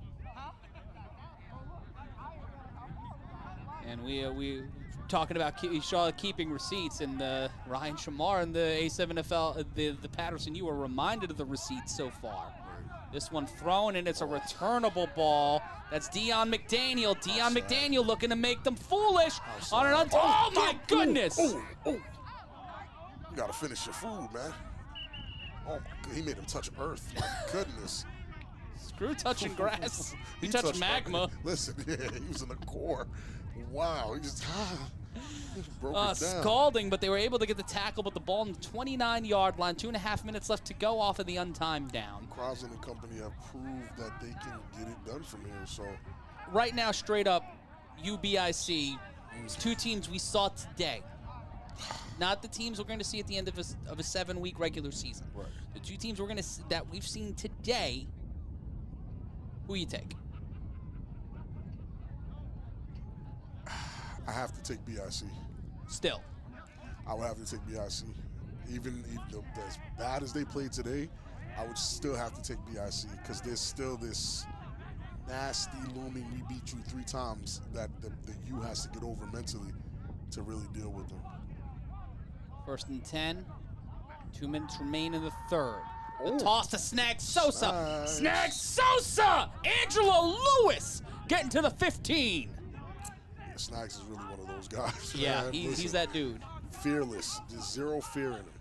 Zero whatsoever. He will always do that. Zero medio, as Penta L0M would say. And it'll be 1st and 10. You will have to get to the 6-yard line, the 7-yard line.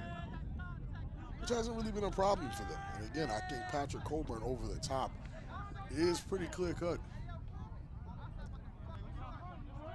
And many waiting to see if the U can flush the hopes of the Shnowtribe down the drain. The snap by Crosland, caught! Dot boss, of course! Laterals it back to Mayweather. Mayweather!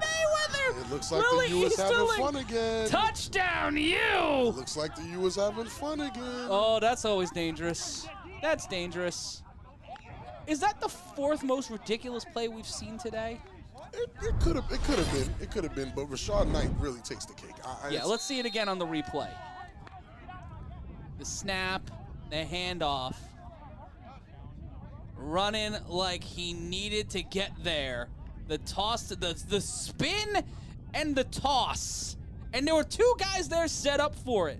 There was number 25, Angelo Lewis, Snag Sosa, and Willie Mayweather. And Mayweather was the one with it. And it's 59 seconds left to go, 34-6. They have a very dangerous group of running backs over there. It's like a man in a 3/4 zip trying to run to the bathroom. You know you got to get there. You know you need to make it. You got to do whatever you can to get over the line. And it's 34-6, the Paterson U. So the Shnowtribe's defense definitely can't hang in the long haul. That's what they're showing me right now. This quarter, they completely lost it, and they're trying their best. And it'll be a 1-point attempt from the 5.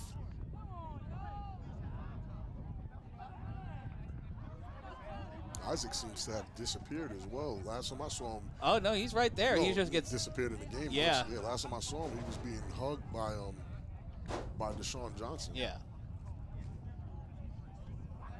And gonna go for 1 here. Safe. Defense set up at the 5. And And again, it seems like the officials called to a stop to the game real quick.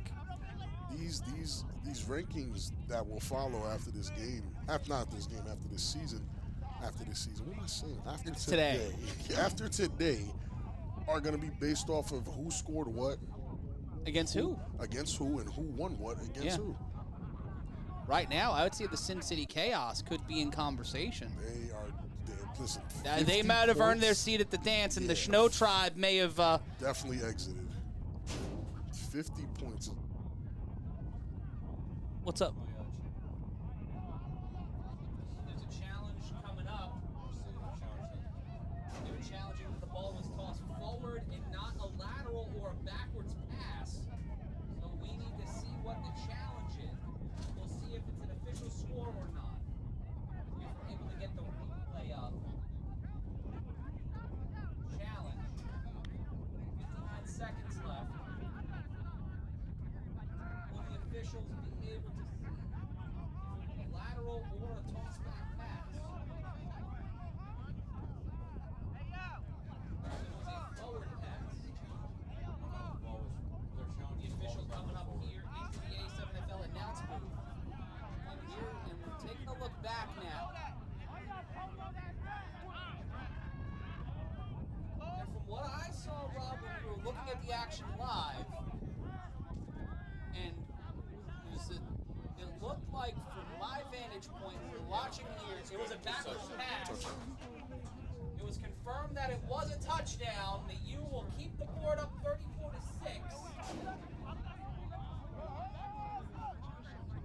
Look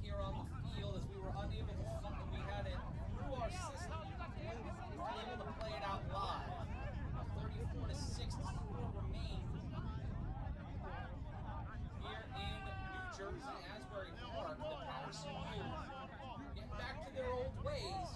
But here's a question. If the BIC played Shnowtribe, you played Renegades, Oh, would we see good question. would it be a similar result? Good question, because the Renegades are a lot better than we thought. The Shnowtribe are not as good as we think. It's a touchdown. Definitely a touchdown. Confirmed to be a touchdown.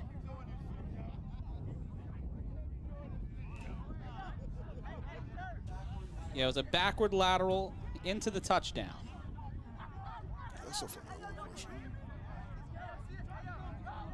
And in terms of moments in Shnowtribe history, this is certainly not the basement. No, they've had way worse. Yeah. But I mean, this is after that year. This is adding Isaac. This is adding some other new pieces. It's just But the still not pieces, answer. do the pieces fit? That's the question we're going to have to ask all season. Rashad Knight throws it to Snag Sosa. Angelo Lewis will get the conversion. And it is now 35-6. It's just too easy. It's just too easy. And Rob and Paterson U, taking their time on offense. We're used to last year, traditionally the Paterson U offense. true. Is that a Quatrelle? Was that a Quatrelle Huffin thing or a Paterson U thing? It was a Quatrelle Huffin thing. And now that he's no longer on the team, it's... And we should be here live from Asbury Park Stadium. Matt Ryan joined alongside Big Rob Fabian. Cory Hammond will be playing in our 7 o'clock game. And I had my mic muted on one of the, because we wanted to see the official and he wanted to ask what the question was. And just in case someone yelled out an answer, I put my mic muted. That's what happened. We're talking about keeping receipts here in the A7FL.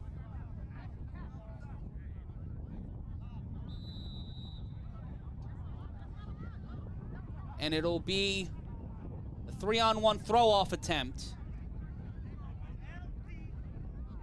For the U, He just has to make the right move. He can break one of these. He has the speed to do it. He has to make the right move to do it. Then the fans here at Asbury Park Stadium seeing Rob Fabian and letting him know Tyshawn Robinson, that one will get chased back to the end zone. He didn't touch it, so it will be a touchback.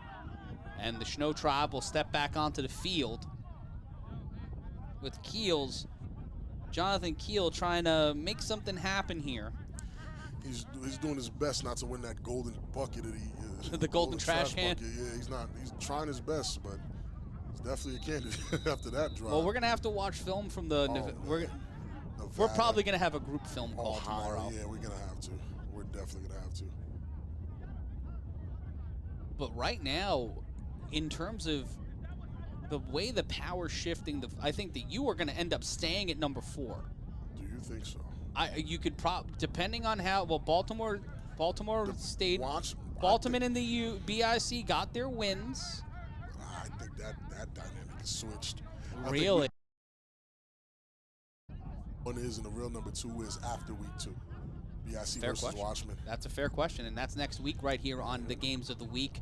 Right here live from Asbury Park Stadium. 15 seconds left to go in the third quarter. The toss immediately went into pressure and then smothered, covered, and dragged out of play. Those jerseys may be pretty, but they're getting pellets in them, and it will be second down, and that one ran by number 50. It could be Hashan Fulworth, a.k.a. the Hulk, and that will be the end of the third quarter.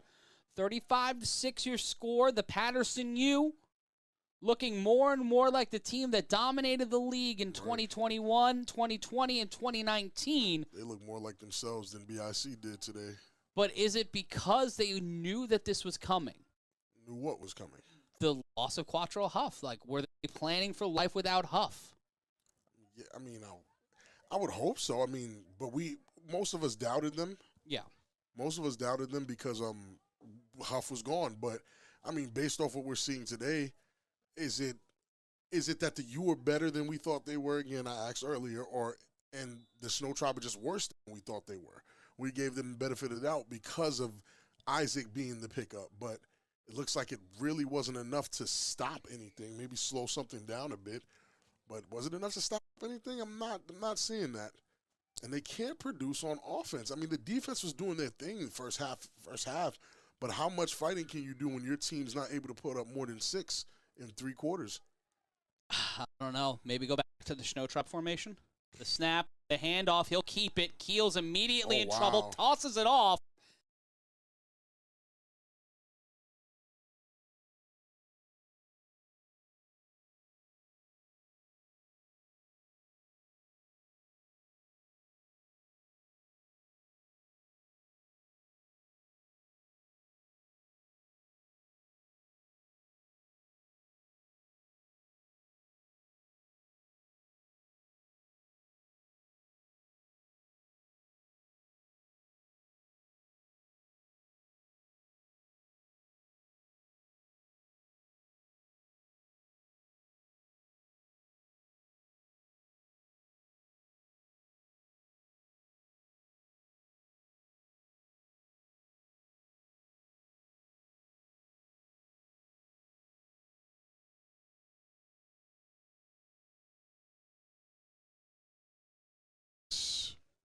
Of the ball.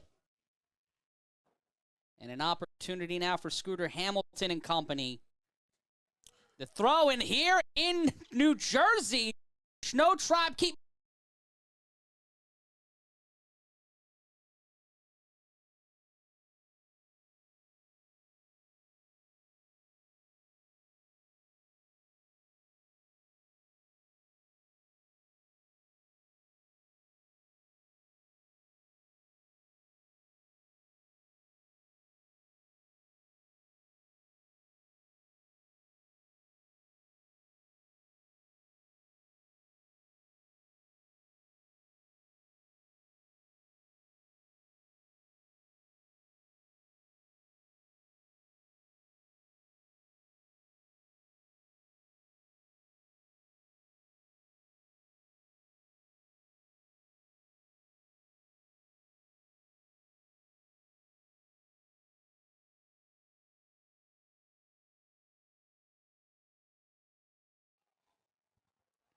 And the Shnowtribe trying to drive. A lot of football today, man. Yeah, a I'm lot of loving football. this. The great thing about this season, we can go all across the A7FL. We can look in at every division. And Rob, as we put our primary focus now, as this game is out of reach in New Jersey, the Insomniacs and Sick With It playing a close and contentious contest.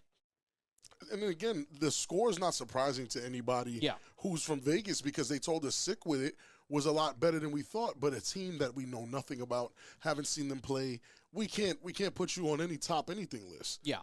I think they might have earned a spot today, but it just depends again. At the end of the day, who wins, who loses, what's being moved around. I like to have a bunch of winners in my top 10. That's fair. And the Insomniacs in the red, the Sick With It in the gray. The Sick With It off the return. Trying to press something through, spins out. Little ha-ha, not all the way hus-hus. Little ha-ha action. But it will be first down after the return attempt. And Rob, when you see the movement of the Sick With It, new team in the A7FL, looking to assert themselves, a lot of guys we saw in the fall brawl, what's the one thing that you think a team with giving themselves a lot of high expectations, looking to be at the upper echelon of this league, a team that's been talked about as potentially being the best team in A7FL Nevada? It'll be 1st and 10. Ball on the 31-yard line. The snap, the throw, and that one incomplete. I think the problem that plagues all of Vegas in general is the way they cover things. They still try to run zones. They still try to run where this is not how A7 works. I'm not saying the zone doesn't work, but you're more likely to get cooked in a zone than you are going to be cooked playing man and a guy covering over the top. And an insane play breaking down in New Jersey, but the Sick With It in one. It'll be 2nd down for the Sick With It. Let's see what he does. The snap. Not a lot of time. Going to be met by the defense and brought down. That's a phenomenal sack. What a play by the Insomniacs, number 20 with the stop. Big pause on the phenomenal sack. And we're trying to see what will happen at 7 o'clock when the Force look to pause the hopes of K Uno and the Pit Bosses. Can't believe when they saying that. That's blowing my mind right now. K Uno and the Pit Bosses. And it will be a chance here for the sick with it. The snap. The throw caught. Completed. And immediately met by the Insomniacs defense. Are they just not getting enough pressure up front to even slow down It the throw? feels like that. Yeah, That's what it just feels kinda like. Flying, just letting those things fly right now.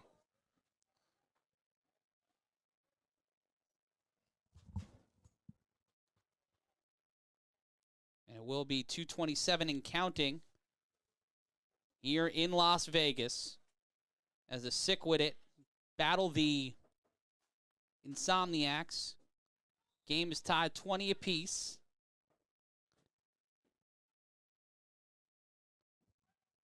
The snap. Throw. Caught. Cuts right down Paradise Ave. Uh-oh. Uh-oh. And gets out of play and will get brought down near the 45-yard line.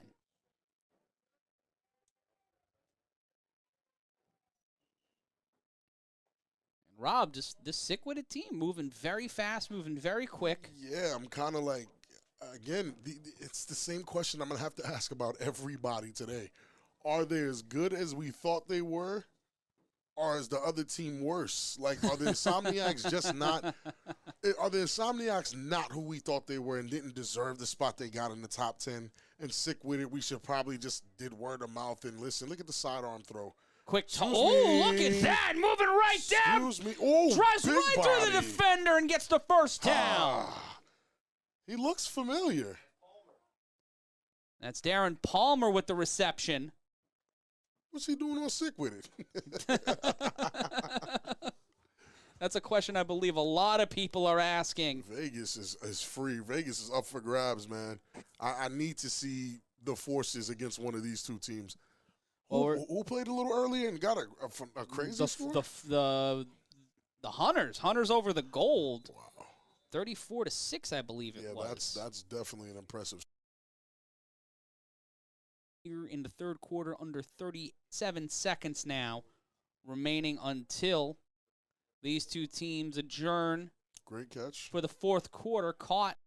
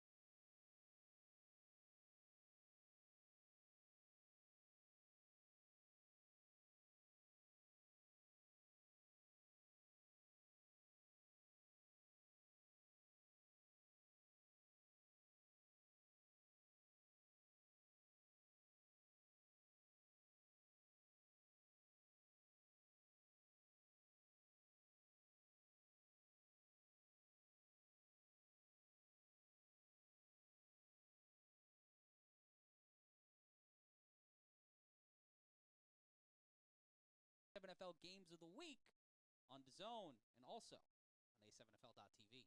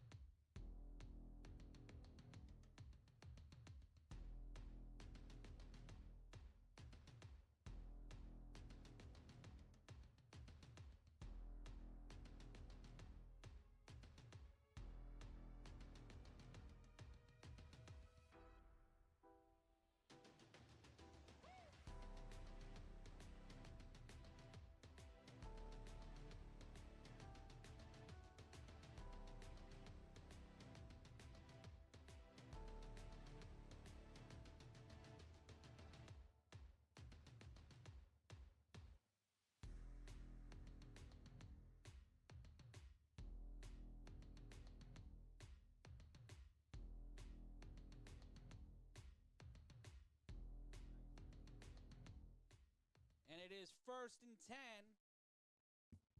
for the Insomniacs on offense, tied 20-20. Matt Ryan joined alongside Big Rob Fabian. An opportunity for the Insomniacs offense, the sick-witted offense following the end of the fourth quarter. Caught! Did he drop it? It looks like he dropped it.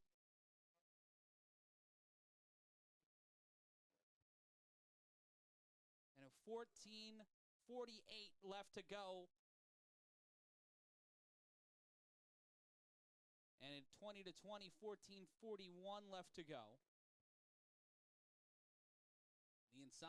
The sick-witted driving on the Insomniacs.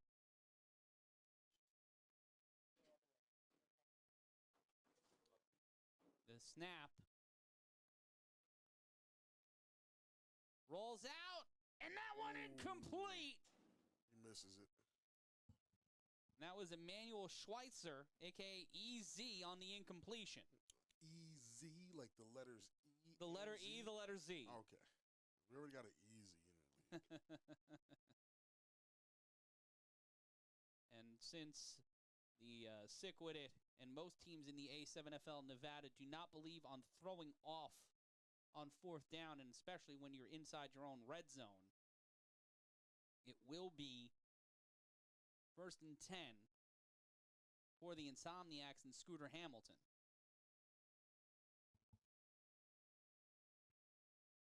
The snap by Hamilton. He'll toss it back. Push through and gets to around the 14-yard line. It'll remain second down. The run by number 6. That's Michael Rodriguez.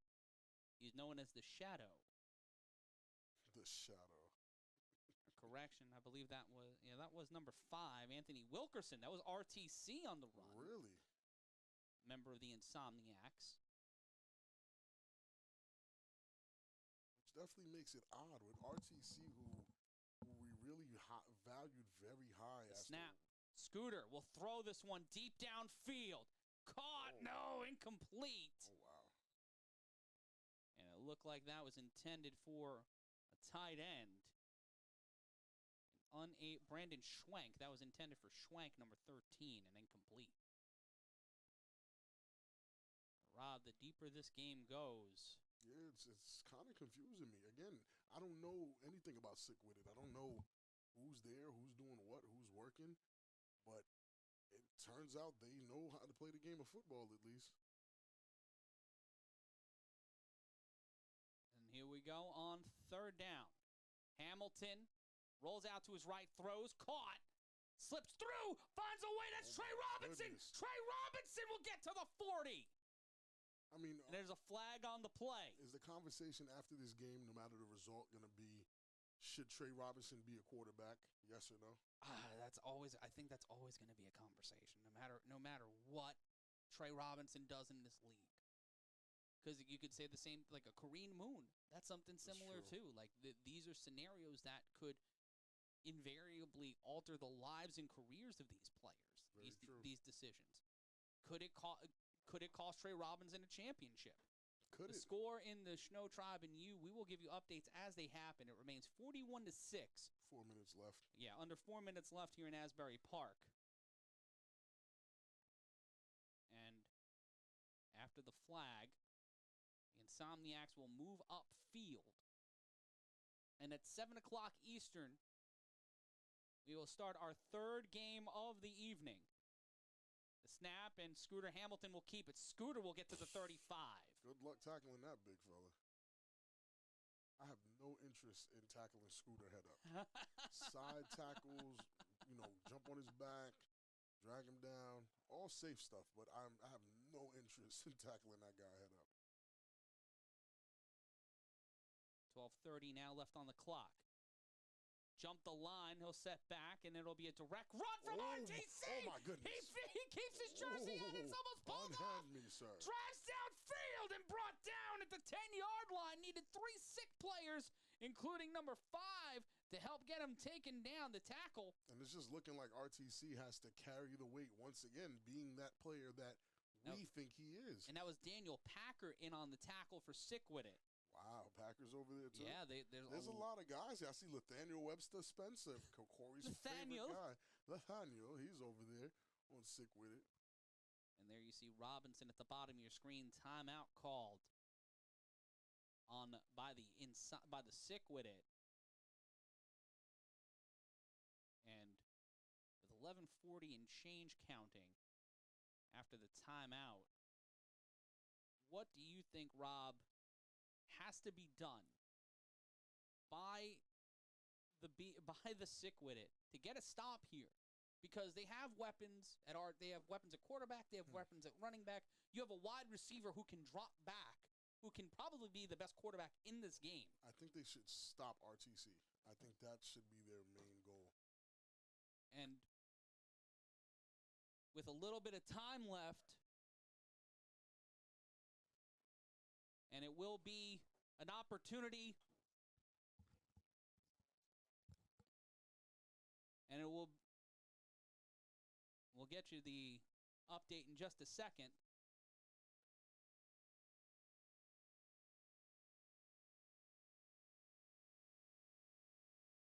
$11:50 left to play. And people feel the same way we do that number 2, Trey Robinson, should be the QB.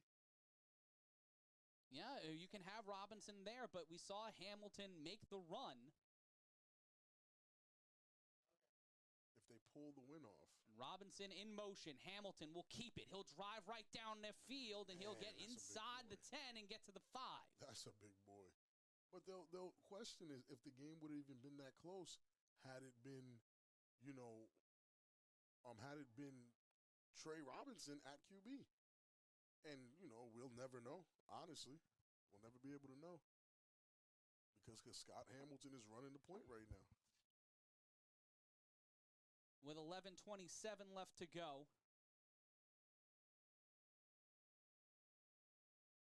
And the Insomniacs looking to take the lead. Yeah, they are more than knocking on the door. They're hitting it with a hatchet. At 11:11 and counting. The snap, and Hamilton will keep it again, and the Scooter will get to the 1-yard line and not able. He has all plans to run that thing. Yeah, he's just like, I'm going to chew clock, run it in. ISO Scooter. Yeah, that's it. That's the play. Scooter. ISO Scooter. That's it. And it'll be first down after gaining it inside, and Scooter will get in there. The Insomniacs will take the lead, 26-20. And with 1:48 here in New Jersey, the score remains the same, 41-6. Scooter Hamilton showing why the Insomniacs were listed in the top 10, Rob. The Sick With It, they were confident heading into this week. Very confident heading into this week. And to be completely honest, we could see why. It's 20-20 against a team that we had number 6 in our internal top 10. Right? 6? Yeah, 6, right behind the Force. Oh, we had the Force at number 5. Yep, oh, wow. Force at 5, Insomniacs at 6. Okay, I feel better knowing that we did that. The handoff, RTC will keep the ball in the one-pointer, and he'll find his way into the end zone. 27-20 is now your score. And that, again, those are championship points right there. Getting that extra 1 or 2 points is essential to winning the game, to closing it out. Because what happens if Sick With It can't convert their next conversion? It's 27-26. And they took back the touchdown, and it's 27-20. Right. They gave them the touchdown and the extra point. I do believe they'll update the clock. So, Rob, the Insomniacs being who we thought they would be offensively. 100%, right. But now have to find a way, 27-20, to maintain this lead with 10.5 minutes left to go. And a quick update on the U Shnowtribe game. Shnowtribe is driving on the U, scores 41-6 with under a minute left. So if you if you took the under, congratulations. With 10:33 left to go in the fourth and final frame, it will be the Insomniacs throwing off, and the Sick With It needing to answer back. This one tossed. And that will be returned and shooting out like a rocket. That is Darren Palmer. Darren Palmer. Can we get how many touchdowns did he had today? Woo-hoo. Is that why the score is like that? Moving like it's Twin Peaks. I wonder. Had a damn good cup of coffee. Made a big run there. It is a back-and-forth contentious contest. Here's the Sickwit playing the Insomniacs. The first time we've seen Sickwit in an A7FL game, and it'll be on Torin Owalabi, a.k.a. T. He'll be the slot receiver. The snap. The throw, caught. Picked up by number 3, and he'll be brought down around the 43-yard line. What a play so far today. Back and forth between these two teams. That was Nathaniel Webster Spencer on the catch.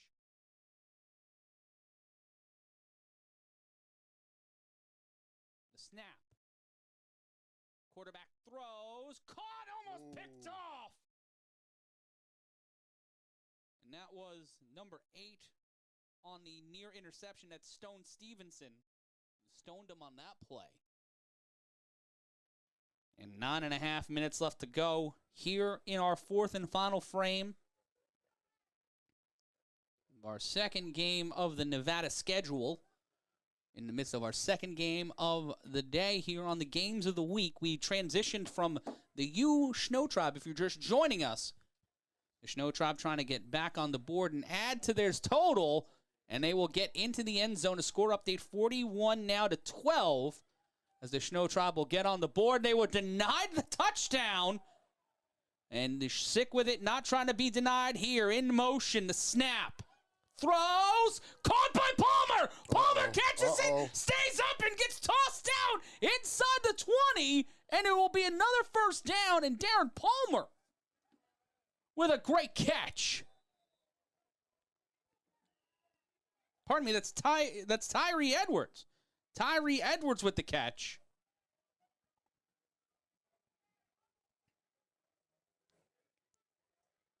And shout out to Joel Jumpman Rivera and Jeremy Geary, a.k.a. JG, behind center.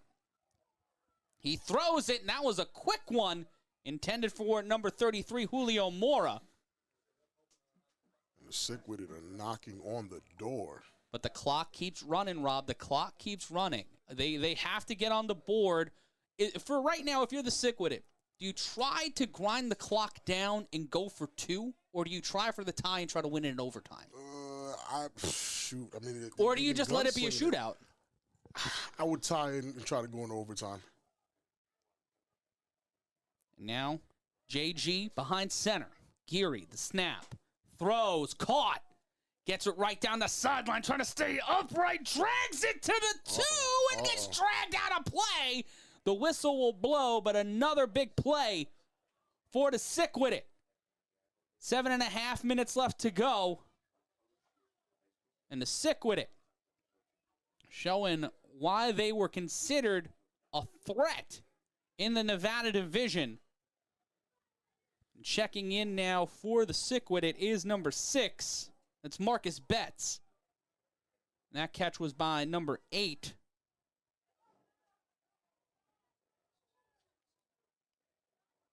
Seven minutes remain here at Bonanza High School. Geary under center. Edwards in motion. Geary keeps it, and it's 27-26. And here comes the championship points, man. If they can convert here, you asked me what I would do. I would go for the tie. What would you do right here? I go for the tie. You've got to trust your defense. You got to trust your defense to be able to do what you need them to do in big moments. And keep a tie. Just make them beat them 4 times. Your defense needs to beat them 4 times.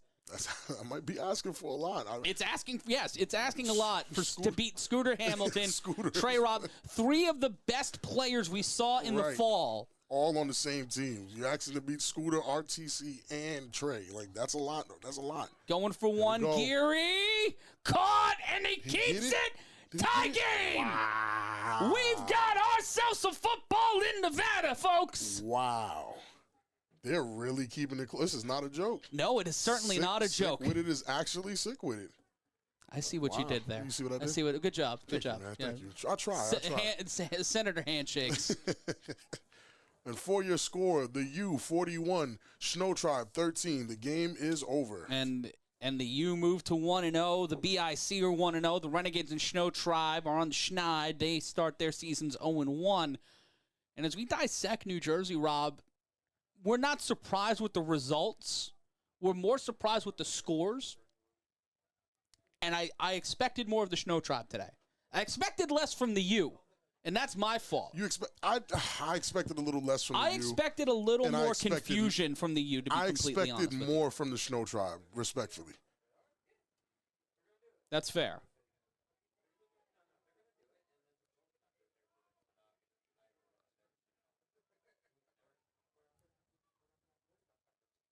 And it's 27-27, 6:48 left to go. The time for the 3-on-1 throw-off.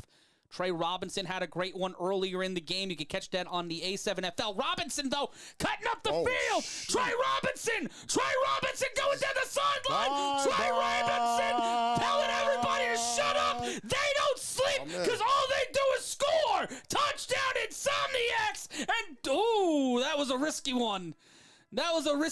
But he got there. And it is final in Asbury. The U get the win, 41-6, and it's 33-27.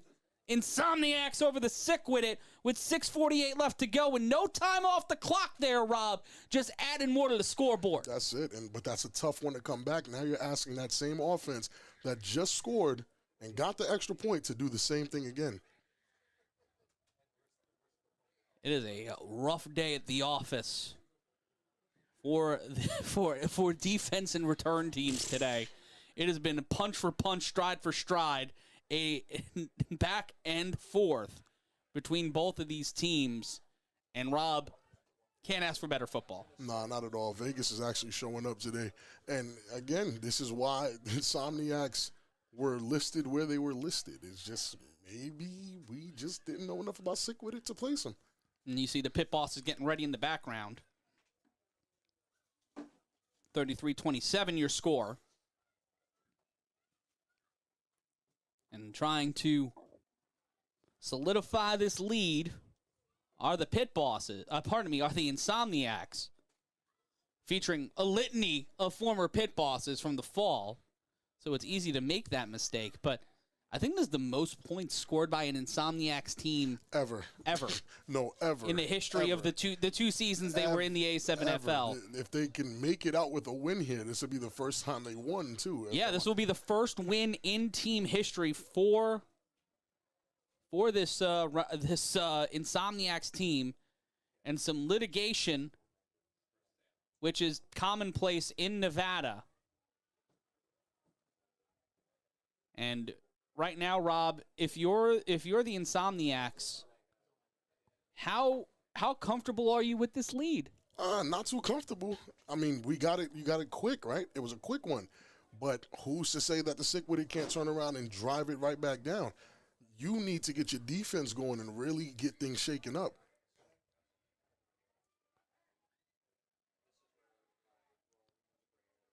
And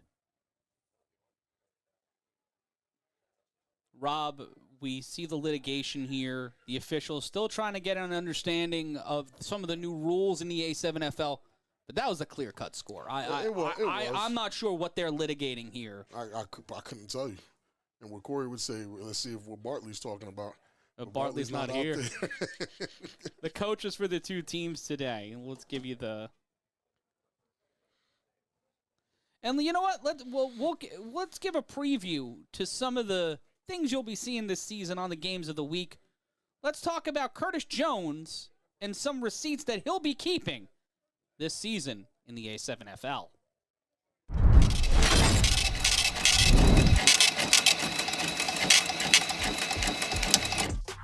I just want to make this clear. I don't know how many times I have to tell you. The Force is a dominant team on the West Coast.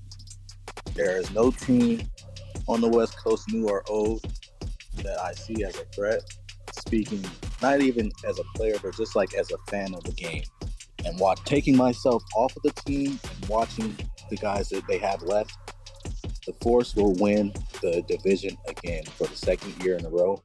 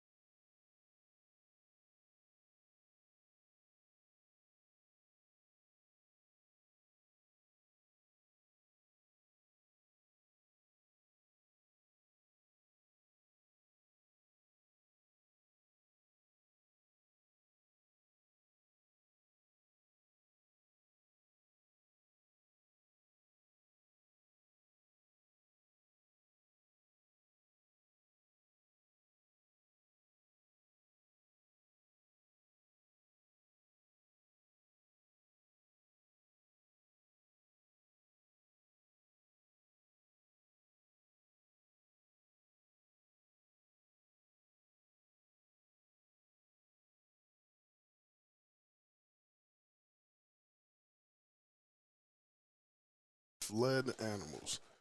Two Something to see. Two of the more respected quarterbacks here in the A7FL will face off. And as we continue to have what I believe to be technical difficulties from our site in Las Vegas,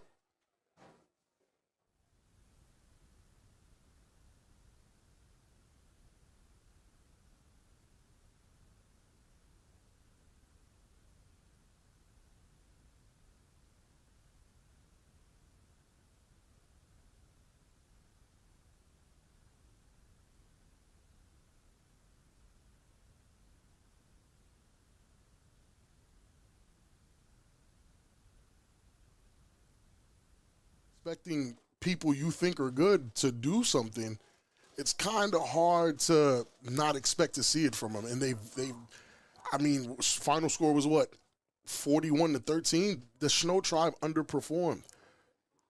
they underperformed a great deal, and I take an issue with that. I feel like they should have been better. I gave them the upset over the U today, and I mean I couldn't be more wrong. 35-27, still your score in Las Vegas.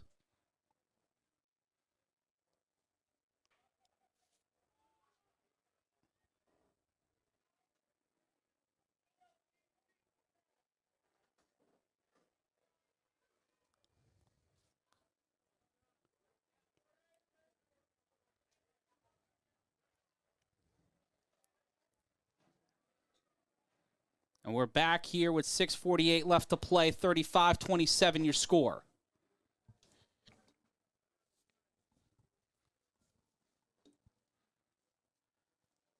Matt Ryan joined alongside Big Rob Fabian as we had to pull the emergency switch right there.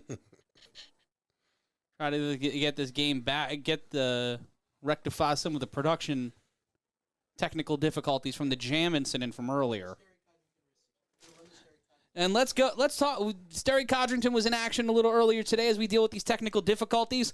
Let's hear some of the receipts that the BIC are going to have to put up with and hold on to in the 2023 season. It's time for more.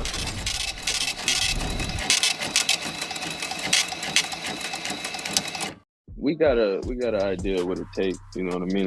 And like I say, we are already ready for next year. We want to play the best teams. Like, we're not ducking it. We already knew coming into this year that we was going to have the best teams on the schedule. You know what I mean? And hopefully with the chemistry, it's just going to get better. Like, I don't really see, not to sound cocky, but I don't really see any team having it for us. Like, K-Wack always say it comes down to matchups. It really do. Like, if you watch film for real, every team that we play, we do something different because it's the matchup. No matter who we play, something is different.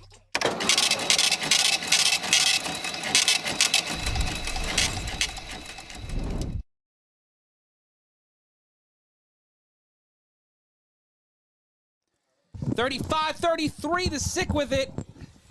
Are within 2. And 35-33, the Insomniacs will get the ball back.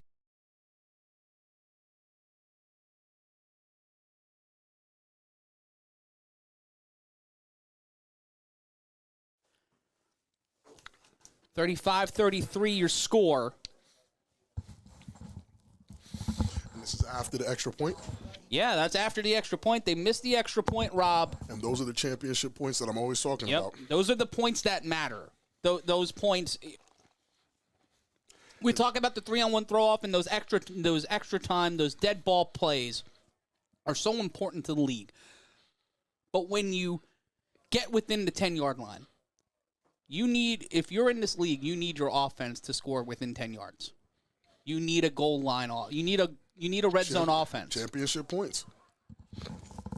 Shouts out to Justin Yuck Turner on the check-in. BIC legend. Shouts out to you, brother. Know you're enjoying the game from where you're at. And here comes a 3-on-1 opportunity. Last time, that's how the Insomniacs got the lead. Will they be able to completely stifle the Sick with it in their A7FL debut? The 3-on-1 throw-off is up. And here comes an opportunity for Robinson to show that he's more than a quarterback. He's holding it like a quarterback, and he's running. He's holding he's like got a something loaf of bread. Well, he almost got it knocked out of his hand. That was the last roll of marble rye. I mean, what do they have to do right now? I want to thank David and Alex Soberman for something. They know how much I love Irish soda bread. Irish soda bread? Irish soda bread on St. Patrick's Day. Okay. They brought me a loaf of soda bread today because they're menches. Oh, that's what that green bread is. Yes, it's not green bread, but it's bread with green. It was in green wrapping. Yes. Okay. Green bread. I wouldn't be surprised if they try to poison. You would know better than I would. It's been a long time coming. Wow. Well, shout out to Mrs. Silverman for making the purchase. She's a sweetie and a mensch, and I appreciate the entire Silverman clan. The Silverman clan. They much like the Woo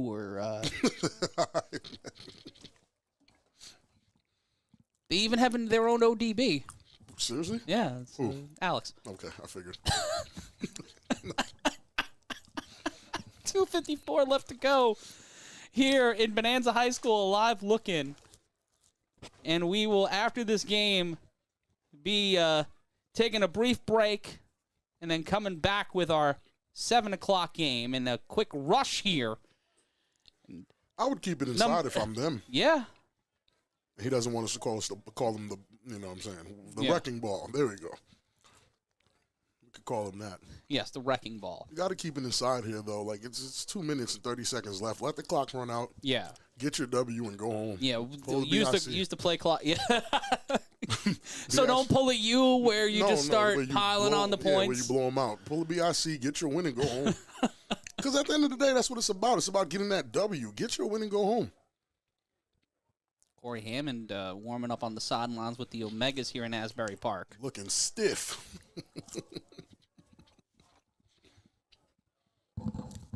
The handoff by Hamilton. He'll keep it. Scooter Hamilton pushing down the sideline to the 42. That's a big boy.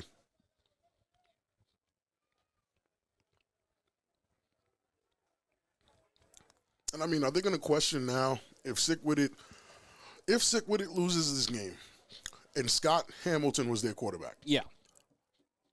Are they going to question now that Scott Hamilton can do it? Yeah, if he can do it, yes or no?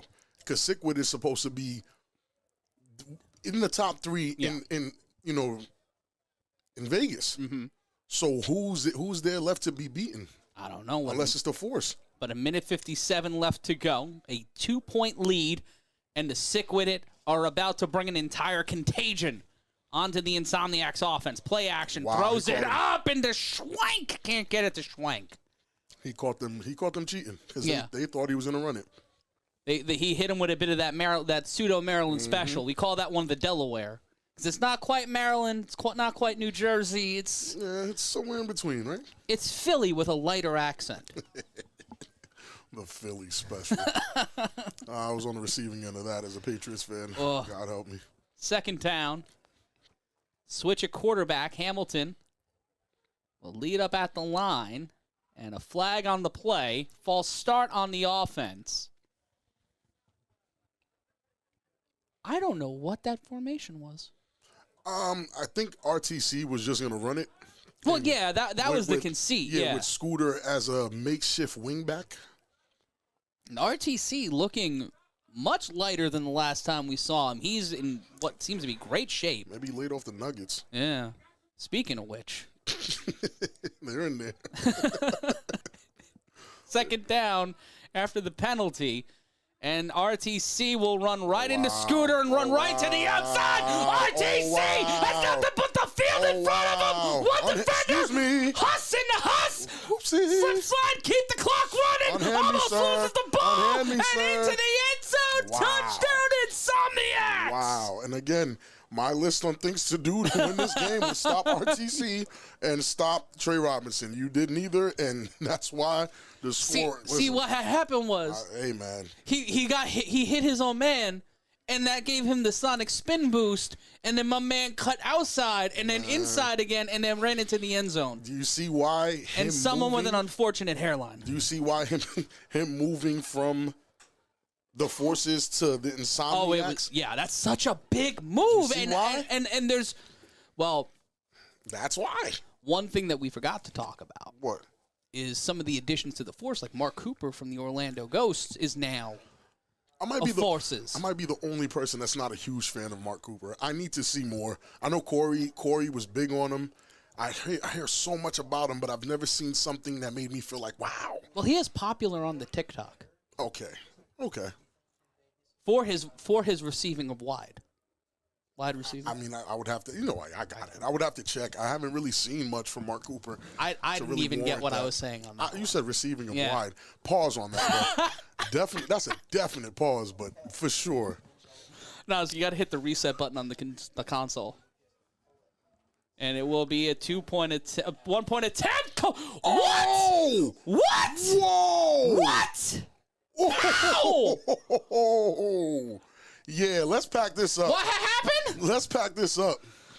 Nah, bro, is we just saw someone score on a 3-on-1, Let's and back then this that up. happened. Like, what do you like? What? Run Let's that. back Can this up. someone? I want that. I need that again somehow. Let's pack this up. Put it on social media. If that's not being let's cut, back this up. Bobby Z, if That you ain't don't it. cut that and put that on social media, I'm yelling at you. That ain't it. Yelling, and that's a helping out on social media coordination. Bobby Zafaro, and also shout out Howard Siddell.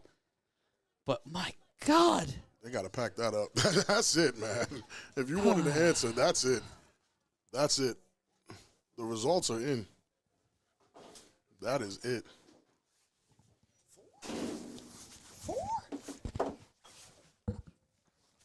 and now the 3-on-1, the sick with it. This is caught. Tier Edwards once again trying to get into the end zone. He's trying his best. Here we go. Little Huss. Runs right through the defenders. Trying to get the stiff arm. He gets it. Keeps going and brought down at the 35. He's trying his best, man. He tried to fight through it. You can tell he wants to win, but again, they couldn't stop the two guys they needed to stop the most. And that's it, man. Goodness. That's it. What a play. Game's not even over. It's just... Minute 41 left to go. This has been the longest 3 minutes of the day. Those are Vegas. It's Vegas time. That's what. Oh, that's right. Oh, we got to account for the time difference somehow. For sure, it's Vegas time. J.G. Geary off the screen. Cuts upfield. Passes through and powers through the defender and gets brought out of play at the 36. The clock will stop. As a defender, I'm keeping him in bounds. You have to. Minute 33 left to play. Shouts out to Patrick Colburn and Jonathan Gills, who just said hi to us in the booth. Hello, fellas. Hey. Successful day for the Paterson U. A successful day for the Trenton BIC. One of these two teams will walk in also undefeated. Geary snaps. Has a bit of time. Will have to step up in the pocket. He will run. He will run out of bounds inside the 35-yard line and get called out at the 32 with a minute 27 left to go. And that's still a lot of And it'll time be to second actually down. do something. Yeah. It's definitely a lot. In A7FL, 1 minute and 27 seconds, you're running out of bounds like that. That's definitely Next game a lot might of start time. late at that point. Honestly, it might. we're 15 to 12 minutes out, and it still might start late. Take a look here at the replay. Just great blocking and not enough pressure. They No. drop someone back instead of putting the spy on them. That's on them. It's bad play calling on defense. Geary will snap. Pressure. Throws across his body. Caught. Makes a miss and runs out of bounds Gotta keep him and in brought bounds, out man. inside the 20. That's another first down for Sick with it. Gotta keep him in bounds. And that was caught by number 10. That's Torin Owolabe, a.k.a. T. Take a look again on the replay here. This is Great catch by T. Great placement, too. But that's the problem, again, with the way Vegas does defense. If you pay attention, they're only rushing 3, but there's 4 Snap! people. Wide open, caught! The bird doesn't get hit! The board gets lit! Is that Nathaniel? Nathaniel Webster Spencer! Nathaniel! I have caught the ball and brought it home to mother. But this is where the West Coast is going to have a problem. You're rushing 3 guys versus 4 people, and you're still getting the ball thrown over your head. That doesn't make sense to me, Matt. The math's not mathing. Well, let's see here. It's 4 guys back there, so how is he And the behind entire everyone? secondary Yeah, no, that doesn't work for me. got caught. doesn't make We got to see if that's brought back. And nope, they're going for 2. 42-39 your score.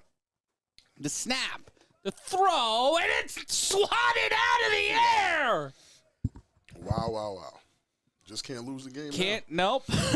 That's what I'm saying. Like they're giving. But you guys now they the have game. to throw the ball to Trey Robinson. And that's tough. And all he has to do is run it. 100 yards. 100 yards? That's nothing for Trey. Trey can do that. Oh, Trey? Oh, yeah, Trey could do that. Yeah, Trey can do that. Of course he can do that. If you're just joining us, I'm Matt Ryan, joined alongside Big Rob Fabian. We're live here on DAZN and A7FL.TV. And, guys, it has been an interesting week one. To say the least. Just goodness gracious. Great balls of Batman. And we're so glad you are all joining us no matter where you are.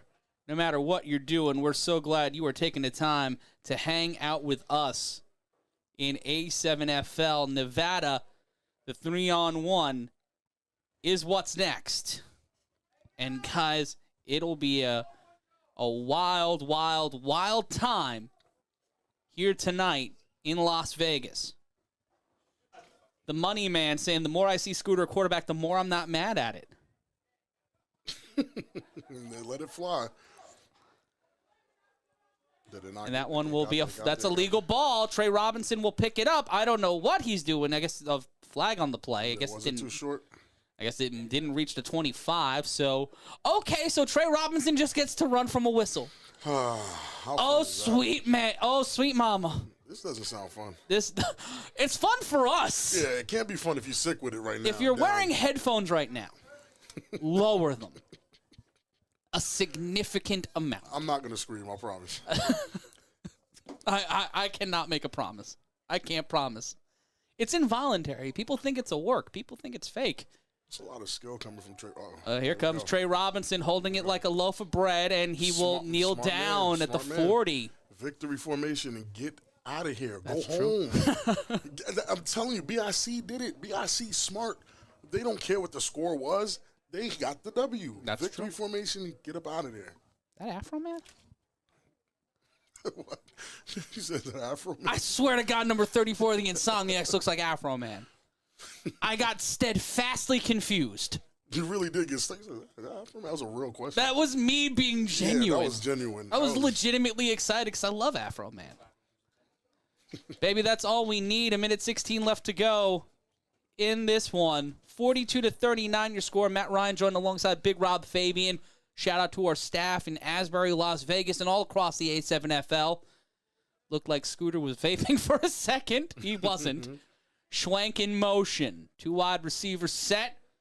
The handoff, and they'll actually play football here. They'll actually play football here. It's all about running up the scoreboard. This man is driving, and he stays in bounds. I promise y'all what he yelled. Listen. His center of gravity is insane. Don't you ever say, I won't walk away. I will always love you. He came in like a wrecking ball, and he has wrecked the Sick-Witted hopes of being undefeated. That's game. The clock will stop. It looked like there was an injury on the play. Yeah, a wrecking ball just landed on his chest. That's fair. He can't breathe. He cannot breathe. I'm just glad I seamlessly did that Miley reference. That was clean. Yeah, I'm proud of that. I sung it a little bit. It's a little embarrassing. When we hear it back, I'll hear it and just be like, why? But never asking why. 42 seconds left. Insomniacs with the ball. Take that victory formation knee, fellas. And we see the Omegas and the Animals here in Asbury Park getting ready to play. We'll hopefully have a live look in on that a little bit later on in the broadcast.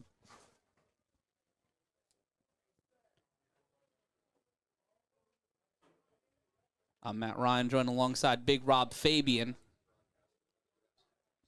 Ball will be placed at the 15-yard line. Their records do not change. And the Animals, well dressed and ready to attend, but there's the knee. Let's get him out of here, fellas. Let's go home happy and healthy. He definitely just dribbled the ball too, and it went right back to his hands. That's skill. That's skill. Come on now. But right now, Rob, this is our first real look at the Insomniacs this season. We can get a full game on our end. You can live this back on the A7FL Nevada highlights. But for sure, they're for real. No, they're for real. They're for real. And now, to me personally, the force is on the clock. Yeah. We just watched these two teams who basically are considered 1 and 2. Yeah. Honestly. And, you know, the forces are really on the clock to say that they're better than one of those two guys. And we'll figure that one out in just a few minutes' time. If you're hanging out, if you're watching the game, and you're like, I want more football. Why can't I have more football? Well, Schnookums, you can. We're going to take a brief timeout, and when we return, it's going to be the Force, the pit bosses. Will it be the fall spring champion, or will it be the fall champion or the spring champion of Nevada walking out with the victory? Which team will be the ones? And let's take a look at some of the receipts from around the A7FL. We'll be back at 42-39. The Insomniacs with the win, but it's Force and pit bosses after this.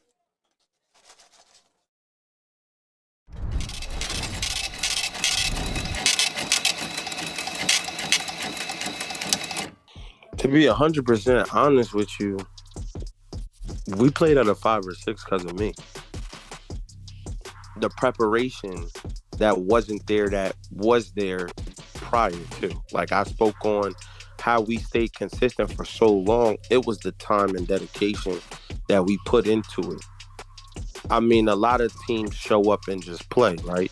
It's all, hey, you got IQ, we got IQ. It's about taking what's necessary to build chemistry. Every championship team in this league wins a championship based on camaraderie and chemistry. And when you add new pieces, right? Isaac had a hell of a season, right? And shout out to him for winning Defensive Player of the Year. We weren't a team like we should have been. And it was because I didn't lead like I was supposed to.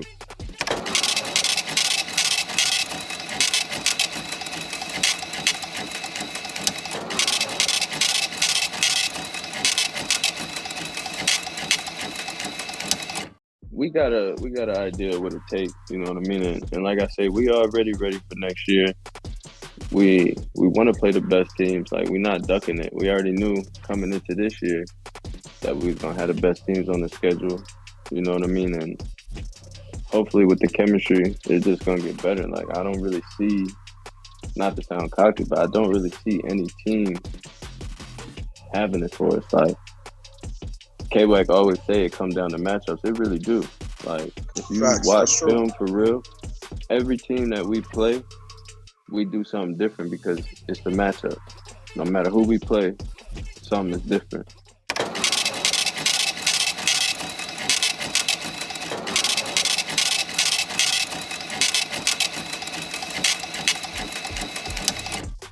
I just want to make this clear. I don't know how many times I have to tell you. The Force is a dominant team on the West Coast. There is no team on the West Coast, new or old, that I see as a threat. Speaking not even as a player, but just like as a fan of the game. And while taking myself off of the team and watching the guys that they have left, the Force will win the division again for the second year in a row.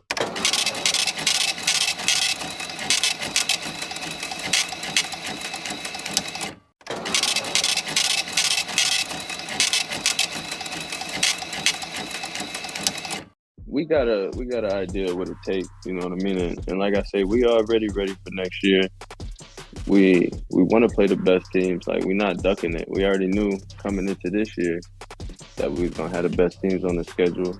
You know what I mean? And hopefully with the chemistry, it's just gonna get better. Like, I don't really see, not to sound cocky, but I don't really see any team having it for us. Like, K-Wack always say it comes down to matchups. It really do. Like, if you watch film for real, every team that we play, we do something different because it's the matchup. No matter who we play, something is different.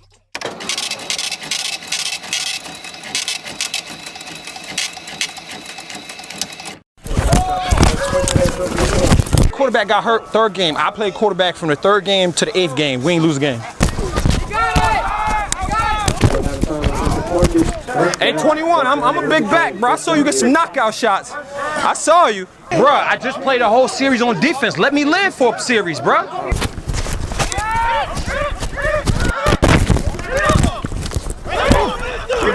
Still on the field. I work out too. I work out too.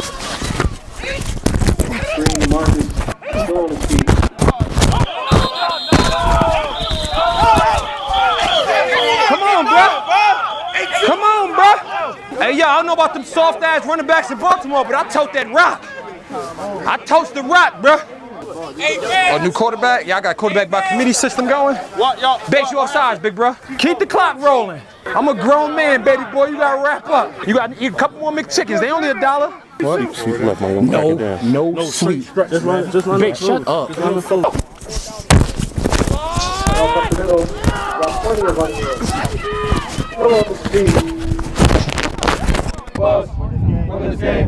Keep us safe. That's all. Day by day. Day by day. We get better and better. We get better and better. So we can't be beat. So we can't be beat. So we won't be beat. We won't be beat. Let's go.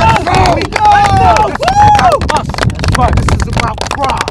So bring this shit up and let's get this shit going. I don't know about that. Don't even do it, dog. Oh yeah, I love this shit. What's up, big boy? Take up.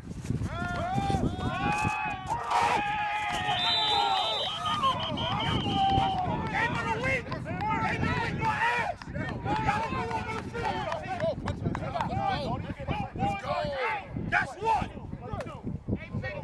All this halal gonna be all day, all day.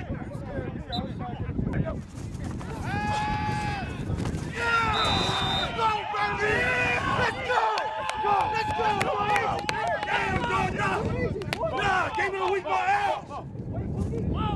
Red, back up, Red.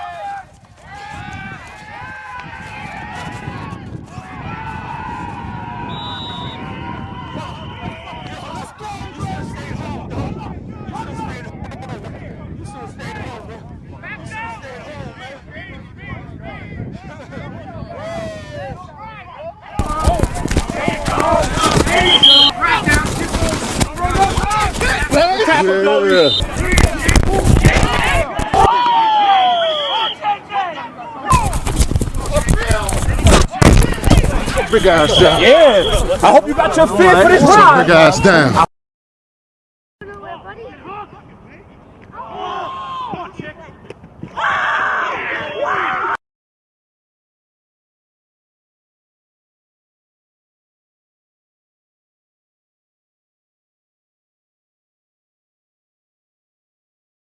Troy should that's a ball. Troy should have caught that shit.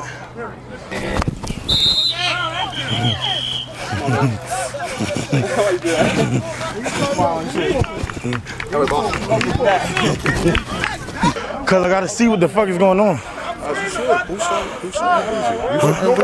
Who's starting Breezy? No, it was not my decision. Not at all.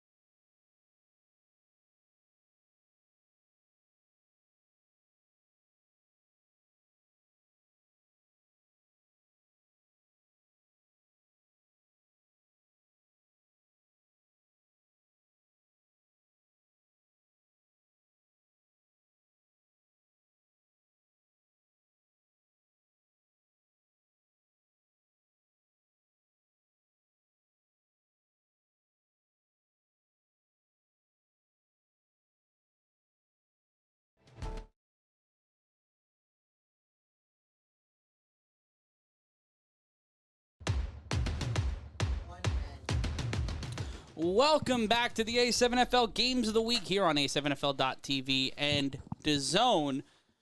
And it's time for our final game of the afternoon here on the Games of the Week as the Vegas Pit Bosses look to take on the Vegas Force. And Rob, this is the first time we get to see these two teams in a full regular A7FL season, not in the playoffs. We get to see them in a regular season game. The Force walking into today, the team that won the A7FL Nevada Division in 2022. They won the A7FL West in 2022. Right. I'm really excited to see the Force. And Pit Bosses, my excitement for them is not the same. It's like I've seen who I thought were the Pit Bosses, but I just haven't seen the Force in a long time. It has been nearly 9 months since we last saw the Force here on the A7FL Games of the Week. Those guys. So I'm looking forward to see what they bring because we kind of got a taste of what the league is looking like. And they're the last piece. And with K Uno joining the Pit Bosses and another gentleman, if I'm not mistaken, he's still there as well, Devin Gray. Mm-hmm. That might make the Pit Bosses look like something. He's going to be starting there next week from what I was told. I'm very interested in seeing what the Pit Bosses and the Force look like today. I don't know. The Pit Bosses, when you have them today, they have a minimal roster. Players to look out for today are the Mickle brothers, Kamari and Javion Mickle. They'll be joined by Malik Simmons, Silas Shepard, and Spencer Hall, who we've seen before. We've seen Michael Goodman also as a Pit Boss, but definitely a minimal roster. Yeah, when you take a look, but the Force here, you got Willie Briscoe behind center. You got Mark Cooper, who we talked about earlier, Tariq Flowers, Darius Gill. Oh, Rock Briscoe is back. Yeah. DeMario Grace, Ivory Jackson, Curtis Jones, Pac-Man, Noble Jones, a solid amount of players across the A7FL. Studs. Gotta see it. And in Asbury is the Omegas taking on the Animals as Cory Hammond, who usually joins us for these games, is playing behind center for the Boston Omegas, which makes sense for him because he is a fan of the Boston Red Sox. But Rob, got to give me a prediction right now. Force or Pit Bosses, who you got? Forces by at least 2 scores. They have a lot to prove. We haven't seen them in a while. Curtis Jones is there. Rock Briscoe has heard me say I'm not a fan too many times for him not to show up today. I'm expecting a lot from Rock Briscoe. So the bar is set high for you for the Force. Yes. Yeah, I think the Force are going to get the win today. I think that they have the sufficient weapons across the A7FL to really show why they are a team in the conversation, a team that belongs in the top 10. But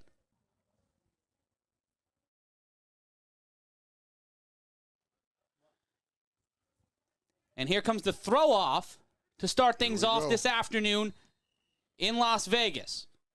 It's a live ball, and it's picked up by number 7. Curtis Jones. There's Curtis Jones, and Jones will hold on to it. He'll drop it for a second. As soon as I say he'll hold on to it, he'll drop it at around the 22. It'll be first down. A flag on the play. And hands to the face on the offense, and you cannot. You can't do that. You can't put hands to the face. They call it the Courage Mosey rule, the stiff arm rule. And Rob, when we take a look today at this Force offense, we've had a conversation about Rock Briscoe at quarterback, and yeah, based off of what I saw when he came out here to New Jersey, I wasn't a fan, and we weren't watching as heavily. We weren't paying attention as heavily as we are now. Why do they look like the Shnowtribe? Oh yeah, is that a foreboding thing? Oh my! The Force Shnowtribe rematch. Okay, Shnowtribe I saw today against this is Force better than the Shnowtribe that they faced. Yeah, but the Force we're seeing now might be better than the Force they faced without RGC. I said maybe. Wide receiver in motion. The Jets sweep to start things off. And cuts up field. Keeps it going. And there will be a flag on the play. And Rob, play penalties like that take you back on a holding call. And I mean, shouts to the refs for calling it more often now, but that is going to be very rough. It's gonna be very, very rough to deal with. Yeah, as the referees continue to get better across these different divisions and just over the A7, like still building this rule set. It's a game that's under 2 decades old. This league is only 9 years old. You know, the different changes that you have to pro football that you have to make for a 7-on-7 game. There is a bit of a learning curve, and when huge learning curve, and then trying to adjust the rules again. It's not 11-on-11, it's 7-on-7, smaller field. You know, certain aspects are much different. And a big play by Curtis Jones, and gets it at the 45, and first down, Force. And he's signifying, listen, catch. Again, Curtis Jones is one of the reasons why they remained in the top 10. That guy he's phenomenal. I'm guessing that was a great throw by Rock Briscoe to get it there. And it will be first down. And take a look again on the replay. Curtis Jones knows how to dance. And it will be the snap, the handoff, cuts up field, and a big, powerful run to the 45-yard line. And under just about a minute's been taken off the clock. That was a run by number 26, Jaleel Rogers. Jaleel Rogers. Had big shoes to fill. Most certainly. Curtis Jones getting tagged out. We got to see. Every time we mentioned it during the fall, we heard we were wrong for thinking that the force wasn't working. These guys weren't, in the gym clicking it out, figuring things out. They said they were, so let's see how it works out. Briscoe, wide receiver in motion. Jet sweep, cuts up field, finds the sideline, and can't get past the 26. That's a run by Reginald Black. Wide receiver cutting out of that seam. Just a beautifully run jet sweep. Nah, that was smooth. That was really smooth. I'm expecting plays like that to go to Curtis Jones, but, I mean, if they're going to show me all the weapons in their arsenal, take a look at this run. Great blocking up front. Yeah. And the Force offensive line to facilitate RTC. Yeah, they have to be some type of sturdy. Yeah.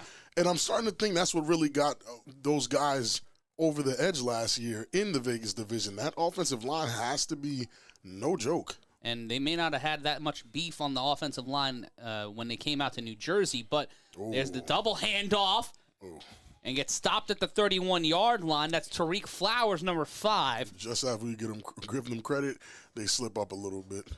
Yeah, that's my luck. Right, as soon as we give the offensive line credit. It bees that way sometimes. They missed 2 blocks. And in an update on the game here in New Jersey, it's 8-0. Animals in the lead. Just an emphatic double tackle there. And it will be second down. 3 wide receiver set now. And while the Quatrelle Huffin show is going on in New Jersey, we're here in Bonanza High School in Las Vegas. The catch caught! And number 11 stays upright, tried to stay in bounds, but it'll be whistled dead at the 22. That's a reception by number 11. They look good. The Force look good. Yeah.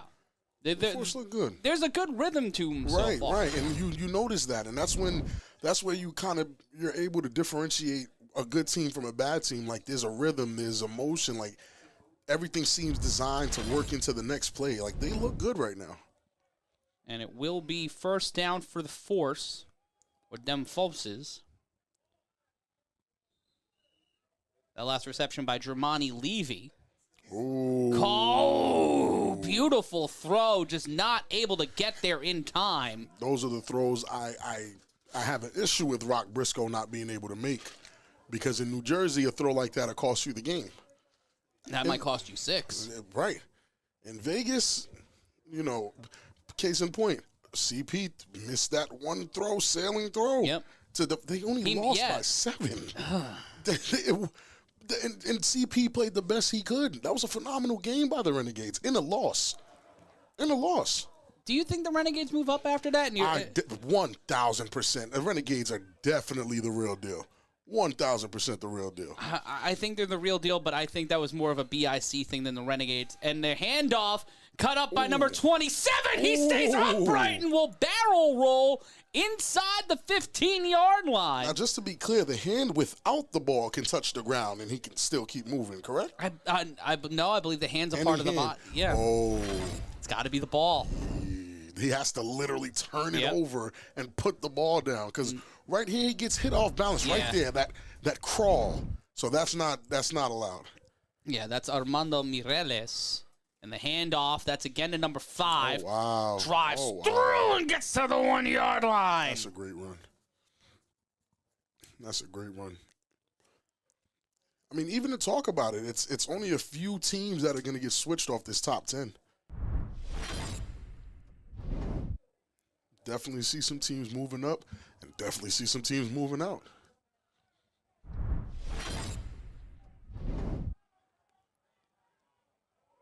The handoff inside, touchdown, Force! Drives in there, that's number 2, bringing it in himself. That's Rock Briscoe putting it on the board. And how efficient was Rock Briscoe last year at running the rock in Vegas? Off the top of my head, I can't give you an answer, but I think he was more relied on to be a drop-back passer. But really? He's a bigger guy. I would think he was out here putting the shoulder to somebody. That's the Force on their first drive. And we see it again. Design quarterback run. Yeah. Briscoe knows how to draw it up. Would you consider that to be a quarterback option play, or is that a keeper, a straight-up keeper? I think it was a straight-up keeper. I'll give Briscoe that. What he might lack in the arm, or he definitely knows how to draw it up. And there's the handoff, and can't get it to the door. Those are the championship points, Matt. Can't crack through, but a big stop there. And it will be 6-0, the Force in the lead. And that's what I expect to hear, that the Force are in the lead. A bunch of big bodies. Guys look like uniformed. I love the logo. It's good to see. It's refreshing to see these guys again. It's been a while. And at 8:55 left to go, we'll have to see what Coach Bartley and the Pit Bosses do. Heading into the fall season, Rob, the Pit Bosses look like the most intimidating team in the fall in the Nevada division. Now, after losing Trey Robinson and Tone Smith and a litany of players on the offensive and defensive side of the ball, Coach Bartley has to rebuild. Is this K Uno? That is K Uno. Kwame Southall cuts through one defender. Flag on the play. Kwame Southall tries to get past, and Mark Cooper will help bring him down. It'll be at the 41-yard line, and we'll try to see what the flag is. And if I'm Coach Bartley, and I'm not putting Kwame Southall at quarterback, and the hair tackle is legal. Kwame Southall's hair. It's past the nameplate. Yep, it's past the nameplate, so that counts as that counts legally. And it will be 1st and 10.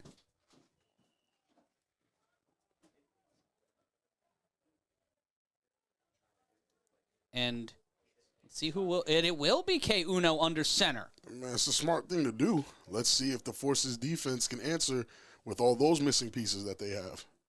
And automatically looking to bring 3. And he jumped the whole neighborhood. He didn't jump the line. He jumped the entire neighborhood. And it flew through it. He veis me. And I'm very interested to see what Kwame Southall will do. I'm guessing this is the chance he wanted anyway, to be on a team like this where he can really show off a little bit. And you got to wonder how frustrating it is for Coach Bartley to have the first offensive play for your team be such a glaring false start. It was bad. And it looks like the Animals are continuing to be the Quatrelle Huffin show. They might have just put 6 more on the board. And K Uno was just caught immediately. They don't call them the Force for play. Very uncharacteristic for K Uno. But again, this is not the fall, and this is what I try to warn guys, especially in Vegas, who don't really understand the full capacity of what this is. In the fall, everybody's just playing around. It's a tournament. It's for fun. The spring is where the real monsters are. Yeah. And if you go into the spring thinking that, I'm going to do the same thing I did in the fall, man, look, Trey Robinson ain't a quarterback no more. He's out there playing kick return. Yep. So, I mean, I hope Kwame can adjust quick because the Force are not to be truffled with. And it will be Uno going for the ball. Uno gets tripped up, fumble! Immediately. And he meets a problem in the form of this Force defense. They did say they were on their way. They said it. Yeah. I'm starting to believe them. And they meant it. Yeah, I'm starting to believe them now. For those who are just joining us, I'm Matt Ryan, joined alongside Cory Hammond, a.k.a. Sangria Bobby, a.k.a. Bachata Bob, a.k.a. multiple-time A7FL champion Big Rob Fabian. And How then quick they get to him right there. He The caught his first reflection guy. in the snow-covered hill, and that landslide brought his ass down. I mean, this is not the fall. And the quicker K. Uno could figure that out, the quicker he can adjust and actually do something that can benefit this team. It'll be third down the snap. Uno, with time, will run it. And that's why K. Uno was one of the most dynamic players in the fall. But Mark Cooper meeting him at the 45. Great tackle by He Mark in number Cooper. 25. Mark Cooper's fast, right? Yeah, he's a quick dude. That was number 25 in on the tackle. I really like those Force jerseys. Noble Jones. I can rock with I them. really like them. You know what I like? I like tinyurl.com/A7FL merch. At tinyurl.com/A7FL merch. And this is a live look-in now here in New Jersey. Excuse me? Pardon me? My man's Quatrelle Huffin is back.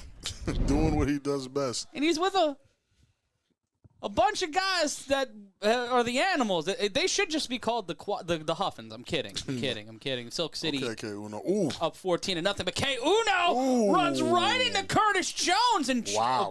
Curtis No, that's Jones. Curtis Jones. That was definitely Curtis And Jones. Coach Mack getting up in his player's grill. Ooh, Curtis. And a flag on the play. That's insane. Curtis stuck him. I thought that was clean. Let's take a look Let's at take a that. look. Cut through. Look at this. No, that's a clean play. That's clean. What is going on? That's cleaner than the Force's jerseys. Yeah, and those jerseys are clean. I'll give him that. And a timeout called after some litigation in this dancery. Coach Bartley.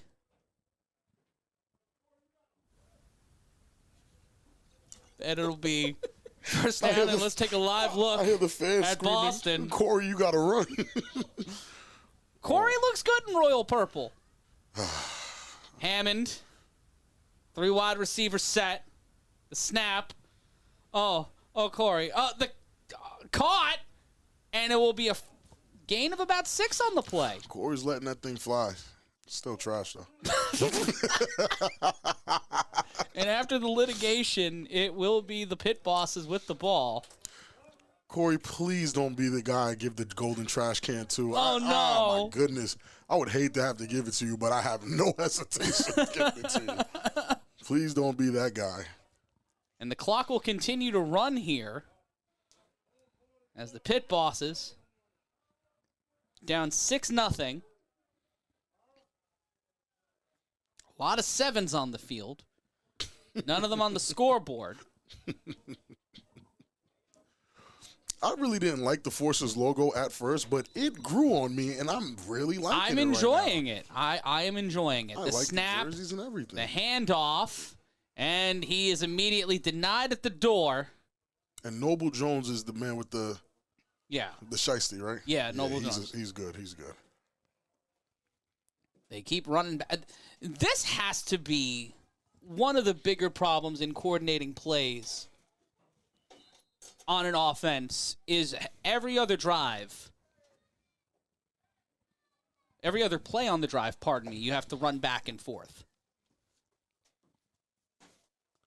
That's the part I don't like, and we have to figure something about. We have to Wide figure something receiver out. in motion. Oh my and goodness! My goodness! Wow! Immediately, K. Uno's not getting a chance, and again, this is not the fall. No, sir. And that's what I think he's not getting. That this is not the fall, bro. This is not your former team, and you're going against the defending Vegas champs. The Force are not here to play with anybody. And that was Gary Weaver on the tackle. Man. And just, immediately just came right in to the kitchen of K Uno, Kwame Southall. That was smooth. And I wonder how the conversation was between K Uno and Anthony Bartley. Right.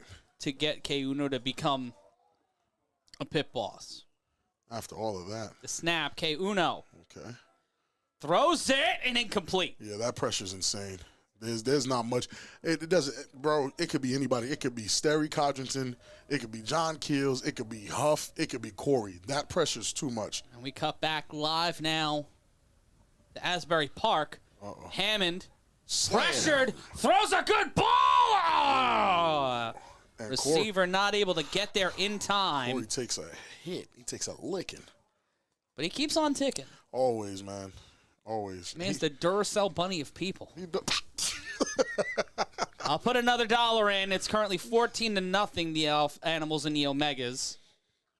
He does look slimmer and younger. Probably hasn't run yet. 2:25 left to play in the first quarter. I'm Matt Ryan, joined alongside Big Rob Fabian. And somebody did something there. The flag on the play. False start, I believe, on the offense. And the timing thing has been such a key problem. Gabe Ruiz in the chat saying K Uno is overrated. Ooh.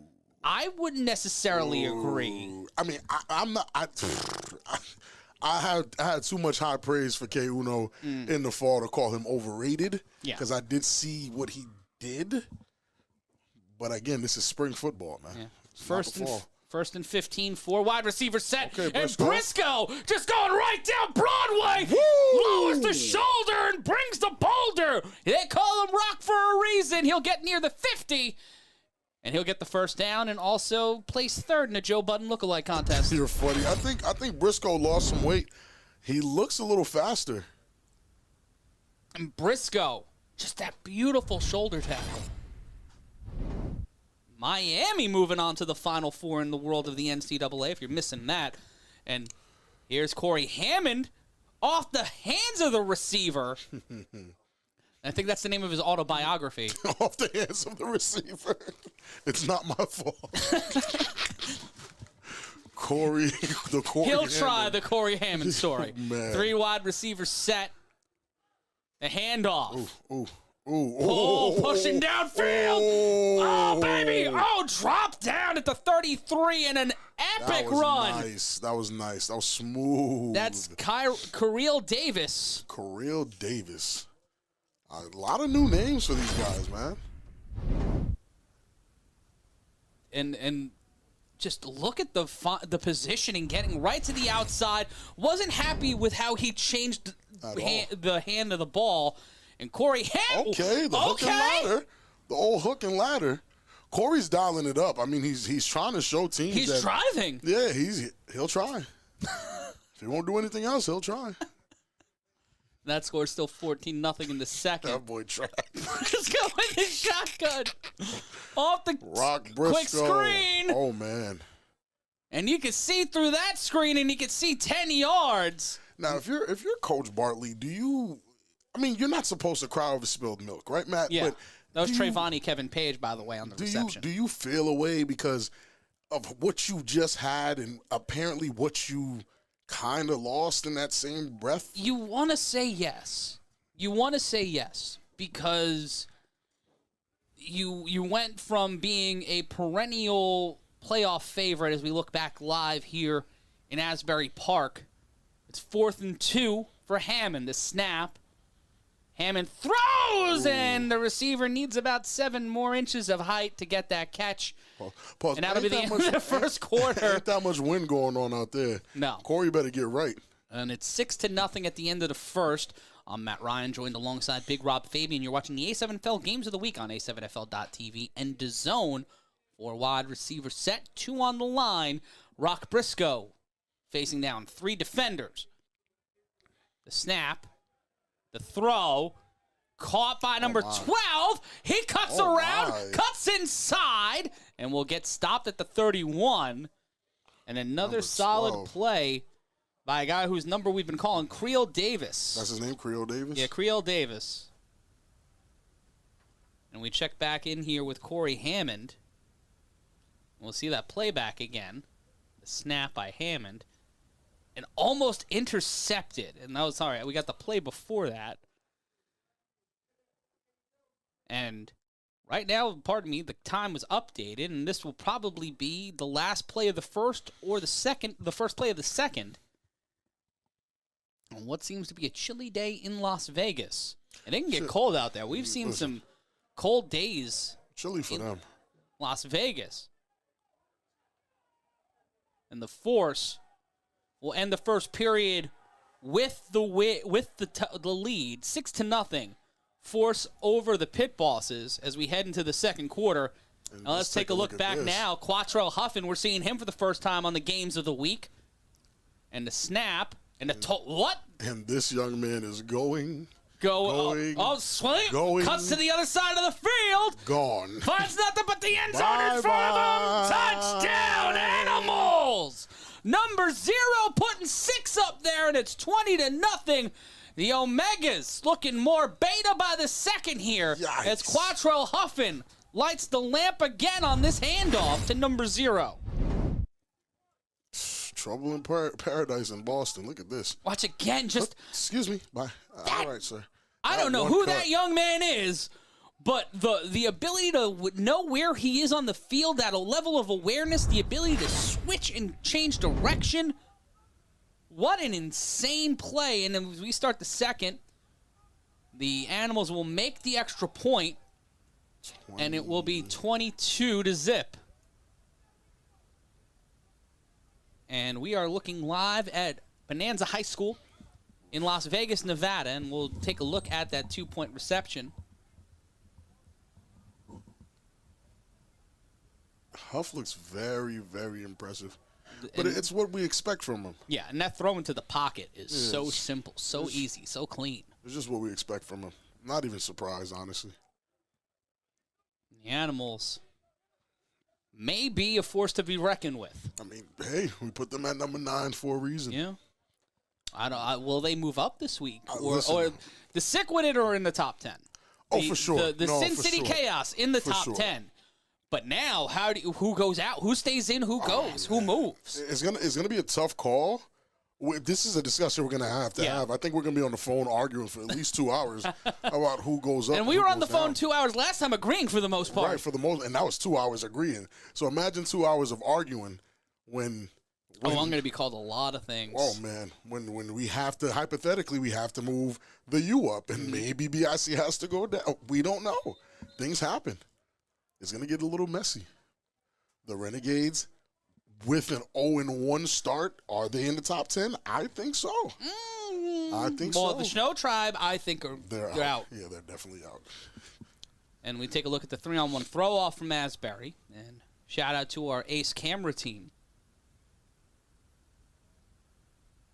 Cuts inside and is brought down at the 34-yard line, 33-yard line. Being a little generous with the placement. The money man in the chat saying Cory needs a haircut. He looks like a hippie. Just wait till we get to Vegas, man. Oh man, it's gonna be bad. Oh, all of us gonna have long hair. Matt's gonna have a man bun. Cory might have a man bun. Alex is gonna have a mullet. Our producer Alex Silverman said, "I'm gonna have a flowing mullet by the time the championship hits," and he's giving me a thumbs up. Now that's a tacit agreement. We said it on DAZN, so it's gotta happen now. Where's Gabe Ruiz from? Vegas? Yeah, he's from Vegas. Okay. Just checking. Also, there are exceptions for when it comes to the weather. Right. Because it is cold. It's very cold in New Jersey. And we're by the water. Yeah. Hammond under center. Snap. In trouble and immediately met by the Animals defense. I really need those stats. Who's our stat guy? David Soberman's our statistician, and if we can get some Cory Hammond stats. Mr. Soberman. Cory, a.k.a. Grimace. Mr. Soberman, please hand me all those quarterback stats. I am excited. I'll do the golden trash can of the week. I'll do it stat-based. And it seems Coach Bartley has has come down with an injury to his ankle, possibly. Oh, so Coach that Bartley? that's why we are Actual looking. coach? Yeah, that's why Oh, we are wow. looking live now at Asbury Park. Well, I hope he's okay. A player ran into him.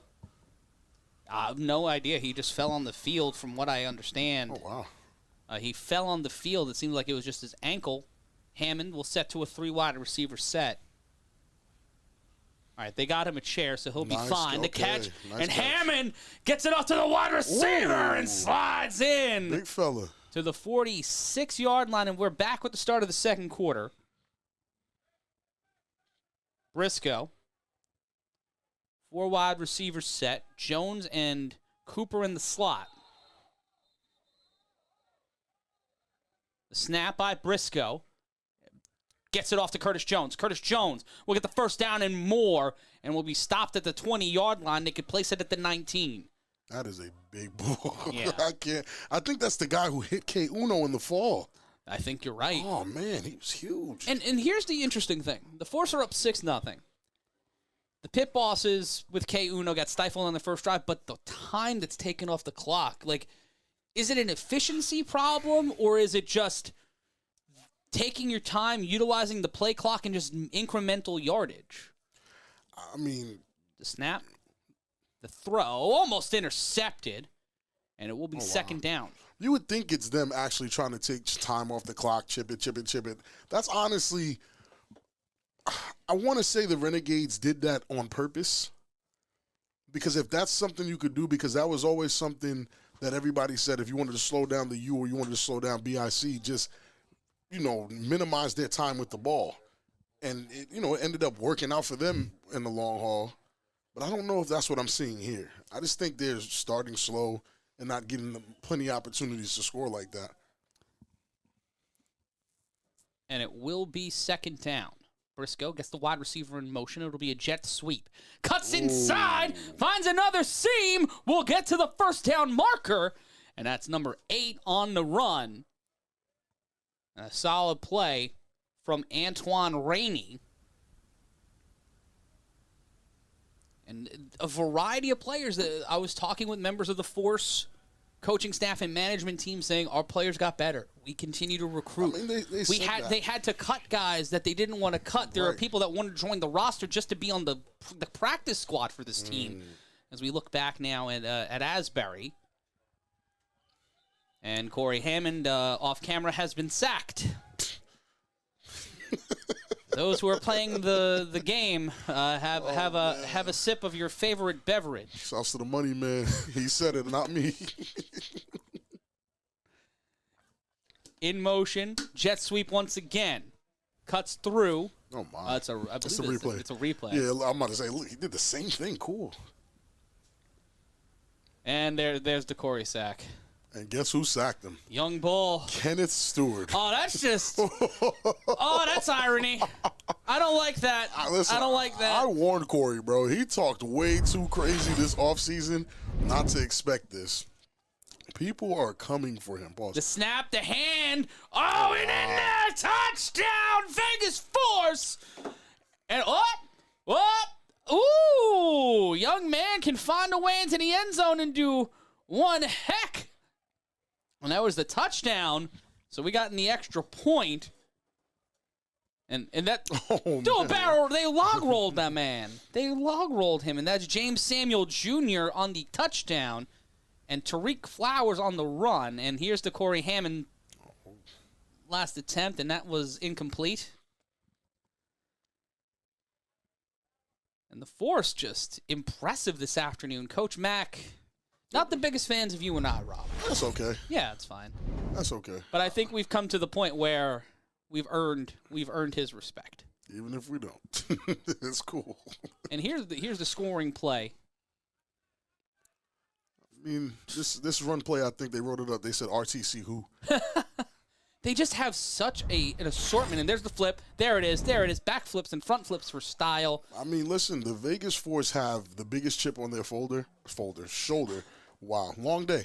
Is it a sour cream and onion? Maybe. Is it a manila folder? A little, paper mache folder. Ooh, paper mache folders. Those sound fancy. Those sound expensive. They might be. I don't know. Can we get some of those paper mache folders? They'll fall apart. And But the speaking Force of falling apart, the Force are the only team to ever come to New Jersey from the West Coast and win a game. and K Uno will return gonna this take from it the out? end zone, and it's a Wow. 98-yard run. That's bad IQ, man. He should have just kept it. He puts it at the 1. That's the 1 or the 2, I think. That's not it.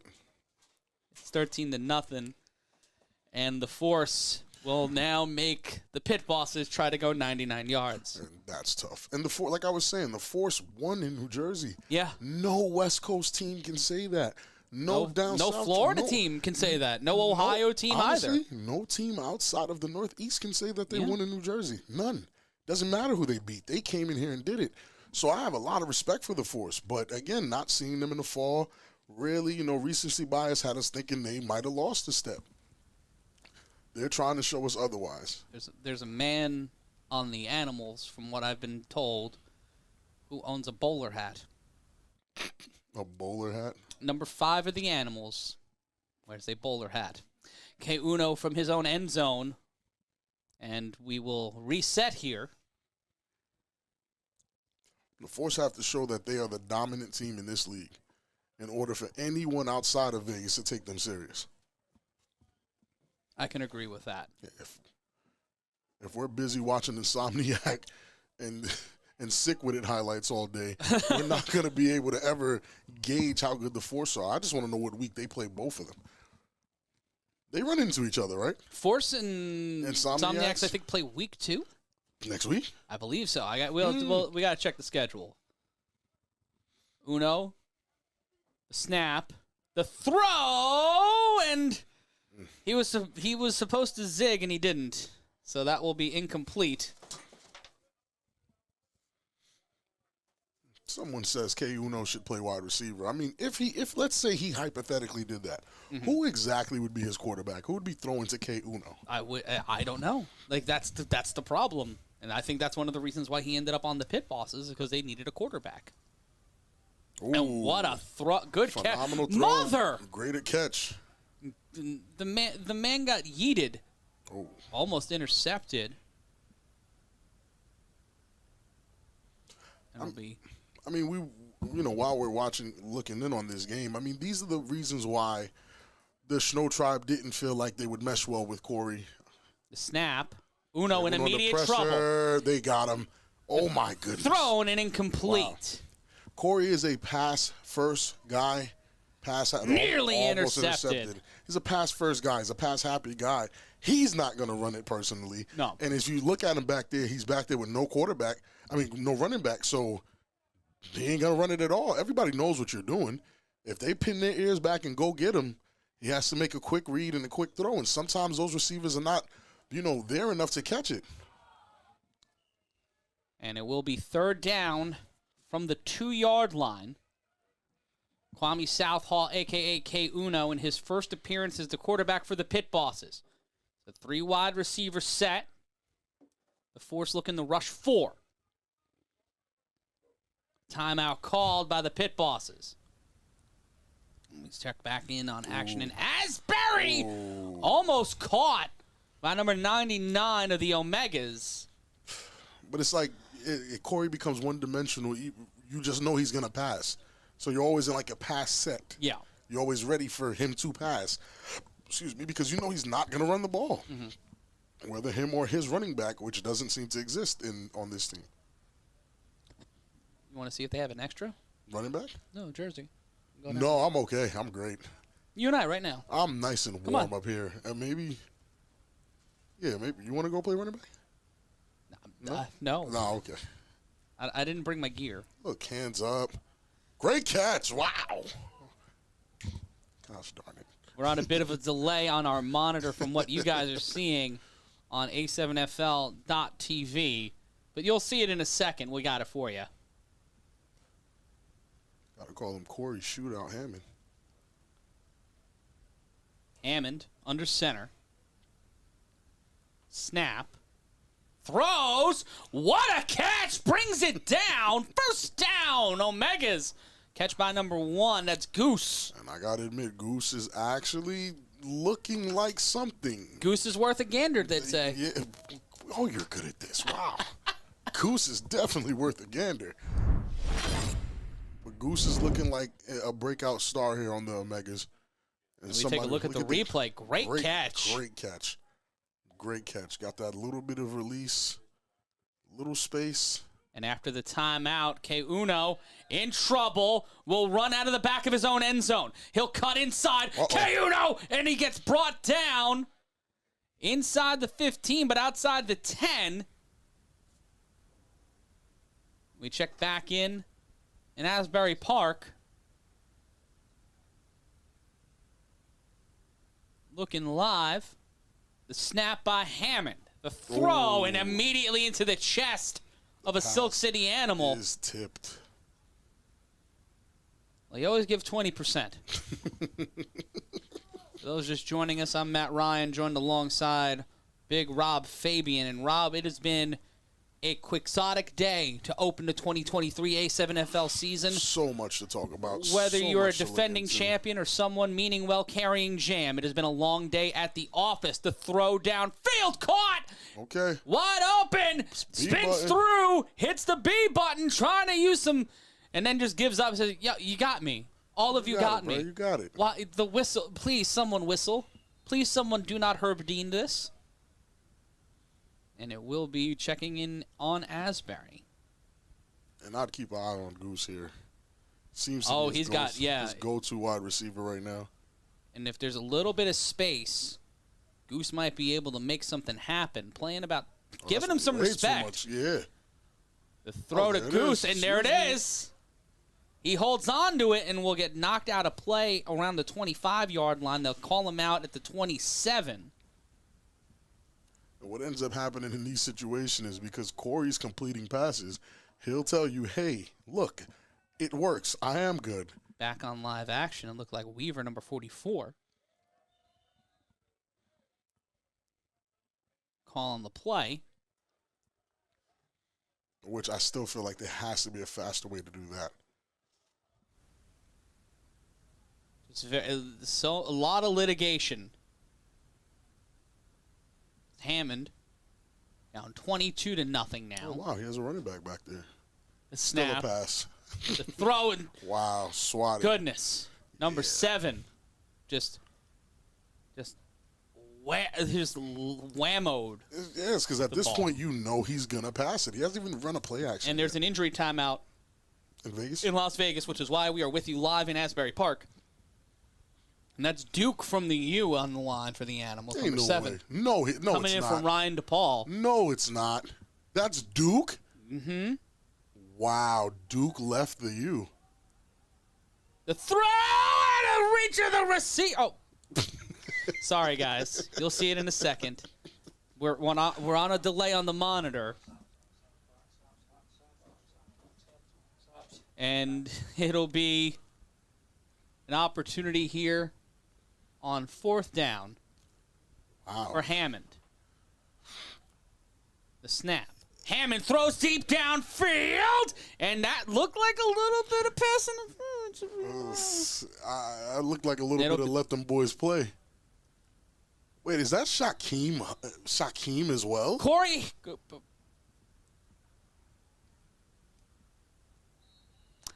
Ladies and gentlemen, Cory Hammond is on defense.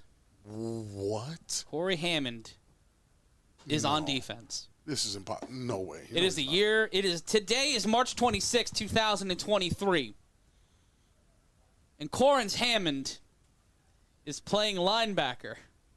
He's playing linebacker in the American Sevens Football League. Let's go. Cory got it. Oh, I thought Cory technically got a tackle. Number 36 gets the completion from Huff. And Cory immediately runs back off the field.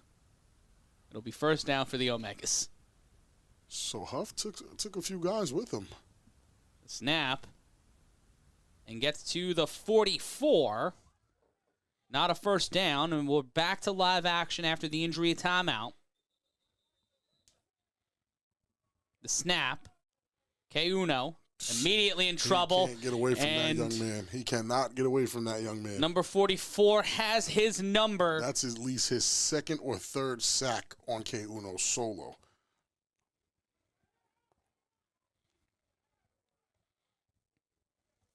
And that tackle by number 44, who's been lighting the lamp, Gary Weaver, who we've called a couple of times so far today. Weaver's been very impressive on defense. And that alongside number 11 for Jermaine Levy, pardon me. Oh, wow. And it will be first down. Bartley back standing, third down, pardon me. K. Uno cuts up the sideline. K. Uno gets past the defender and will be dragged out of play by number 11, Jermaine Levy. Levy, I believe, we saw him in the fall. Guy who was playing primarily on the offensive side. But now shifting over to defense. What's up with you offensive guys running the defense to dominate? That's crazy. Well, he might have been a defense-first player who just wanted to sow his wild oats in offense during the fall. Sometimes you never know, but I feel like the falls and the offense will move back. It looks like a holding call on the pit bosses. And it will replay third down, and that will move them back to around the 22-yard line. Not something you really want for your first week there. Not at all. It's not looking too good for the pit bosses right now. 3 wide receiver set, 3 on the line. Sending all 3 rushers. Uno in trouble. Evades one tackler, throws, and that one is incomplete. He throws a duck. Trying to quack that one in there, and it'll be incomplete and fourth down. This is the time where you go for the 3-on-1. This is the situation. Despite the fact you're down 13, you have to create the chance for your team to be successful.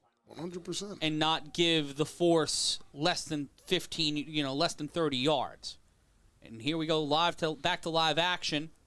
22-0, Omegas losing to the Animals. Quatrelle Huffin doing what he does best. He's making magic happen. Cuts through the defender. Tried to toss back for the lateral, and is brought down at the 10-yard line.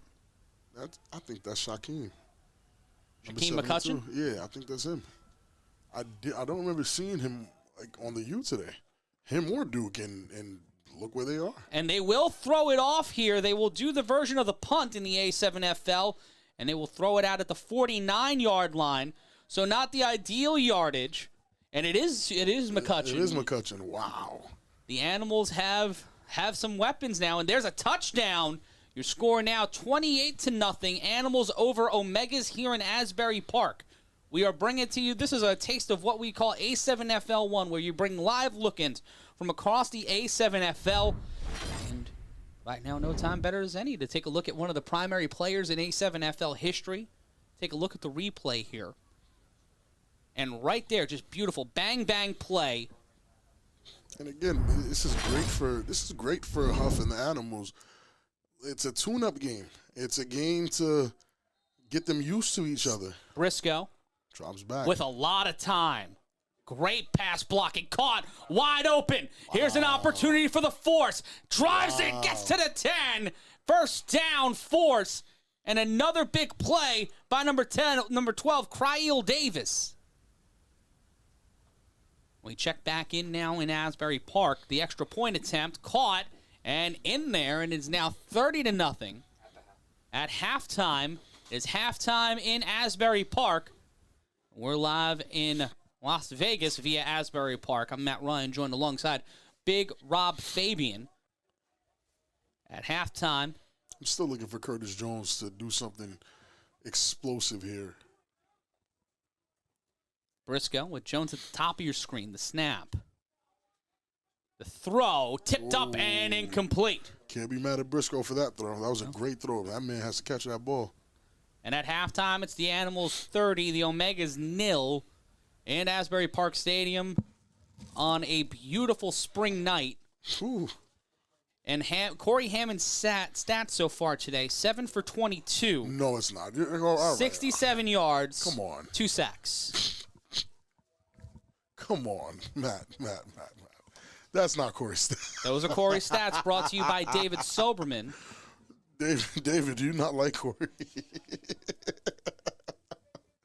Oh, my goodness. Can we get a stat comparison to the other quarterbacks around the league right now? Because that is wild. Has been half of a football game, and he's 7 for 22? Wow. Wow. What's his QBR? Someone do the math on that. Wow. I can't. And that's the end of the first half here in Las Vegas. The Vegas Force proving that they are what they said they were, and the Pit Bosses are still looking to find themselves 13-0 your score. Rob, pardon me, it's the 2-minute warning. The clock reset, but halftime in Asbury. It's halftime in Asbury.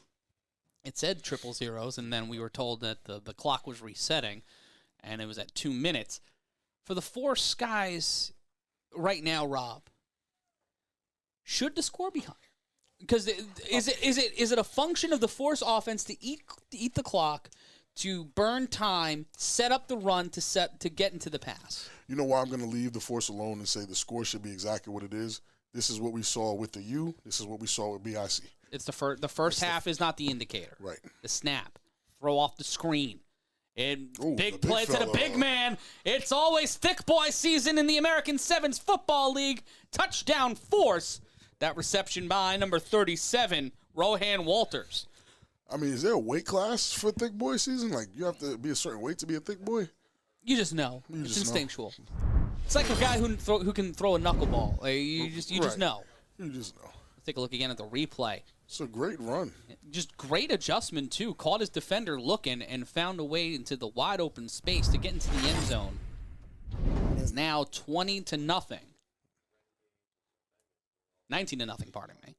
And again, the score is, it's reflecting what we saw for the most part today from all the other top teams in the league outside of the Ohio guys. The snap, handoff, and that one will be met at the line. And the Vegas Force not able to score an extra point there. 19-0. But they do have one extra point. There's a flag on the defense. And they'll replay the attempt. And the Pit Bosses had a gift. They had a gift horse, and they spat in that gift horse's mouth. And now it will be a 1-point attempt from the 2.5-yard line. And I'm okay with the run here, but at the 5, I think there's a ton of other plays they can run to actually help them be more effective getting into that end zone. I agree. I feel like that's a part of it. But to be completely honest, Rob, when you're looking at what's coming next for this Force team, they were not able to get across the line, and it is still 19-0 with 1:50 left to go.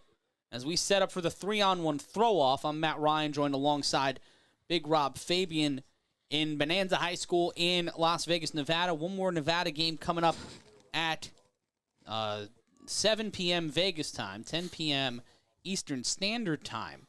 As that one will see the Kryptonite take on the over-the-top. Smooth Richardson and company in that game. Casey Cox will be leading the broadcast on that one. And that one starts right here on the A7FL.TV and the Silver State Sports and Entertainment Network at 10 p.m. Eastern, 7 p.m. Pacific. K. Uno catches it inside the 5, and he will run right up the defense and will get stopped at the 27. I don't personally think K. Uno is a prolific returner. I think they're actually wasting him there. I think might be someone else on that roster that can run that better than him. I don't disagree with you. I just feel like they're just trying to find someone there who can fulfill that role and make something happen with it. 19-0. I feel like it's being forced. Well, they are playing the Force. Pun? Yeah. Pun. No, he's not. He played in the second game. Pun, double pun. A new quarterback in for the Pit Bosses. So no, Uno will come back in. I'm sorry. 91 seconds left to go in the half.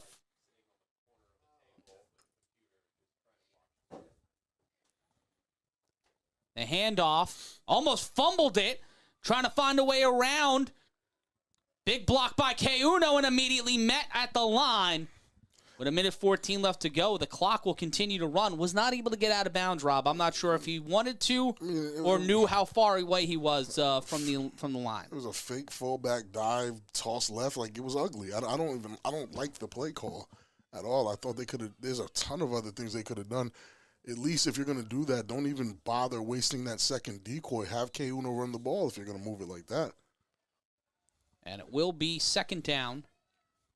45 seconds left to play in our first half. Not the fake dive. Uno with time. They're only had a chance to run. Still looking to throw. Southall will get to the first down marker and run out of bounds. The clock will stop at 30 seconds. That should honestly be every down. Yeah. They're only sending 2.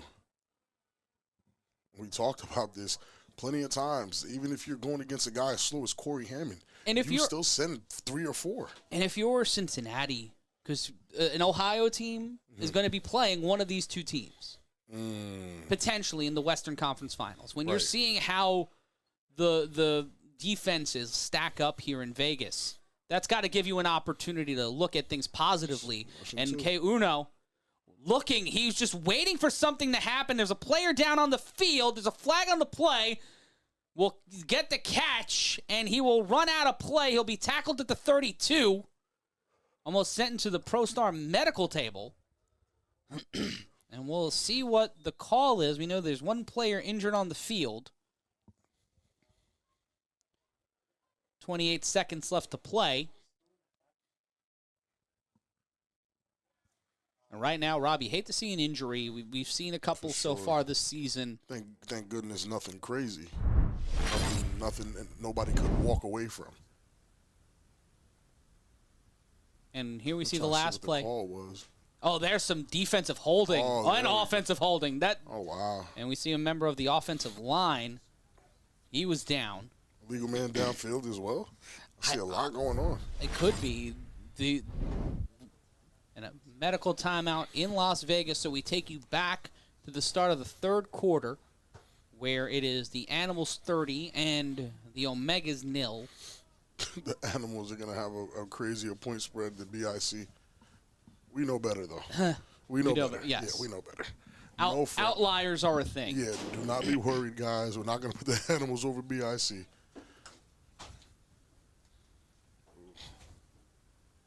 And off the this opportunity to thank everybody for joining us here today on A7FL.TV. Matt Ryan joined alongside Big Rob Fabian as we get closer and closer. And once again, Hammond 7 for 22, 67 yards and 2 sacks. Not been a great outing so far today offensively for Hammond. Don't do that, Matt. Don't do that. And this one will bounce outside the 25. That will be played whistled dead. And they'll start from the 25-yard line as we deal with a medical timeout in Las Vegas to score 19-0 to force in the lead. You're looking live at Asbury Park, New Jersey. Your score 30-0. The Animals on top of the Omegas. Stop telling me Cory 7 for 22. I wasn't going to say it that time. That's not nice. None of it's nice. And according to according to Ryan DePaul, that number 20 for the Animals may be Lambert, a former U player. There's no way. What is... The Animals are actually good? Wait a second. Lambert? And we'll take a look at the 3-on-1 here. Oh, yeah, I got it. Number 0. Moving with that ball. The young man's got speed. Yeah, he does have some speed. I'm going to have to take a good look at this Animals team because you're dropping some names. The defense has Duke and Lambert. The offense has Huff and Shaquem. Who else are they hiding in there? Me. The defensive coordinator. I'm kidding. The snap by K-Uno. We're back live here after the medical timeout in Las Vegas. K-Uno showing all the promise. He's showing the fall. Trying to make something out of nothing here. And he's brought down. And one of the toughest challenges the Pit Bosses had in the fall was K Uno and the Force. No, very true. Very true. K Uno was a handful in the fall. He was a handful. But I don't know if it's because most of these guys are at a higher level than the guys that were in the fall, or it's either that or people are getting used to how K Uno plays, or he lost a step. It's one of those three things. I can see it as an intermingling of all of it, to be completely honest with you. For sure. He's on a team he wasn't on last year. Is his brother here on the Pit Bosses as well with him? I want to say yes. I would hope so.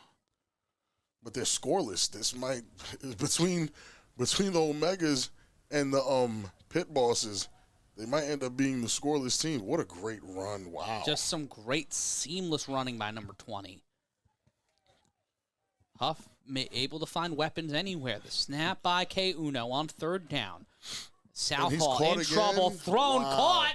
Gets the reception. Ball comes loose. And the Force will get. Who comes up with it? The Pit Bosses will end up with it. And either way, that's the end of the half. That's Javion Mickle with the reclamation.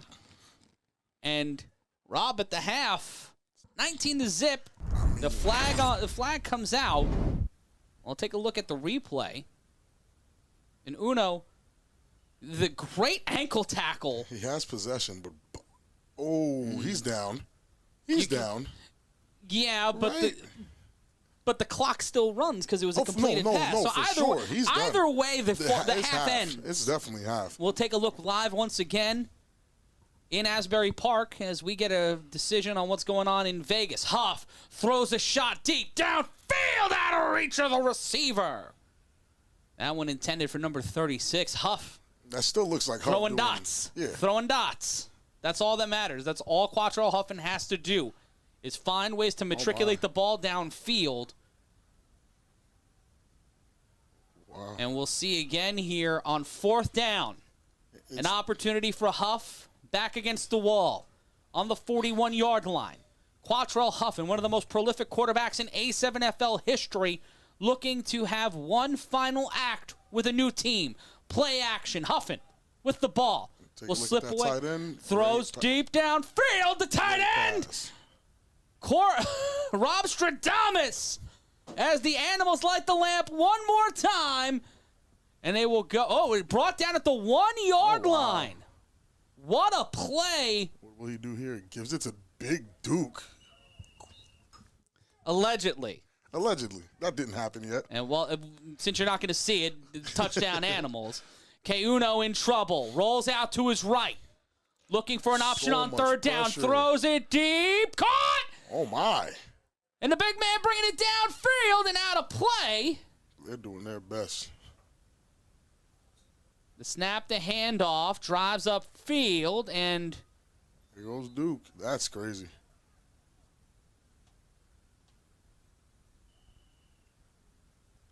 We look live here in Asbury Park. And Rob, the Quatrelle Huffin show is back and as good as ever. It for sure is. He hasn't missed a beat. The score is very telling. Yes, it's against the Omegas. We're not going to forget that, but the score is still very telling. Because he's scoring the way a top team should score, regardless of who he's playing.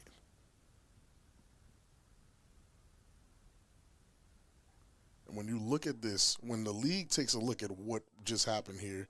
And we are in halftime. Oh, in Nevada? Yeah, we're halftime in Nevada with 8:50 left to go. We are entering the first half, expecting the Force to bring up a lot of what we've seen. And the Pit Bosses are kind of where we thought they were. Yeah, still with all finding, those losses. yeah, still looking for value, looking for option. Yeah, exactly. Because they don't necessarily have one. We're talking K Uno, who, yes, K Uno has a style. He has a way he plays, but that might not be the best fit for the Pit Bosses right now. I mean, Coach Bartley kind of has to deal, he has to play the cards he's dealt. He doesn't have too many options.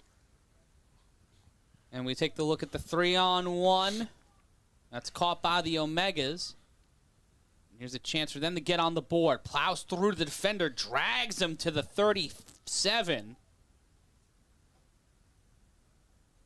And it will be 1st and 10 for the Omegas. And, Rob, the question now is, do the animals go up or do the animals go down? That's the only question that I really have right now. I mean, how can I validate putting the animals any higher than one place up based on who they beat? And that just depends on who we're moving down and who else is moving up. It's a lot of things have to move after this week. Point differentials, win-loss. What weighs more? Win-loss first, right? Yeah. Win-loss, and then point differential. So we cannot place a team with no wins over a team with a win. No, not at all. Okay. Like you can't. It depends on the quality of win to me. Win. Yeah, the quality of win, because the reason why we wouldn't give the animals the same kind of love and respect that we would do to the BIC, and it'll be 1st down for the animals. Well, for Cory and the Hammondites, the Omegas. Here we go. And now Hammond under center, the snap. And the my God! Goodness, Cory gets leveled. Oh, that's my friend. Jeez. Oh, that's my friend. Oh, that's my friend. The golden trash bucket has Oh, arrived. no. Might have to give him that hat. Oh, that's my friend. If he reads me another stat. And Chauncey Malkin, the man in the bowler hat. with the tackle. My man got sacked by Colombo. Oh, my goodness, bro. He got sacked by Colombo. Oh, no, don't do it, Ryan. No, he's slow. Ryan He's DePaul. going to slow-mo he's going to slow and ISO it. Oh, that's my friend. I know his wife. Hey, man, look. I warned Cory, man. I would not be out here if I was him. It's so nice up here. So we have nice. snacks and seltzer. Right. False start on the offense. Oh, no. Oh, again. He's going to slow it down. Oh, come on. This is going to be somebody's new profile picture. Cory Hammond gets his clock clean. Oh, my goodness. And now, snap. And this is one of the problems with Cory Hammond. It's one of the problems with Cory Hammond. It's that when he plays against a team, and I wouldn't be surprised if right here the team decides to do it again. Pin your ears back and go full speed at the guy. Look, full speed. You know he can't evade you. Yeah, that's it. He's not going to be able to get the throw off on his back foot running like that. It's just not going to happen. It has been a day at the office for Cory Hammond. And we got to talk about the Sin City Chaos.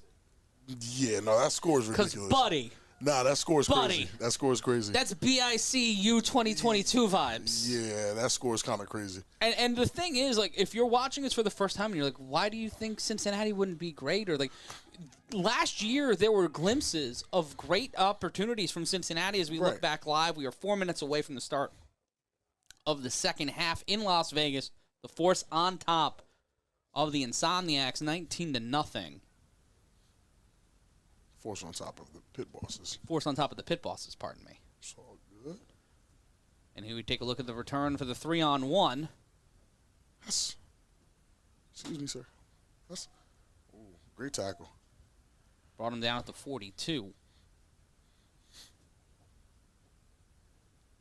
Looking live at Asbury Park, New Jersey. Asbury Park Stadium, underneath the lights, some Sunday Night Football. Oh, my. In late March.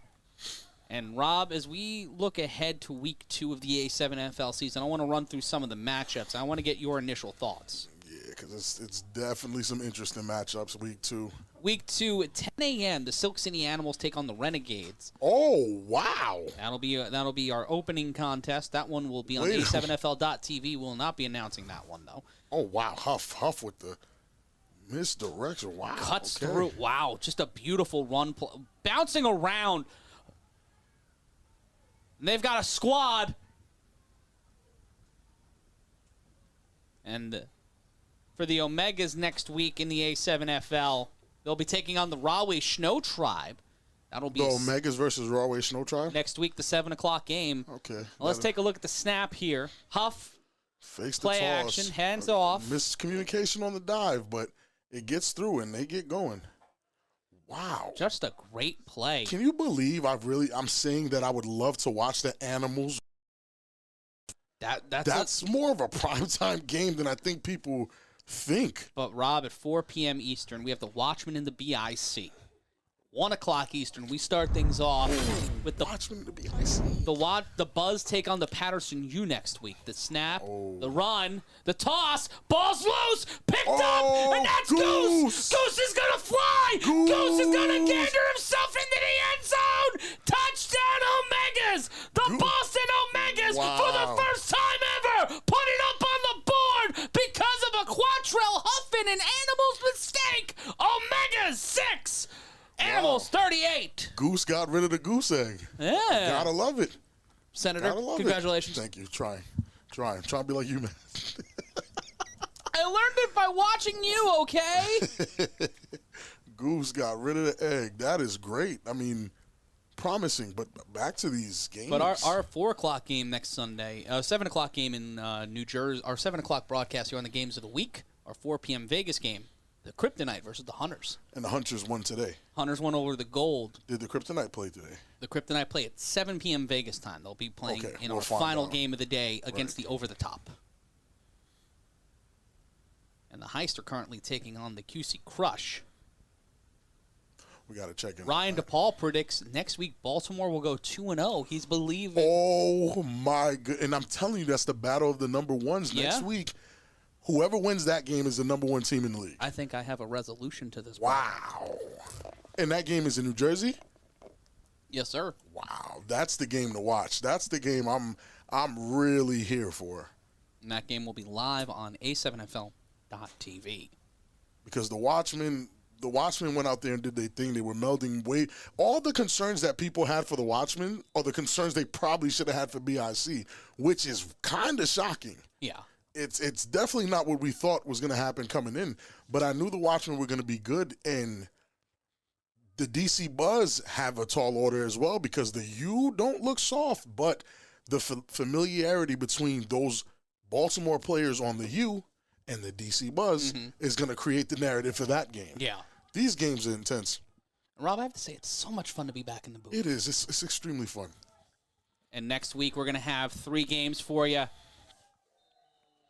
And we're getting ready for the half here in Nevada. But before that, we're going to go to the 3-on-1 throw-off. And this one will be high up in the air. Catches it. Caught again by the young returner. That's number 22. He's getting on the sideline. He's finding it up at the end zone. These are animals, and they are unleashed. Touchdown, Silk City. It's 44-6. Bro, I need to watch the Renegades versus the Animals. That has way more implications in the league. Hey, guys, call time is now 6 a.m. on Sunday. Yeah, no, this is crazy. I'm kidding. Don't hit me. Don't hit me. Off. Don't leave. You're my ride. He took his headset off. You're my ride. Anybody can pick up an announcer and take a look at it here on the replay. Just what speed! The level of returner in this league is unlike anything in pro football. Yeah, it's improved. I'll put our returners up against any other except maybe the NFL. I'm with it. Any other spring league, we have them beaten. I agree. Return-wise, I agree. There's the extra point attempt. Huff slides to the sideline, and that's out of play. Man. Matt, there's no way people are not excited to see the Renegades versus the Animals. Well, we'll be bringing it to you on A7FL.TV. It's a much You'll bigger be able to watch it. It's a much bigger game than I think people are giving it credit for. So we have another half hour of football. The Renegades look amazing. We are in the hour number 7 of week 1. of the A7FL 2023 season. And strap in, it's going to get a lot weirder, a lot sooner. Because the action is going to be ridiculous. And the pit bosses will start the second half with the football. And Rob, what can you do if you're the pit bosses right now? If I'm Coach Bartley? Yeah. Is it a city high situation? What would you do if your son was Yeah. out? I mean, if I was Coach Bartley, I'm calling in reinforcements. It's just, it's Take just a look rough. live again. 3-on-1 to 3-on-1. And that's kind of a that was weird. That was weird. I don't like that. That was super I don't like weird. that. Yeah, that's too. That's we're talking about a 3-hour difference, Yeah. and the same thing is happening on both sides of the. Yeah, that's weird. But if I'm Coach Bartley, bro, I'm calling for help. I'm calling in reinforcements. There's no way, because and again, it has to be crazy coming from such a high of winning the fall brawl chip to now coming in here and not scoring. Like they traded places. They are the Insomniacs of last year, and that sounds insane to say because the pit bosses were the team to beat if you weren't the forces. The screen completely Oh my goodness, this kid. And we take a look again. If the exact same thing happens, I'm going to be sad. Hammond snaps it. A sack? Big grimace throws it. Incomplete. That kid K Uno has that kid's name tattooed somewhere because there's no way. He is on his behind. Yeah. He did something to make him mad. Yeah, it's bad. The snap on second down. Look. Oh my no. goodness. And there's a safety. And put it up. Put the hands up. You know Throw what that him means. up. Safety. That's it, man. Wow. Put 2 on the board. It's 21-0. And for the pit bosses, it has been a long day. Yeah. And if I could quote me and Ant Live were at a game a few years ago. We were getting beat 21-0 at half. And the guy told me, we were talking trash to the guy. And the guy told me, bro, it's 21-0. You should have been off the sticks. And I've never forgotten that line. I looked at Ant, he looked at me, and Goose with the catch. Okay, Goose. Oh no, Goose went down. Oh, no, Goose is okay. Okay. Yeah, Goose is okay. It always looks bad when they. Goose is good. Yeah, Goose is the answer. 20 incompletions on the day for Cory Hammond. No way. Take a look at this play here. Good throw by Cory. Goose Trusting is his going receiver. up to get that. Yeah. Okay. He has a lot of faith in his. Yeah, he does. Look live. Back again in Asbury Park. And he trusts Cory to make that throw, too. Cory could throw. We've never even questioned that. Rushing 5. Slam. Hammond down and incomplete. Jess, get the ice ready. And the Epsom salt bath. Someone draw him a bath. Yeah, it's a Play wrap some for Sade, make him feel better. Grandpa Hammond, this is going to be bad. That boy going to wake up tomorrow not know where he at. His body's going to be in pain. Our group chat's going to be so angry. Goodness. When I 20 incompletions. Okay. And here comes the opportunity off the 3-on-1 off the dead ball. Mark That's Cooper. Cooper? Mark Cooper. Oh. Mark Cooper. He was a ghost, but he's a force now and brought down at the 14. A lot of speed. The flag on the play. A lot of speed. Not much huss, but definitely a lot of speed on Mark Cooper. I see you, Mark. Man can run. Definitely can. Definitely can.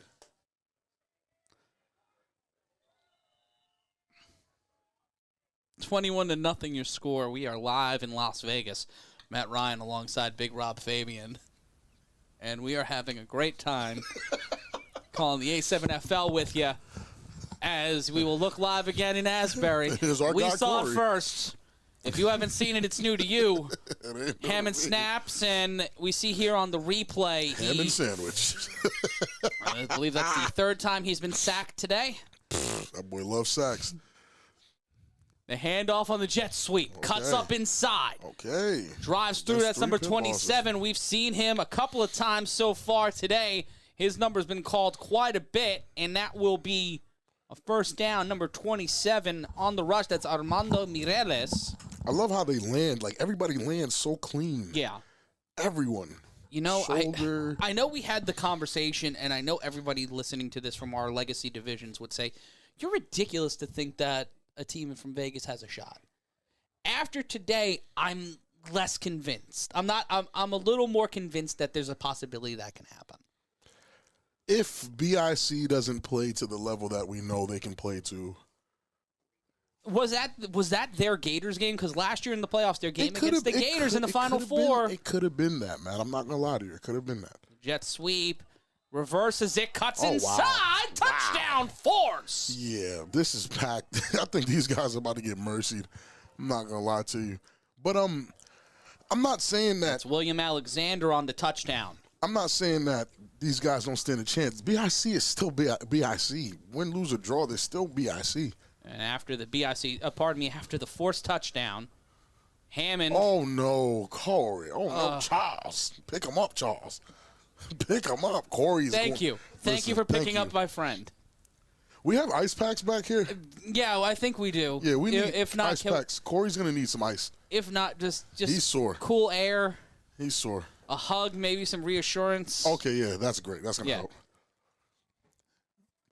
And based off what I saw the Insomniacs and the Sick With It guys do, they're still a little ways away from being able to deal with the BIC. They still drop 4 back in pass coverage, man. They're in trouble. And I know talent-wise, maybe they can keep up, but because of their lack of understanding of the game the extra point, no good, and Jones coming up a little hurt there. But it's 27-0, 11:53 left, and let's take a look back live. Yeah, I think his feelings are hurt.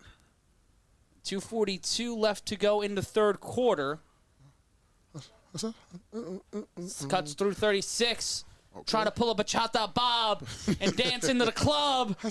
Will he make it? No. Okay, Goose brought down. with the kind-hearted tackle. That was a sweet tackle. What a nice guy.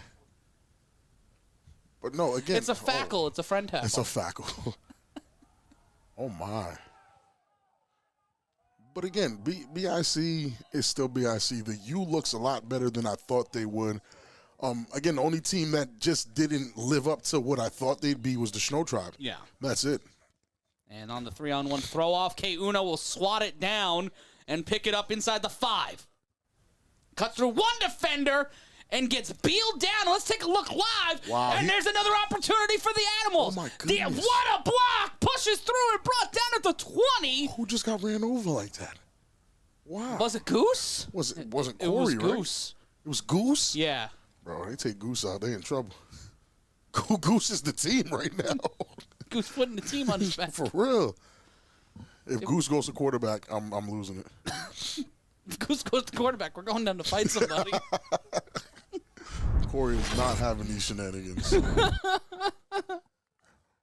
I'm Matt Ryan alongside Big Rob Fabian. We're having the time of our life because we get to call football and watch our friend get leveled. Got a little chippy down there. Yeah, it's the chips are ahoy, as it were. 27-0 your score. After the brief timeout, 11:19 left to go. 27-0 is nasty. It's a hard road to come back from. That's nasty. It's possible. We've seen it get close. Oh, for sure. We've definitely seen it, but that is very nasty. And a flag on the Pit Bosses. Pit Bosses were heavily penalized in their game against the Kryptonite. That was one of the reasons why during the fall championship it was such an issue. And in coming to us from A7FL Cincinnati, the Covington Heist get the win on the QC Crush. All right. 33-12. So impressive score. The Heist Very and the impressive Chaos walk out with the win in week 1. No word from Florida? Florida begins next week. Okay, It'll be the Ghost versus the Nightcrawlers. Okay. And the Heist play the Chaos next week. Oh, wow. So the two big winners from week 1. And that is during the same time as the the Buzz and the U. Those are 2 great games with Snap. 4 Ball great comes teams. loose. Ball's in the end zone. Touchdown. No, ball comes out again. And it's in the back of the end zone. And we have reached the mercy rule in New Jersey, 52-6 the final. The Animals have gotten the win over the Omegas, and here's the game-closing play. Huffin, on his bicycle, gets into the end zone and ends it for the Omegas in their first entry into the A7FL. They'll try to bounce back next week against the Shnowtribe. That game will be on A7FL.TV. And we're getting dangerously close to a mercy rule in Vegas as well. And I believe there's an injury on the field. And I'm wondering if we can tap in and actually get Cory in the booth after his game. His stuff is here. Okay. Oh, yeah, so we definitely be able to talk to him. 52-6, your final score in Asbury Park. The football has ended on the field, but we're still live up in the booth. Matt Ryan alongside Big Rob Fabian as we are looking live at Bonanza High School, Las Vegas, Nevada. 19 points away from a mercy rule. I'm glad that you did the math. Oh, of course, I had to. Because it's like, man, I see it coming. All right, well, I think I've got Cory Hammond's line in. This coming to us from David Soberman. 8 for 29, 77 yards, 4 sacks, and 5 bruised ribs. Oh, my goodness. 8 for 29? That's rough. And we're trying to get an understanding of what's going on the field in Las Vegas. Oh, this just in. If Ryan DePaul doesn't send me an A7FL hat, we have beef. Okay. Coming live from Big Rob. Oh, yeah, that was me. Sorry, Ryan. He's probably smiling at the screen, too. And he's like, this guy. I am really liking these Force jerseys. Yeah, they're very nice. They're clean. My 2 favorite jerseys today, BIC's blue jerseys, the Force's white jerseys, and an honorable mention to the Omega jerseys. The Omega jerseys, that Grimace cool. purple is solid. Yeah, that Grimace purple. Yeah, they're cool. They're cool. But these BICs and the Forces. Second safety of the day. Another safety. Another safety? We saw that play in the end zone. Yeah. And they're just trying to adjudicate after that, so It's another 2. 2 points. So we had 17 points before mercy rule.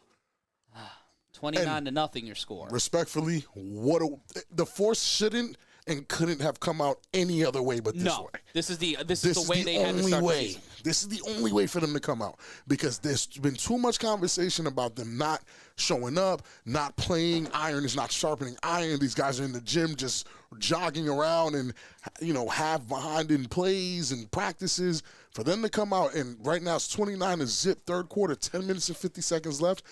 This is how you want to come out. I got to admit, I am impressed with the Forces right now. Bren saying Omega's just laid out the biggest sandwich. That's another word. You can't say that other word. Shout out to Michael Faith saying that I'm hilarious. And here's the throw off. That'll be from a dead ball throw off from around the 30.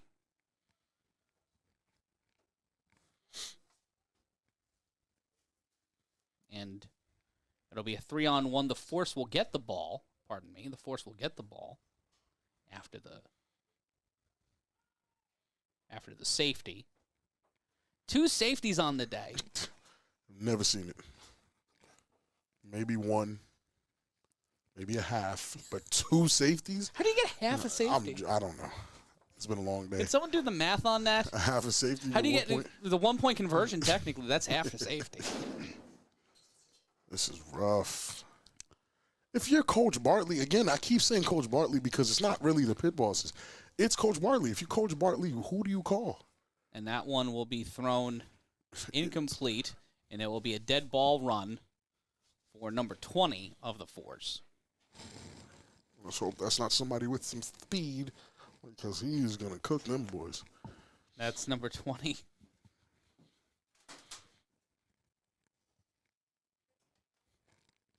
That's DeMario Grace, who we've seen in the fall. DeMario Grace will get to the 50-yard line off the dead ball run. DeMario Grace will cut around one defender. DeMario Grace will spin him down. DeMario Grace hits the salsa moves. DeMario Grace cuts another defender. Oh, my goodness. He should have kept going. He should have kept going. Trying to find himself out of this one. Looking like Frozone. He gets put on ice. Oh, my goodness. At the 36. The hand tap on the shoulder. That stiff arm to the shoulder. He should have just kept going. Cut running. Man. But great field position, though. Yeah, but if you're the Force, do you just want to run the clock? Do you want to score again? Or score again. Get out of here. Go home. True. Go home. Let's pack this up. Like, I get it. We're having fun. We're destroying. Let's pack this up. We're 17 points away. How satisfied right now on the sideline do you think the Force players are? Oh, very. Because they have not been able. Coach Mack has, Yeah. For sure. And you know what? We can eat some humble pie because we were saying that the Force are good. Yeah. But we need to see them play. Yeah, and now that we've seen them play. How much humble pie do we have to eat, Matt? We ranked them. We ranked them. A bite. They might be top 5 after today. I'm not sure. I thought they were. Oh, no, we put the Insomniacs at 5. No. They're 5. They're 5. These guys are 5. And speaking of 5, there's a top 5 player out of bounds inside the 15. Wow, man. Wow. They're excited, and they have They're every a right to be, highlight reel, man. They really are. Are they the U West? Ooh. Them Forces. I'm not mad at that comparison. That's a fair comparison. That's a very fair comparison. Because of the U we saw today, that was Jaleel Rogers on the rush. Wow. Watch and this here. is what the U was doing, stuff like this. 91 might have got a couple of tears on his jersey from a hold. Wait a second. To think about the Forces going again. The Forces I'm seeing here versus the U I saw today. Yeah.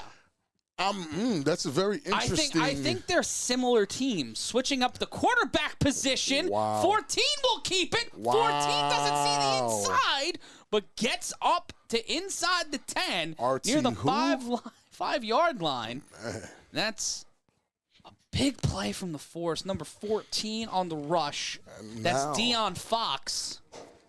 They definitely did some recruiting, man. I got to admit that. They have Quentin Uriarte. Oh, wow. I thought I saw him earlier. Yeah. Yeah. Okay. Oh, wow. Man, Vegas is. Hey, guys, let's switch sides. Let's go. I'm tired of losing. I like to win.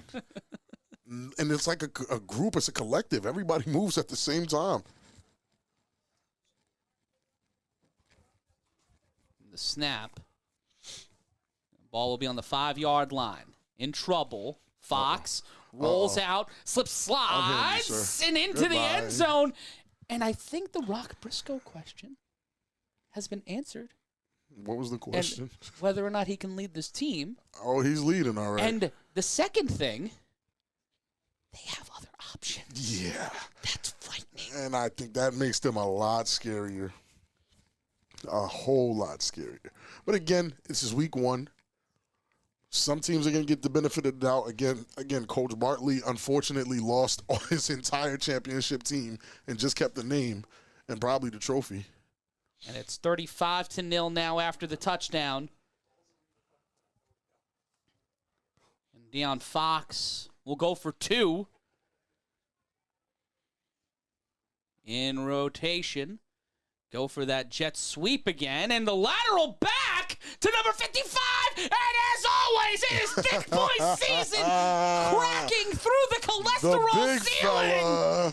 Big man in there. tinyurl.com/A7FL merch. It's always thick boy season. And they put 2 more on the board. 37-0.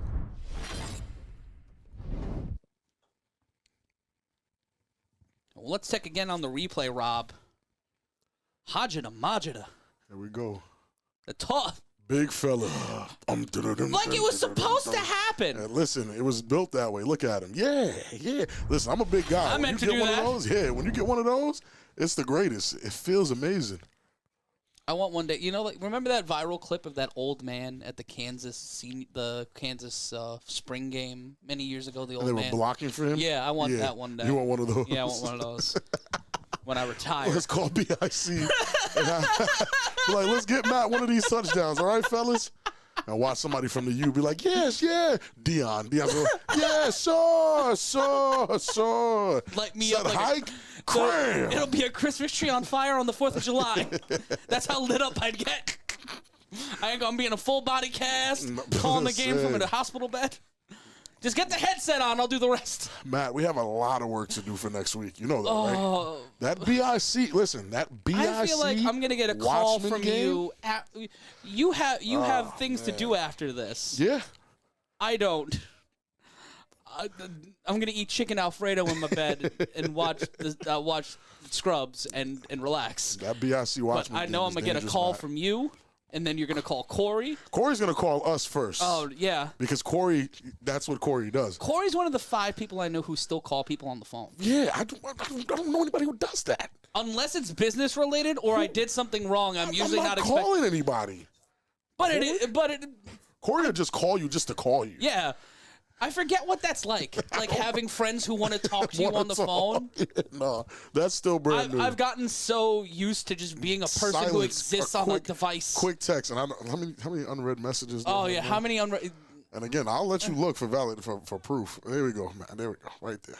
I will say that it's significantly more than the score on the screen. Yeah, it is a multiple of that. Appreciate you, Ryan.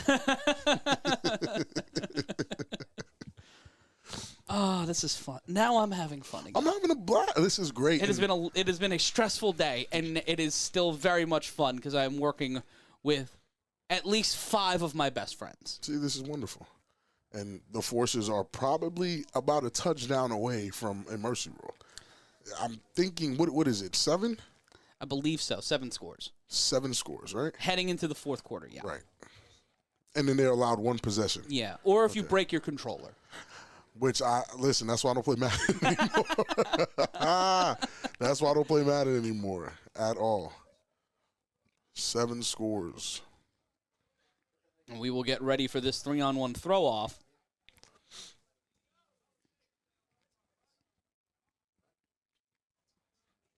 Wow, so many good games next week. There's so many good games this week. Yeah, it's kind of crazy. The 3-on-1 after the penalty that was at the 50. Ooh. Threw that thing out the window. That's 38-0, not 39-0. There he is. And the pit bosses will get the ball back.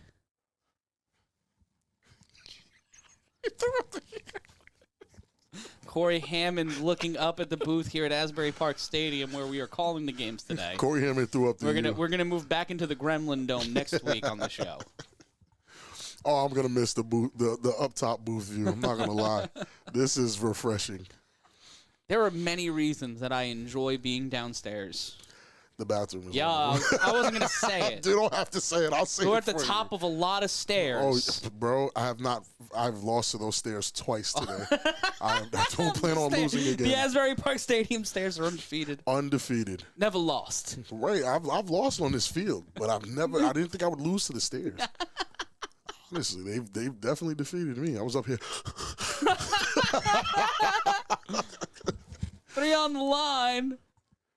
3 wide receivers, 1 man in the backfield. That's just K-Uno, the quarterback. The snap, and Southall in trouble. Will cut to the right. And he runs so wild.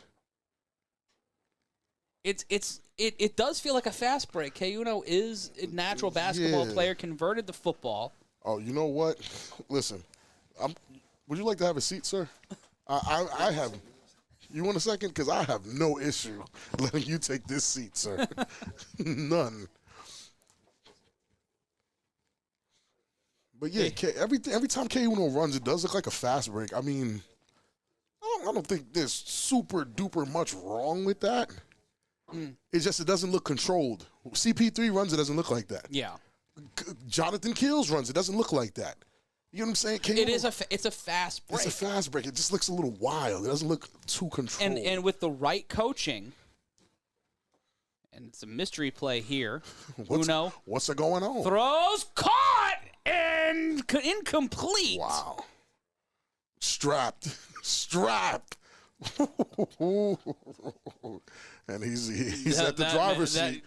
Denying crown, number 11. That's really one of my favorite defensive celebrations. That's a good one. I can't wait to see more of it. I'm waiting for Kels Gellimore to do it. Third down. Back to that 3 wide receiver set. The snap. Oh my God. Rolls out. K-Uno in trouble. Will pressure. evade defenders. Denying Crown goes after him. Big block from the side. And Uno dropped down around the 45. Noble Jones with the tackle. And Corey, just a heads up, your guy, Nathaniel Webster, is on sick with it, if I'm not mistaken. Yes. Who are now 0-1 against the Insomniacs. And that game was ridiculous. Ridiculous. How are you doing, friend? I'm all right. I just looked at my stat line. I don't know. I should have got a couple more completions. That boy trash. That stat line makes you look like the worst quarterback on the planet. But we watched the game, so we saw what happened. Hey, man. We had 9 guys. We were out there fighting the whole time. We didn't get shut out. No, you did not. No, you did not. Those guys. You made some great plays. Goose is solid. The Goose snap, is solid. Listen, in they trouble. drove 5 hours. K-Uno with the throw. And swatted. Those guys drove 5 hours to play a football game with not enough guys, and they fought until the end. And at the end of the day, listen, Rob, how did it go for BIC their first year in the league? Oh, terrible. Yeah, it didn't start really that well. It doesn't start. It doesn't start well for anyone in their first I will say go-around. there was no one in baseball pants. Right. So that was a positive. Now, I will be honest. Some of the uniforms, there was some, the opposite of TBS guys wearing double X pants. Oh my goodness. So there was some cutting, there was some taping, there was a lot. But you guys look well. You guys look uniform. Yeah. They're actually my 3rd pick for best jersey of the day.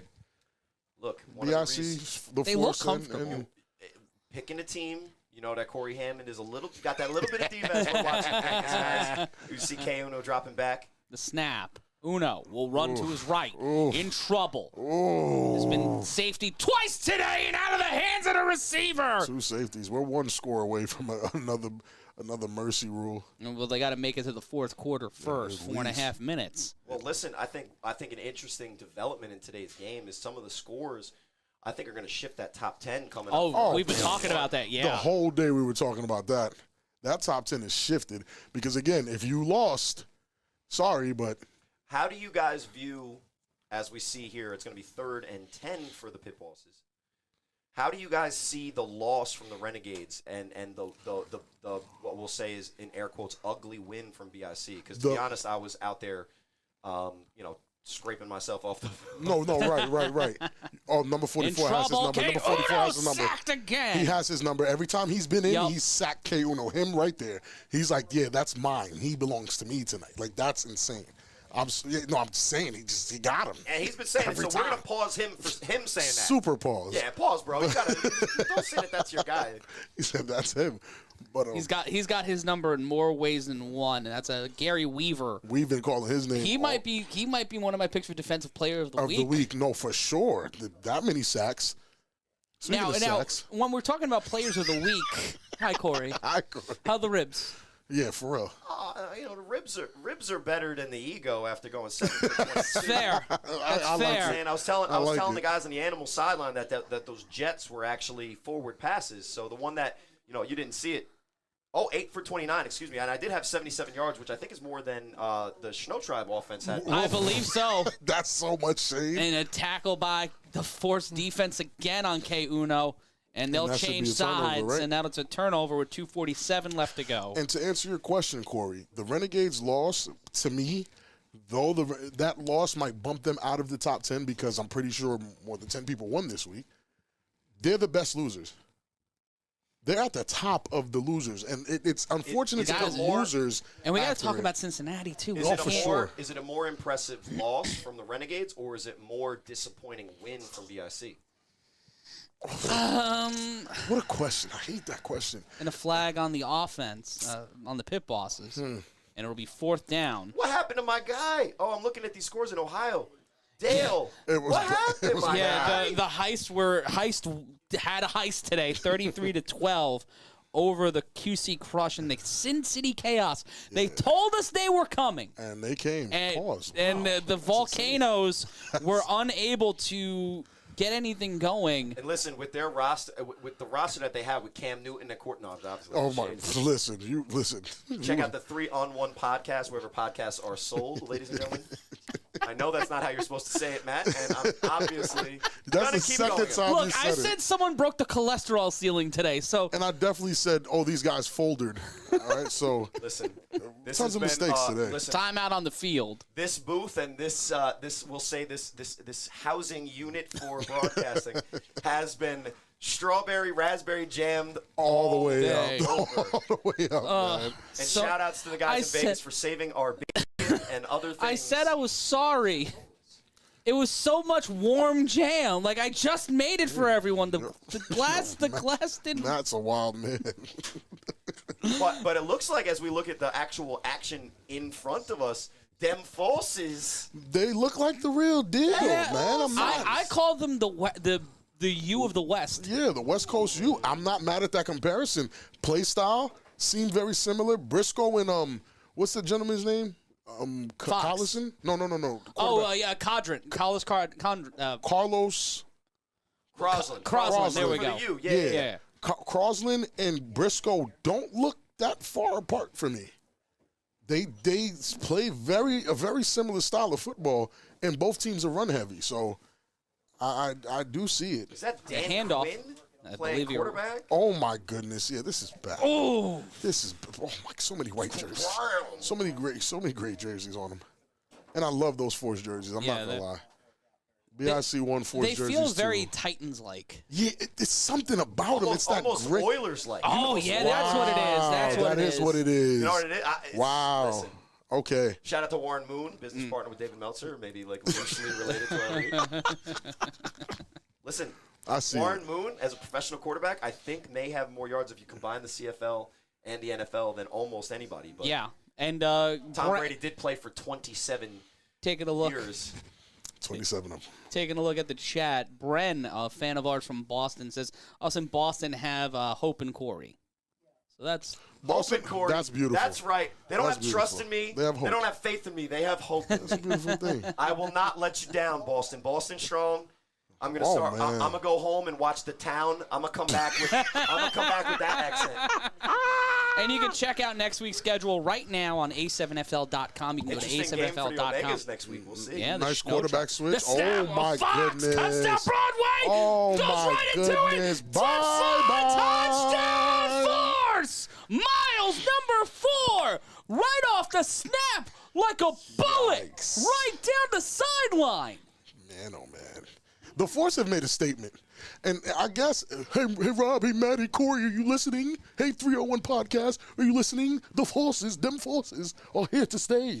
We are number one. We never doubted that they were good. I did. Yeah. I'm sorry. Yeah, I did. I gotta hold that. He's being dead serious. Yeah, I doubted He's them. absolutely 100% truthful. I'm no so cap. honest. Yeah, no cap. I definitely doubted them.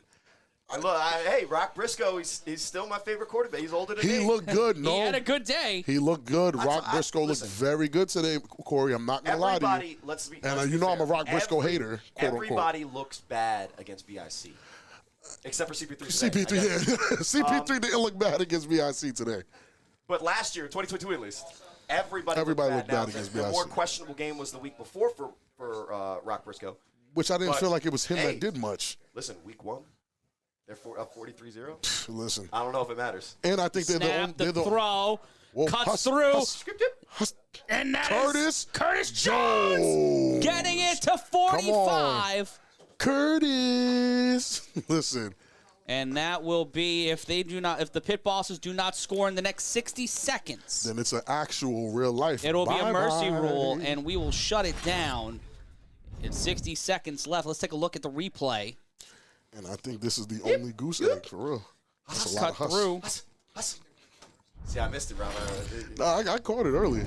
So if the pit bosses do not score on their next drive, that is game, ladies and gentlemen. that'll be game, set, match, game forces. Game them forces. So the Insomniacs were the real deal, but I heard that Sickwit was given Sickwit a is game. good. They gave the Sickwit is Insomniacs a good. game, Is their quarterback the dude from the Dream Team? KG. No, Mora is on the team as a running back. That quarterback? Yeah. The older guy? Yeah. He was good. He had a couple running back? Wide receiver, running back. Bro, Sick throwing with it's good. bombs. He was throwing bombs. Listen, Sick with it is good. And those are the two teams this week, I think, even with losses, we have to look at them a certain kind of way. The Renegades and Sick with it, we can't look at them like they're bad And because guys, they're 0-1. next week, the 1:30 game, them Folses, is the Sick with it. I need that game. The live looking for that game. That'll be during our 4 o'clock game. Oh, man, I need that game. That'll be going on at the same time. Yo, week 2 is insane. That will be going on as the same time as our 4 o'clock game, the Watchmen and the BIC. Week 2 is It's insane. nuts. The U versus the Buzz. We may have to flex the 4 Sick with it game. Listen, I'm fine. I don't mind. Listen, I need all those games. Yeah. Wow. After what I saw today, and you guys got the Renegades. No, you don't. The Renegades have the Animals at 10 a.m. That's a game. Are we showing up at 10? I'm going to be here anyway. Listen, you know what game I have next week? You have the Shnowtribe. Yes. You already know. Revenge! Oof, indeed. And you're talking about Jerry Urias, Corey. Yes. The quarterback from the Dream Team. Thanks to Kelly Hurst, manager of the LA division, And all around. likely wearing a Thick Boy season shirt. pink one. tinyurl.com/A7FL merch. And to Stu Gotts it, it's tinyurl.com merch. And he's back, ladies and gentlemen. So glad to have you back, Corey. And see, you see how many times Corey got hit, and he's back here more coherent than he was when he didn't. Our game is safe. Please. Please. He's back here more coherent. The Animals in a 52-6 drubbing knocked sense into Cory Hammond. Did you have a crayon stuck in your nose and it got knocked loose or something? Is it a Flowers for Algernon I don't situation? know if I was ever as bad as Homer Simpson, which I think the reference is. Yes, that's I got a Flowers for Algernon reference off in a football game. He owes a lot of dollars to that reference jar. Listen. I bought everybody lunch for the most part. He just said crayon in the nose. Well, the Simpsons did it. Anything that Matt Simpsons said, did it. Anything that Matt said. I did it. Simpsons I did it on purpose. Simpsons did it. And here's a fun fact. If the pit bosses score, this game will continue. Do you think the Force will let the pit bosses score here to score on them one more time? To be honest, I don't know. Let me just say that Mark Cooper out there for the Force is a very underrated pickup. What is he hasn't been doing anything? He's had a good day. He had a decent day, a tackle or two. He ran a kick, a return back, not all the way, but he got a good chunk of yards. K. Uno as a returner is terrible. And that will bounce out of bounds. Just going to be honest. They have to find something else for him to do. So they'll do a dead ball run from the 25. He's not that guy as a returner. Well, it just goes to show you, as we look at what the pit bosses are able to do, the reason I think that they won that fall is the collective talent and will of the roster, right? And not necessarily how the team was put together and run, which is some of the things that we were maybe talking about, and it was very important. Mm-hmm. But now looking at what the pit bosses have, nothing changed in who's talking about what to do and where to go. No, none of that has changed. Just the personnel has changed. There's no Trey. Nope. There's no lavish tea. Nope. From the snap from the dead ball run for K. Uno. What we Uno got, will get K. to the Uno? What 40, we got? to the 45. He cuts up to the 50. He gets through one defender and is pulled out of play. And also, Defensive Player of the Week nominee Cory Hammond joining us in the booth. Half a tackle on today.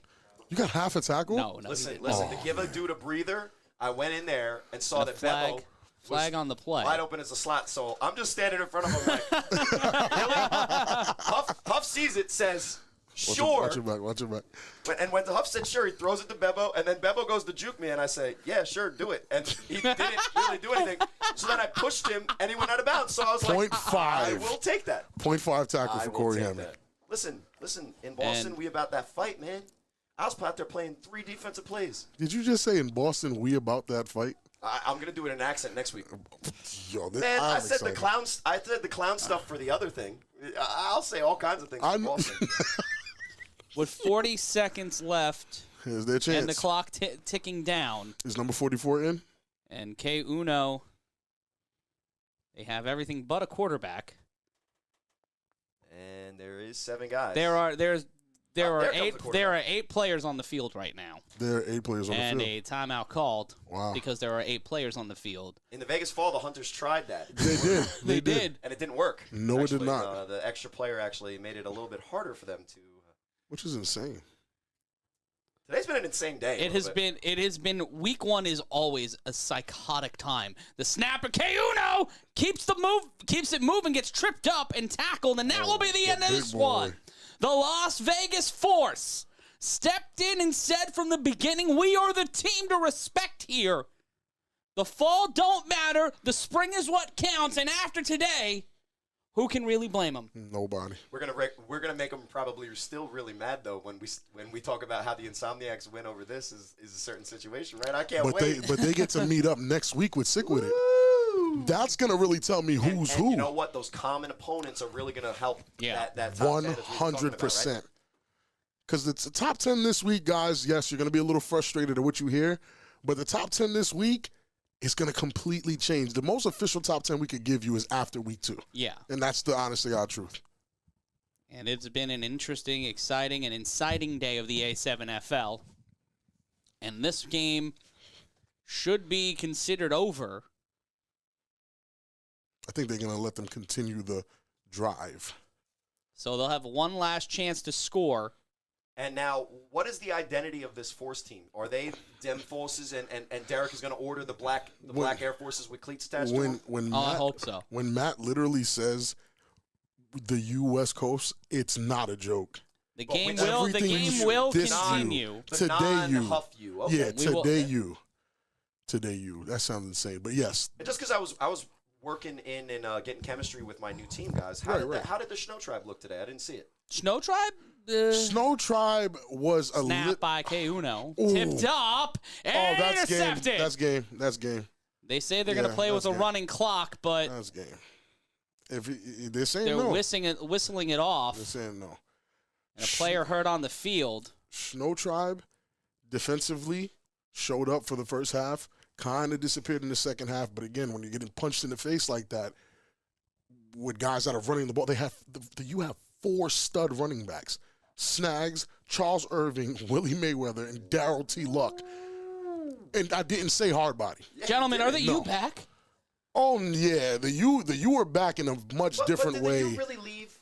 They did not really leave. They didn't really leave. The U didn't really leave. But when you really look at it, one of the more ridiculous plays of the day on the show. Oh my goodness! The lateral back touchdown, Rashad Knight. Did you guys see? I tried that. I went hook and ladder, pitchy. They look great. They look great. Yeah, Rashad Knight probably had the best play of the day. Like there's no play better than that today. But the U really did look good. Shnowtribe's defense showed up for the first half, like I said, disappeared in the second half. Their offense with Jay Keels showed up late. Yeah. And honestly, that's why I'm calling them trash. I'm calling John trash too, because why didn't you say anything? What are we waiting for? They threw in Darius Pearson for the first series, the first few series. They were doing the Shnowtribe. It's terrible. K-Uno cutting down Broadway. Oh my goodness. And they're gonna just run out the clock here. They're gonna play the final 15 minutes. Both teams agreed to that. Well, they also have the because we're all settled in nice and tight to get ready for bed over here in the East Coast, but after this game on the West Coast, they got another game. They have one more game tonight, and that will be right here on A7FL.TV. It'll be the Kryptonite taking on the Vegas Over the Top, and that will be at 10 Eastern, 7 Pacific. Yeah. Shout-outs to the Viking, Bjorn Skarsgård, also known as Scott McCorkle on the call there. And he'll be on the call with Double A and Casey Cox. That will be coming to Dub Alvarez on the top of the hour at A7FL.TV. We will be going home. Mostly. Most of us. For sure. I think there's parts of me still left on that field. Yeah, that right there in the middle where that X is at. But I don't know what part of me is there, but I don't think it's that important. Shnowtribe, they were a little disappointed. I had higher expectations for them. And here comes an opportunity for Uno, and Uno just stopped at the 20. And then how did the situation at quarterback play out for our Insomniacs out there? Scooter the whole way. Yeah. Scooter. And they put up like 40-something points. Trey got a couple of solid returns. We got a Trey return. Yeah. Trey went crazy. What did Scooter do for headwear other than the bucket hat? Nothing. Glasses. Glasses. Oh, he did those and Knox glasses. And ran through people. Yeah. Scooter was bowling people over. I might have sang wrecking ball. No, the wrecking ball guy. He doesn't want to skull He's him. not wearing 20 or 55, right? They let Scooter rock a single digit or like a teen number. I believe so. Yeah. I don't know. That's a good question. It's a great question because honestly, when I see a quarterback, he's not wearing a quarterback eligible number. I need to talk to somebody about it. I don't know why. It's just a tick. That's why I've never seen Friday Night Lights the movie because the quarterback's number 20. The snap, the throw. Uno, ball comes loose and it's picked up by the force. You know what's funny is some of my they'll call it down. Some of my Boston Omegas guys are huge Rob Fabian fans. They didn't even realize that I was on the show with you until I said I am on the show with you. And they literally said, "Yo, What? Rob's my guy," and I was like, "What? Am I just the annoying white guy?" No, that's me. I think they lump us together. Oh, Matt, this is the first time I ever heard it. They didn't think you were a real person. What? There's people that told me today when they saw you for the first time and didn't think you were a real person. They thought you were an AI or something. They didn't Is it think because Matt I'm was good or terrible? good. Are they microdosing? Like I don't know. They really, Matt walked past them and then they looked at me and said, "Bro, I didn't know he was real."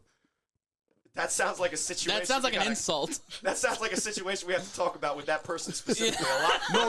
I don't know if I should feel good about that or not. Still making plays. If Yeah, it was the just completion. If it was just one person, Matt, I think It was multiple people that play in the league. that never saw you before.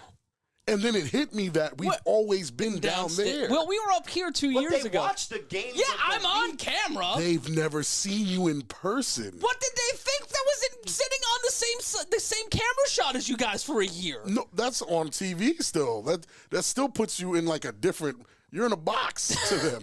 I appreciate that you're reporting this, Rob, but you're not going to convince us that that's a reasonable There's thing a to say. conspiracy theory It's that not- I'm an android Yeah. or some sort of AI. Yeah, they said, "Bro, he's real." I said, "Yeah, bro. I talk to him all the time." Que uno, no donuts. Right in there. Getting the points on the board because you already know in the fourth quarter, when you're down 45-0, This it's is stats time. Let's Listen, go. this is garbage time, man. Way to fight, but Nothing trash about it. That was a good play by K Uno. Gets the points on the board. And look, you got to fight, man. Listen, football. fight your coach to get more players or something. There's a different kind of fight. This is not the fight I want to have. We've been here, Corey. Me and Rob, you you together. but We fought. Corey, it wasn't worth it. We should have just went home, bro. That's not me, though. No, I know, but we should have went home. I fought with you till the very end. Me, you, Scott, and Courage. We were the only ones still fighting. And we were just talking about it out there that it was Matt Riddick The playing snap. corner and intercepting me potentially almost every play. In trouble. K Uno. K Uno has my been subtracted to K0. K-1. That's bad, man. Oh.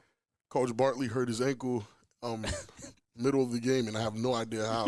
I don't know either. I don't know. This I has don't been know. the weirdest day. And it was reported. It was definitely reported, yeah. They took a TV time. They took a timeout. What's the sponsor? Because it was So on they- the field. Yeah. Pro-Am Medical. So Pro-Am Medical got that pub and that quick. Yo, great job by Coach Bartley getting the A7FL Nevada. Let's go. We are live from Bonanza High School with 8:53 and counting left to go in this game, and this has ostensibly become a post-game show.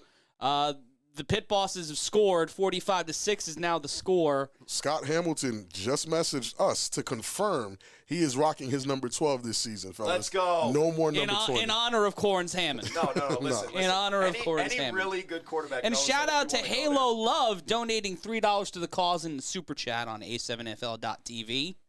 So thank you so much for that. Love from Halo Love. We appreciate it. Listen, and at this point, if you got a question to ask your boys in the 3-on-1, send it over in those those monetary asks. We will absolutely answer your question. And now here comes Curtis Jones, and that one won't make it the requisite amount of yards. So he will start from a dead ball run at the 25-yard line. Curtis Jones knows that we are taking stats this year, so he's definitely going to return. Look, man, I'm just this late in the day. You got to get those. You got to rack up those stats. So here it comes. And here we go. Tom continues to run here. Oh, come on. That's not. Come on, man. Curtis Jones.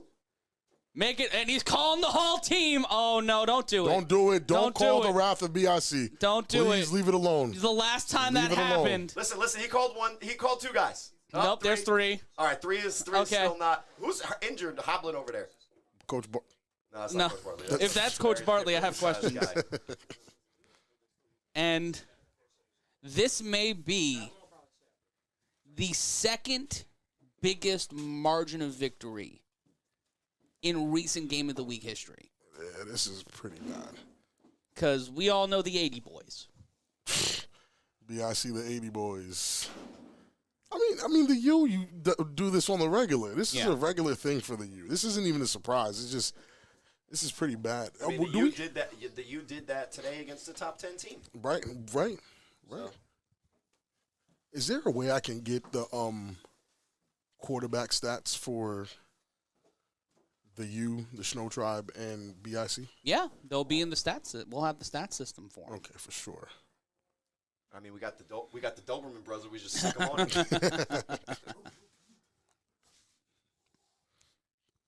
And with 6:20 left to go, the Pit Bosses will be looking to stop a 1-point attempt. Definitely a running clock, though.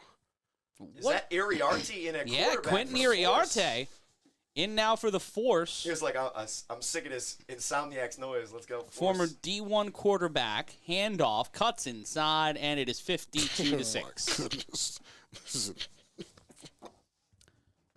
How do the Pit Bosses respond, though? Like that, this is like, I mean, the Pit Bosses respond by basically getting in that huddle, whoever's the quarterback looks everyone in the eye and says, do you want to quit? And if not, then get out there, make every little play that you can because, maybe for the Pit Bosses, maybe for the Shnowtribe, maybe for the Omegas, it could be a long season based on their week one results. But, a loss by one, or a tight loss from Siquidit or from the Renegades to BIC and it counts the same, except for in the point differential, counts the same as a blowout. And next week, it gets rougher for the Pit Bosses as they take on the Insomniacs. And that should be a situation. Yeah. Of epic proportions, potentially. And it's 52-6 with 5 minutes remaining here. Matt Ryan joined by Big Rob Fabian and Cory Hammond. Rob, next week it's the Insomniacs against the Pit Bosses. What do they have to do to try to get the win? And who, the Pit Bosses? Yeah, or try to at least build off of today. Like they have to yield a positive. Reinforcements. Have a tryout this week on Wednesday. Have them ready to play by Friday. Yeah, that'll definitely do it. There's nothing Why else not they can Tuesday? do. Why Wednesday? I mean, Wednesday gives everybody 2 days to rest. After today. Yeah, listen, it's tough. And that one will bounce, and K Uno will pick it up. It reached past the 35-yard line. And K Uno, who's been trying so far today, not able to turn things around for the Pit Bosses.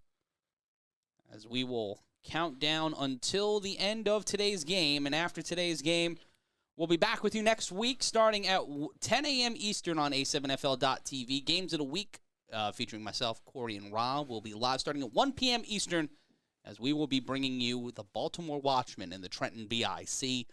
Also next week on the Games of the Week, we will be bringing you, the Paterson U and the DC Buzz at 1, the Watchmen and the BIC at 4, and our 7 o'clock game here will feature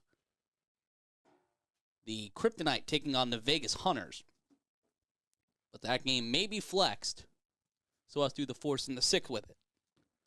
We'll have more information on that on the 3-on-1 podcast dropping this Wednesday on A7FL.TV. That's A7FL.TV. First down, the snap. K Uno in trouble, throws this one deep downfield and incomplete. And then this is looking less and less good for the Pit Bosses as we look towards week 2. Rob, the one game you're looking forward to most. Next week? Yeah. Oh, you're making me pick between all of them? BIC Watchmen. BIC Watchman? BIC Watchman, because that's the battle of the number ones. BIC Watchman. Zach, you've been watching all the games today. What's the game you're looking forward to most next week? We're bringing back Zach Morgan, the game breaker, who will be on next week doing game breaks. The snap, K Uno cuts up field and brought down at the 40. Great run there. So next week, I'm actually looking forward to my flight to Mexico.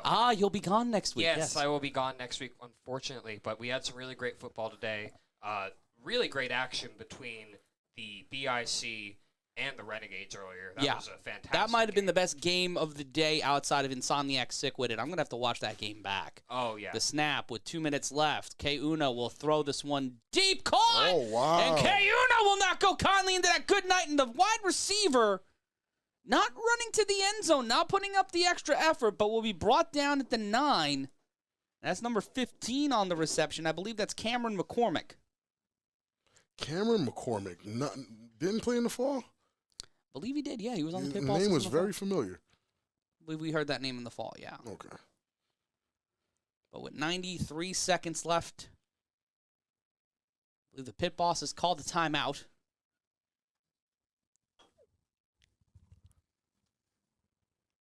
At 52-6, the Force will move into 1-0. The boss is looking to make that comeback attempt now. That 52-6 comeback is crazy. Hey, man, 99 seconds is a lot of time in football. What football is it? What football? In A7? I don't know. I mean, calling the timeout. I mean, guys, I'm going to be honest. I don't even think they should be allowed to call the timeout. Let the clock run. Come on, man. Like, what are we doing here? What are we trying to do here? I understand you don't want to go out gentle. Is this a force of habit just to create good habits, Coach Bartley? Like, what are you asking them to do? Yeah, guys, let's go out there. Let's get 12 points to their 52. It does seem like a pride thing, doesn't it? It gotta be. Like, let it go.